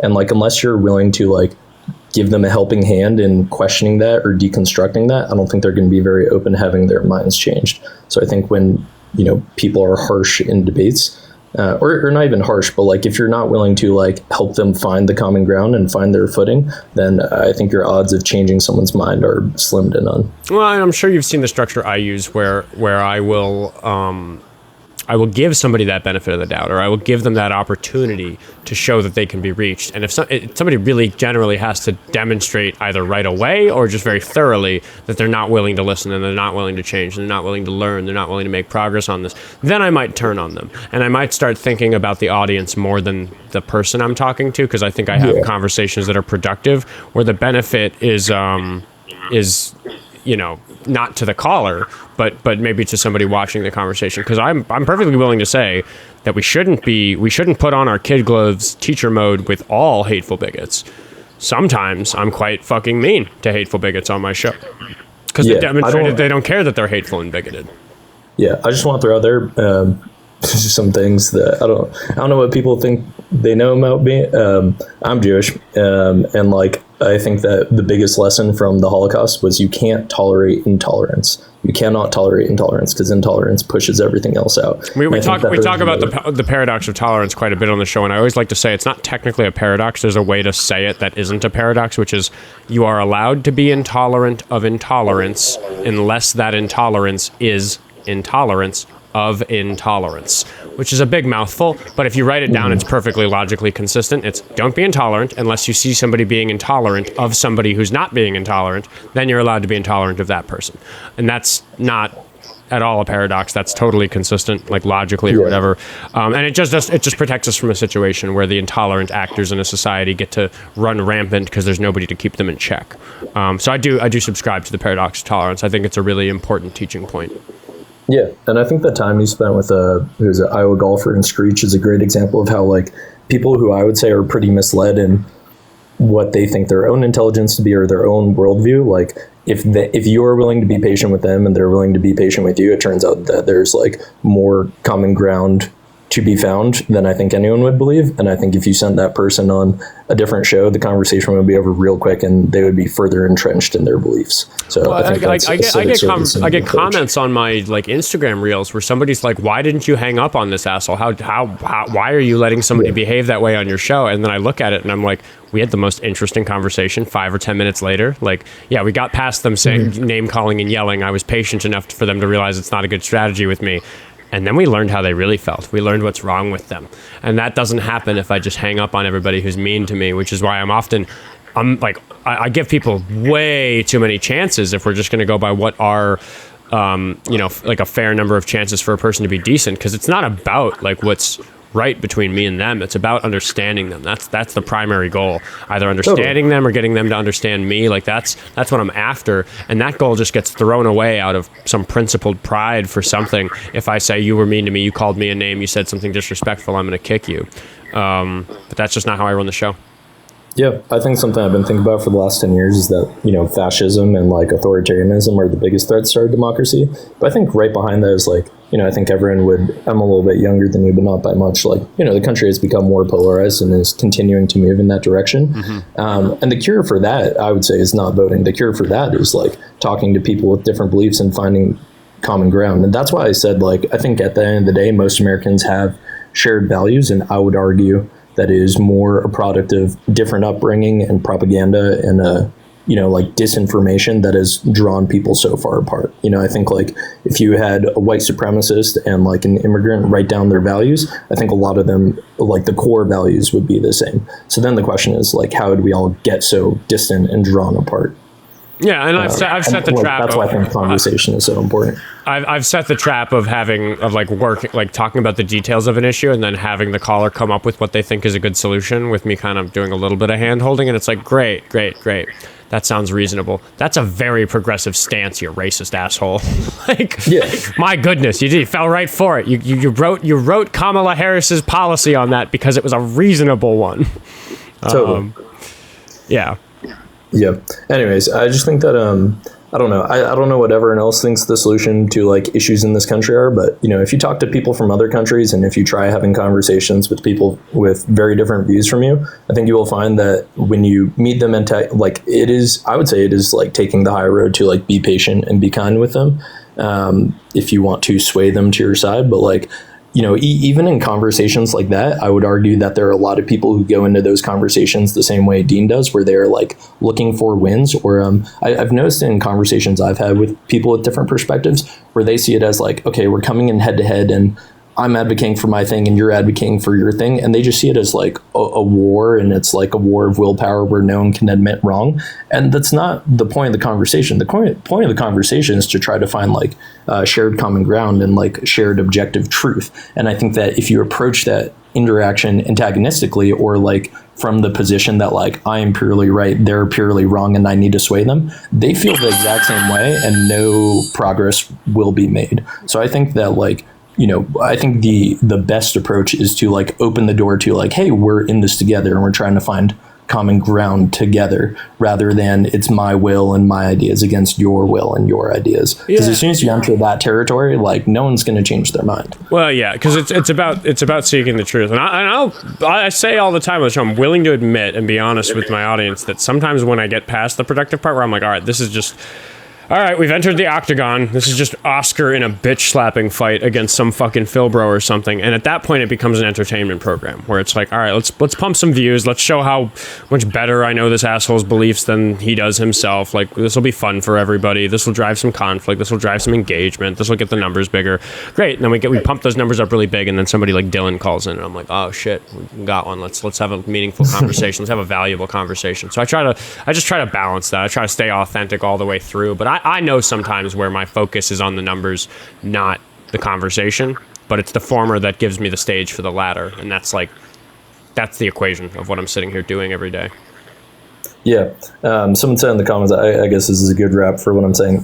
We have no obligation to be kind to white supremacists. And I would totally agree that you don't. But if you talk to one in real life, I would hope, they're a part of this country too. So if I were to talk to one, my hope is to change their mind. And I actually had an extended like weeks-long discussion with someone I play video games with who's do you know what scientific racism is, or race realism? Mm-hmm. Are you familiar with that? Yeah. He's a white person, and he, I think, would describe himself as he thinks that there is a genetic link between race and like intelligence, or race and violence. Yep. And I was going through the data with him, and I was trying to, he lives in LA, and I don't know what his life experience is, but his life experiences, and I don't think even necessarily from his parents, has like led him to believe certain things about black people versus white people. And I was trying to explain to him, like all the data shows that like whatever you may be witnessing, the data says that it is more, like 1,000% more environmental than it is genetic. There's no genetic link between race and intelligence, or race and violence. And I can tell you that like if I've like been playing with games with this dude for a few weeks and didn't initially know he thought that way. But if I went in hard-headed and just said, no, you're wrong, no, you're wrong, no, you're wrong, like I would do nothing to change his beliefs. And he is like, this is what I mean I think that there is a significant population of people who describe themselves as apolitical or mistrusting both parties, or somewhere in the middle, who think that like he genuinely thought the facts were on his side. He thought that this is evidence that exists. And I said, okay, let's look it up. Let's go through the data. Let's like see what's out there. And like, I think he still struggles to accept it, but I can tell you like that conversation has gone much further as a result of my willingness to hold his hand through the data. I think that's an important one, because like scientific racism was like really popular like a couple hundred years ago, or like, more than a century ago, where people tried to use things like phrenology or whatever to say that it made sense to be racist just from like a Darwinian standpoint or something like that, which is obviously bad. And the mistake that people on the left make is they can just say, the scientists today are very sure that's wrong. Fuck you for thinking that you're wrong. And then to the ears of the white supremacists, that sounds like a bunch of fucking liberal nonsense. Because what happened in history is that over the last couple hundred years, there have been all these small little incremental steps that had slowly shown that those scientists, those racist scientists from the past were peddling a bunch of bullshit, but it's that incremental step that actually got society to stop being so scientifically racist. And that's the sort of process that somebody who's currently a white supremacist needs. Just telling them that it happened, they're not going to fucking believe you. So if you want to be right, you can just say that they're wrong, and that gets the job done. But if you want them to understand that you're wrong, you might need to handhold them through a bunch of history, through a bunch of the steps, through a bunch of the understanding that we've come to about why scientific racism is wrong. And that's where people go, like, why are you giving this person so much time of day? And the answer is just simply because I want there to be less racist people in this country. We need to accept the fact that, like, a third of this country believes some fucking nonsense. Like a tenth of this country believes some truly deplorable fucked up shit about like misogynistic issues or racist issues or just whatever things, you know. Like, there are a lot of people who believe that Donald Trump raped E. Jean Carroll and don't care. And that is something that we need to fucking contend with, because regardless of what's going on in our politics, that cohort of the population are always going to be dangerous, whether it's out in the street or with their vote. They're always going to be dangerous. So if we're not interested in educating those people, if we're not interested in getting those people up to speed with the advancements of society that the education system has left them behind on, like, if we're not interested in addressing that problem because we're so upset about it, then you're not helping, which is like broadly my perspective on engaging with these monsters. Would you... Correct me if I'm wrong. Would you say the purpose of your show is to change minds, or is this a for-profit show? Well, mostly it's my job, so it's for profit in the sense that, like, I do run it in such a way that I want it to grow and be successful. But, like, if you can just believe the truth, I'm not sitting here, like, dreaming about the shit I'm going to buy with all this money. I did just buy myself a birthday present that was kind of expensive that I feel like a little bit guilty about. But the people who donated me the money to run the show, and some of which got spent on this guitar I just bought for myself, are all really excited. Like, the big donors are all really excited that I finally fucking spent some of this money on myself. Yeah, that's awesome. Instead of just spending it on the staff. But I spend it on the staff mostly and on upgrades for what the show's capable of, because I really want to address the problem of people in this country not being reasonable. And whether that's the person I'm talking to, or an audience member, or somebody in the middle who maybe doesn't realize they should be farther to the left, or maybe a liberal who doesn't realize maybe they should be a little farther to the left, like however farther left I'm moving somebody, whether it's from a total right-winger to not so much of a right-winger but still a right-winger, like, that's a win. You know, moving somebody who's an establishment Democrat to say, okay, the establishment Democrats are kind of evil on some topics, I should be farther left of that, like, that's a win. I'm trying to move people to the left regardless of where they sit now, and I'll call any inch across that territory success. Yeah, couldn't agree more. I think that I think everyone's easiest, like, civic duty is voting, obviously, but I would argue right next to that, you know, the foundation of democracy is like civil discourse and, like, talking to your peers. And, you know, I think that the words of 1984 of hope lies in the pearls still rings true. You know, there's a lot of the proletariat that, like, identify somewhere in the middle politically, or, like, somewhere on the right. And I think the more that we can find, like, identify that common ground and demonstrate that, like, our views align more, the better. I think that is, like, the biggest, you know, I would say that, like, changing the minds of 5 people I talk to goes way further than my one singular vote. Yeah, absolutely. Yeah, I think the discourse is important. And on that note, thank you for your time, Alex. Appreciate it. Thanks, Oscar. Kicked for the algorithm. Emily, did you mean to get in the queue? I think Emily's the one always sending the galaxies. I'll say hi to Emily if she intended to be in the queue. She still has to remind me how old she is. Or tell me how old she is. I don't think she's been up before. Hello. Sure didn't. Sorry about that. No worries. Oh, you didn't mean to? Goodbye. Chairmare is here. He's a long-time regular viewer. Chairmare's been here. Man, it's pouring outside. Whoa. Yeah, I walked in it for a while. Just started raining very heavily. Chairmare, how you doing?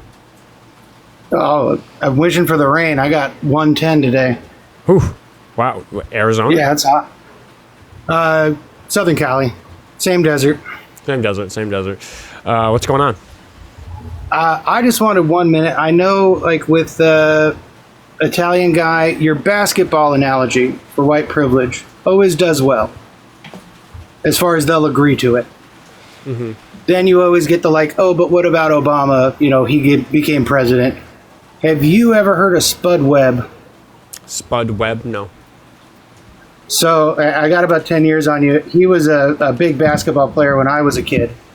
He was 5'7". I'm not a big sports guy, but watching a 5'7" guy dunk on a he's the 10 Obama of basketball players, because Obama managed to get the presidency in spite of being black, and he managed to be this successful in basketball even though he's 5'7". 86, he won the slam dunk competition for the NBA. He is like literally the best dunker in the league at 5'7".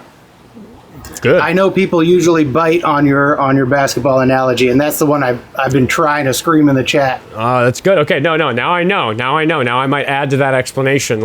And of course, you're always going to find the odd. Spud Webb was only 5'7". He did great things playing basketball, but he's the exception, not the rule. So I think that's probably what you were hoping to hear when you were screaming in the chat previously, right? Oh, absolutely. Not to mention, watching a 5'7" guy dunk on a 10-foot hoop is just amazing. Oh yeah. I'm sure that's. Watching anybody face adversity like that's exciting, right? We all love an underdog story.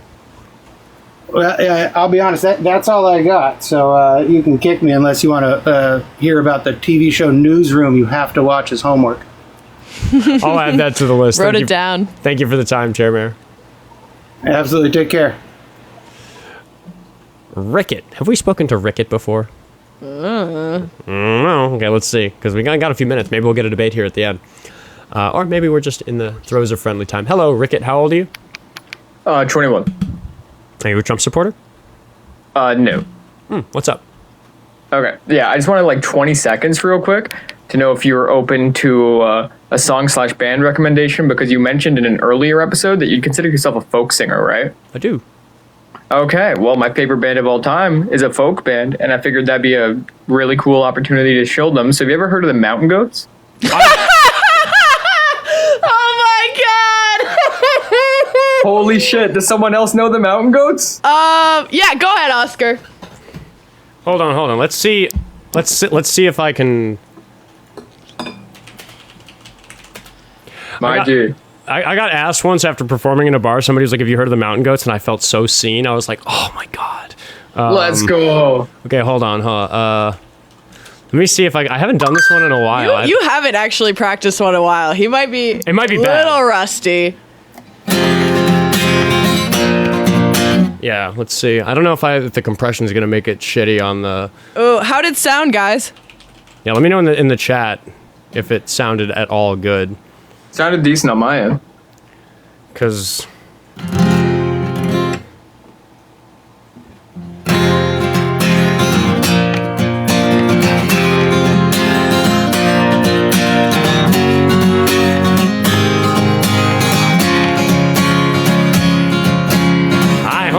I can't hear myself. Hold on. I hope that I can't... Our few remaining friends.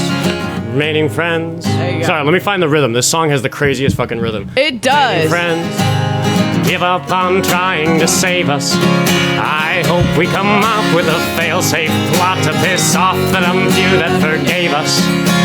I hope the fences we mended fall down beneath their own weight, and I hope we hang on past the last exit. I hope it's already too late. I hope the junkyard a few blocks from here.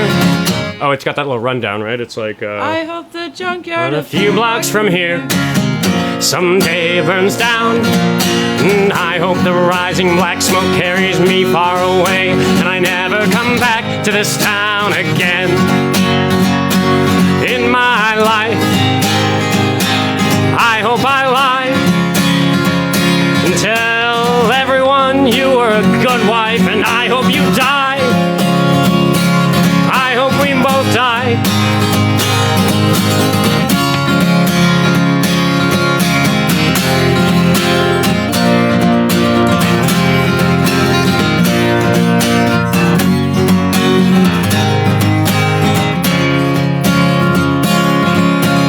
I hope I cut myself shaving tomorrow.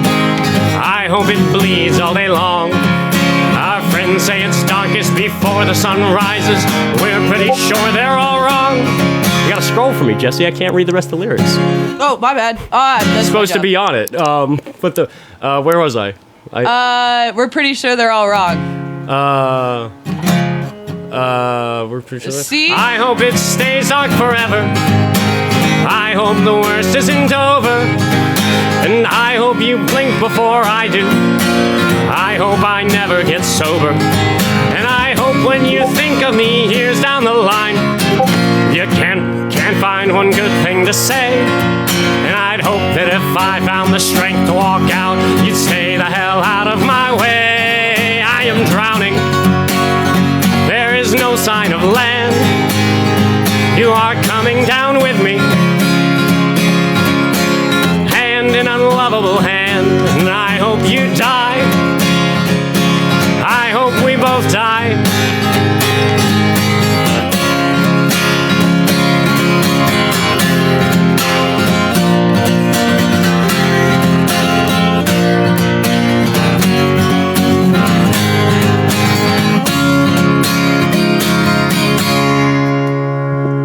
Yes, I have heard of the mountain goats. I knew you weren't getting away with a mountain goat reference without a song. That's rough. I haven't practiced that one in a while. I feel like you actually did pretty good for how long it's been. Well, yeah, well, the difficulty with doing music at the end of the show is that I'm never warmed up after sitting here and talking for fucking 4 hours.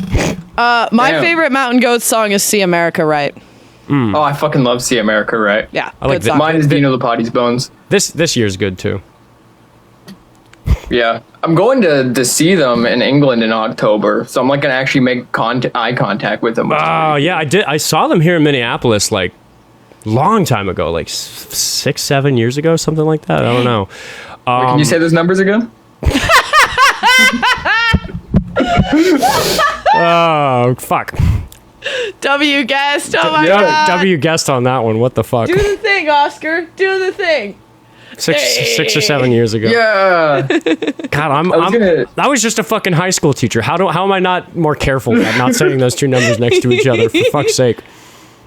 Yeah, I was gonna say, I got like really, really into the Mountain Goats earlier this year. Went through the entire like 800 plus song discography, and they actually inspired me to pick up the guitar. Oh, wonderful! Oh, wonderful! Yeah, congrats. They play their rhythm is hard. That song is really difficult to sing and play at the same time because it's got this swing to it that just isn't present in the fucking. Anyway, it's a hard song, but it is one of my favorite pieces of music. That song got me through a real nasty breakup. Yeah, I feel you. All right, well, I'm gonna hop down. That was even better than I expected. Have a good one, homie. Dude, fucking W. Rickett, that was sick. What are the fucking odds, man? Somebody asking me if I know the Mountain Goats. Dude, I mean, I'm sorry to everyone with earphones in when he said that. I laughed so loud. Oh yeah, you bursted through. I don't know if the mix was good. I haven't really prepared trying to sound good. I don't know if I was, I bet the guitar and the vocals were not matched, but we got an 8-channel interface. We really got to rig this better to do all that shit. And I forgot to move my mic. I was singing along, so they probably got like cuts of me just being good in and out. Well, I don't care if it was good. I only care if the YouTube copyright system decides that stays in the VOD or not. Because I think maybe given the moment that was for the show, we just have to say fuck it on the YouTube revenue for today. If I think that stays in the VOD, even if it gets flagged. Yeah. I'll give the Mountain Goats some of my money. That's okay. But for those who are curious, the frustration with doing music on the show is that because it's like a 4-hour show with 2 minutes of music in it, and they'll give 70% of the show's revenue to the artist. Yep. And that's not the donations or anything, just the ad revenue from the VOD being up. But I'll probably let that one sit if it gets copyright flagged. I don't even care if my performance is good. It's a fun moment. Oh, no, it was a good moment. It was a good moment. Okay. Do we have? I think we're closing on that note. Do we have any closing notes from producer Jessie? No. Goodbye, everybody. 10 o'clock Central Time every day. Sunday evening show, 7 p.m. Central Time on YouTube only. So follow me there. Make sure you're following the backup account down here on TikTok if you're watching over on TikTok. Go to the link tree in the bio. Find all the accounts. Follow me in all the places. That helps out immensely. You can find the Venmo, Cash App, Buy Me a Coffee, or Patreon, which I should double check really quick to see if we have any donations. We do. Kevin sent me $5 to say, sounds great, dude. Hit us with another E minor. Sounds so good, LOL. Technically, it was an F minor because I had a capo on the first fret. But yeah, Oh, you technical butthead. Fuck you. I'm going to put 13s on that guitar, so it was way changlier than I normally like because I especially for that song I strum really aggressively, so we're going to switch that new Martin I just bought to 13s. But you haven't seen the new guitar yet. You haven't been in here since I bought it. I have not. Yeah, so after we wrap in a second, Jesse's going to get to play with it. But I left the 12s on there so people can see what it's like before I Billy strings it up with some 13s. Music talk for the people who are still here. Thank you for the $5, Kevin. I appreciate you. What else? Where are the other apps? What are the other places? Oh, yeah. Lucky Phil says for $5 on Buy Me Coffee. Coffee for ending the stream with a song that is goated like the Mountain Goats. Thank you, thank you, thank you. And then Cash App? Nobody. And then YouTube. Tylenia sent $2 more. Usually people that care are up to date on terms, pursuant to our earlier conversation. HoloBlossom became a member. That's like a friend of the show. I wish I didn't. I need to find a way to give people free memberships. It's like hard. It's easier for other people to give memberships to people than it is for me to do it. Like just click on somebody and like give them a free membership. I want that to be easier. Tylenia also sent $2 to say, I do that. They say that's not the definition. Oh yeah, talking about the conversation I was having previous. And Celestial Darkness for $2 said Hicks Heaven. Is that a recommendation? Maybe write it down. Okay. On that note, I think that's the show for today. I will see you guys tomorrow, 10 o'clock Central Time. Thanks for hanging out, everybody. Thanks for coming. Goodbye, TikTok. And goodbye, YouTube.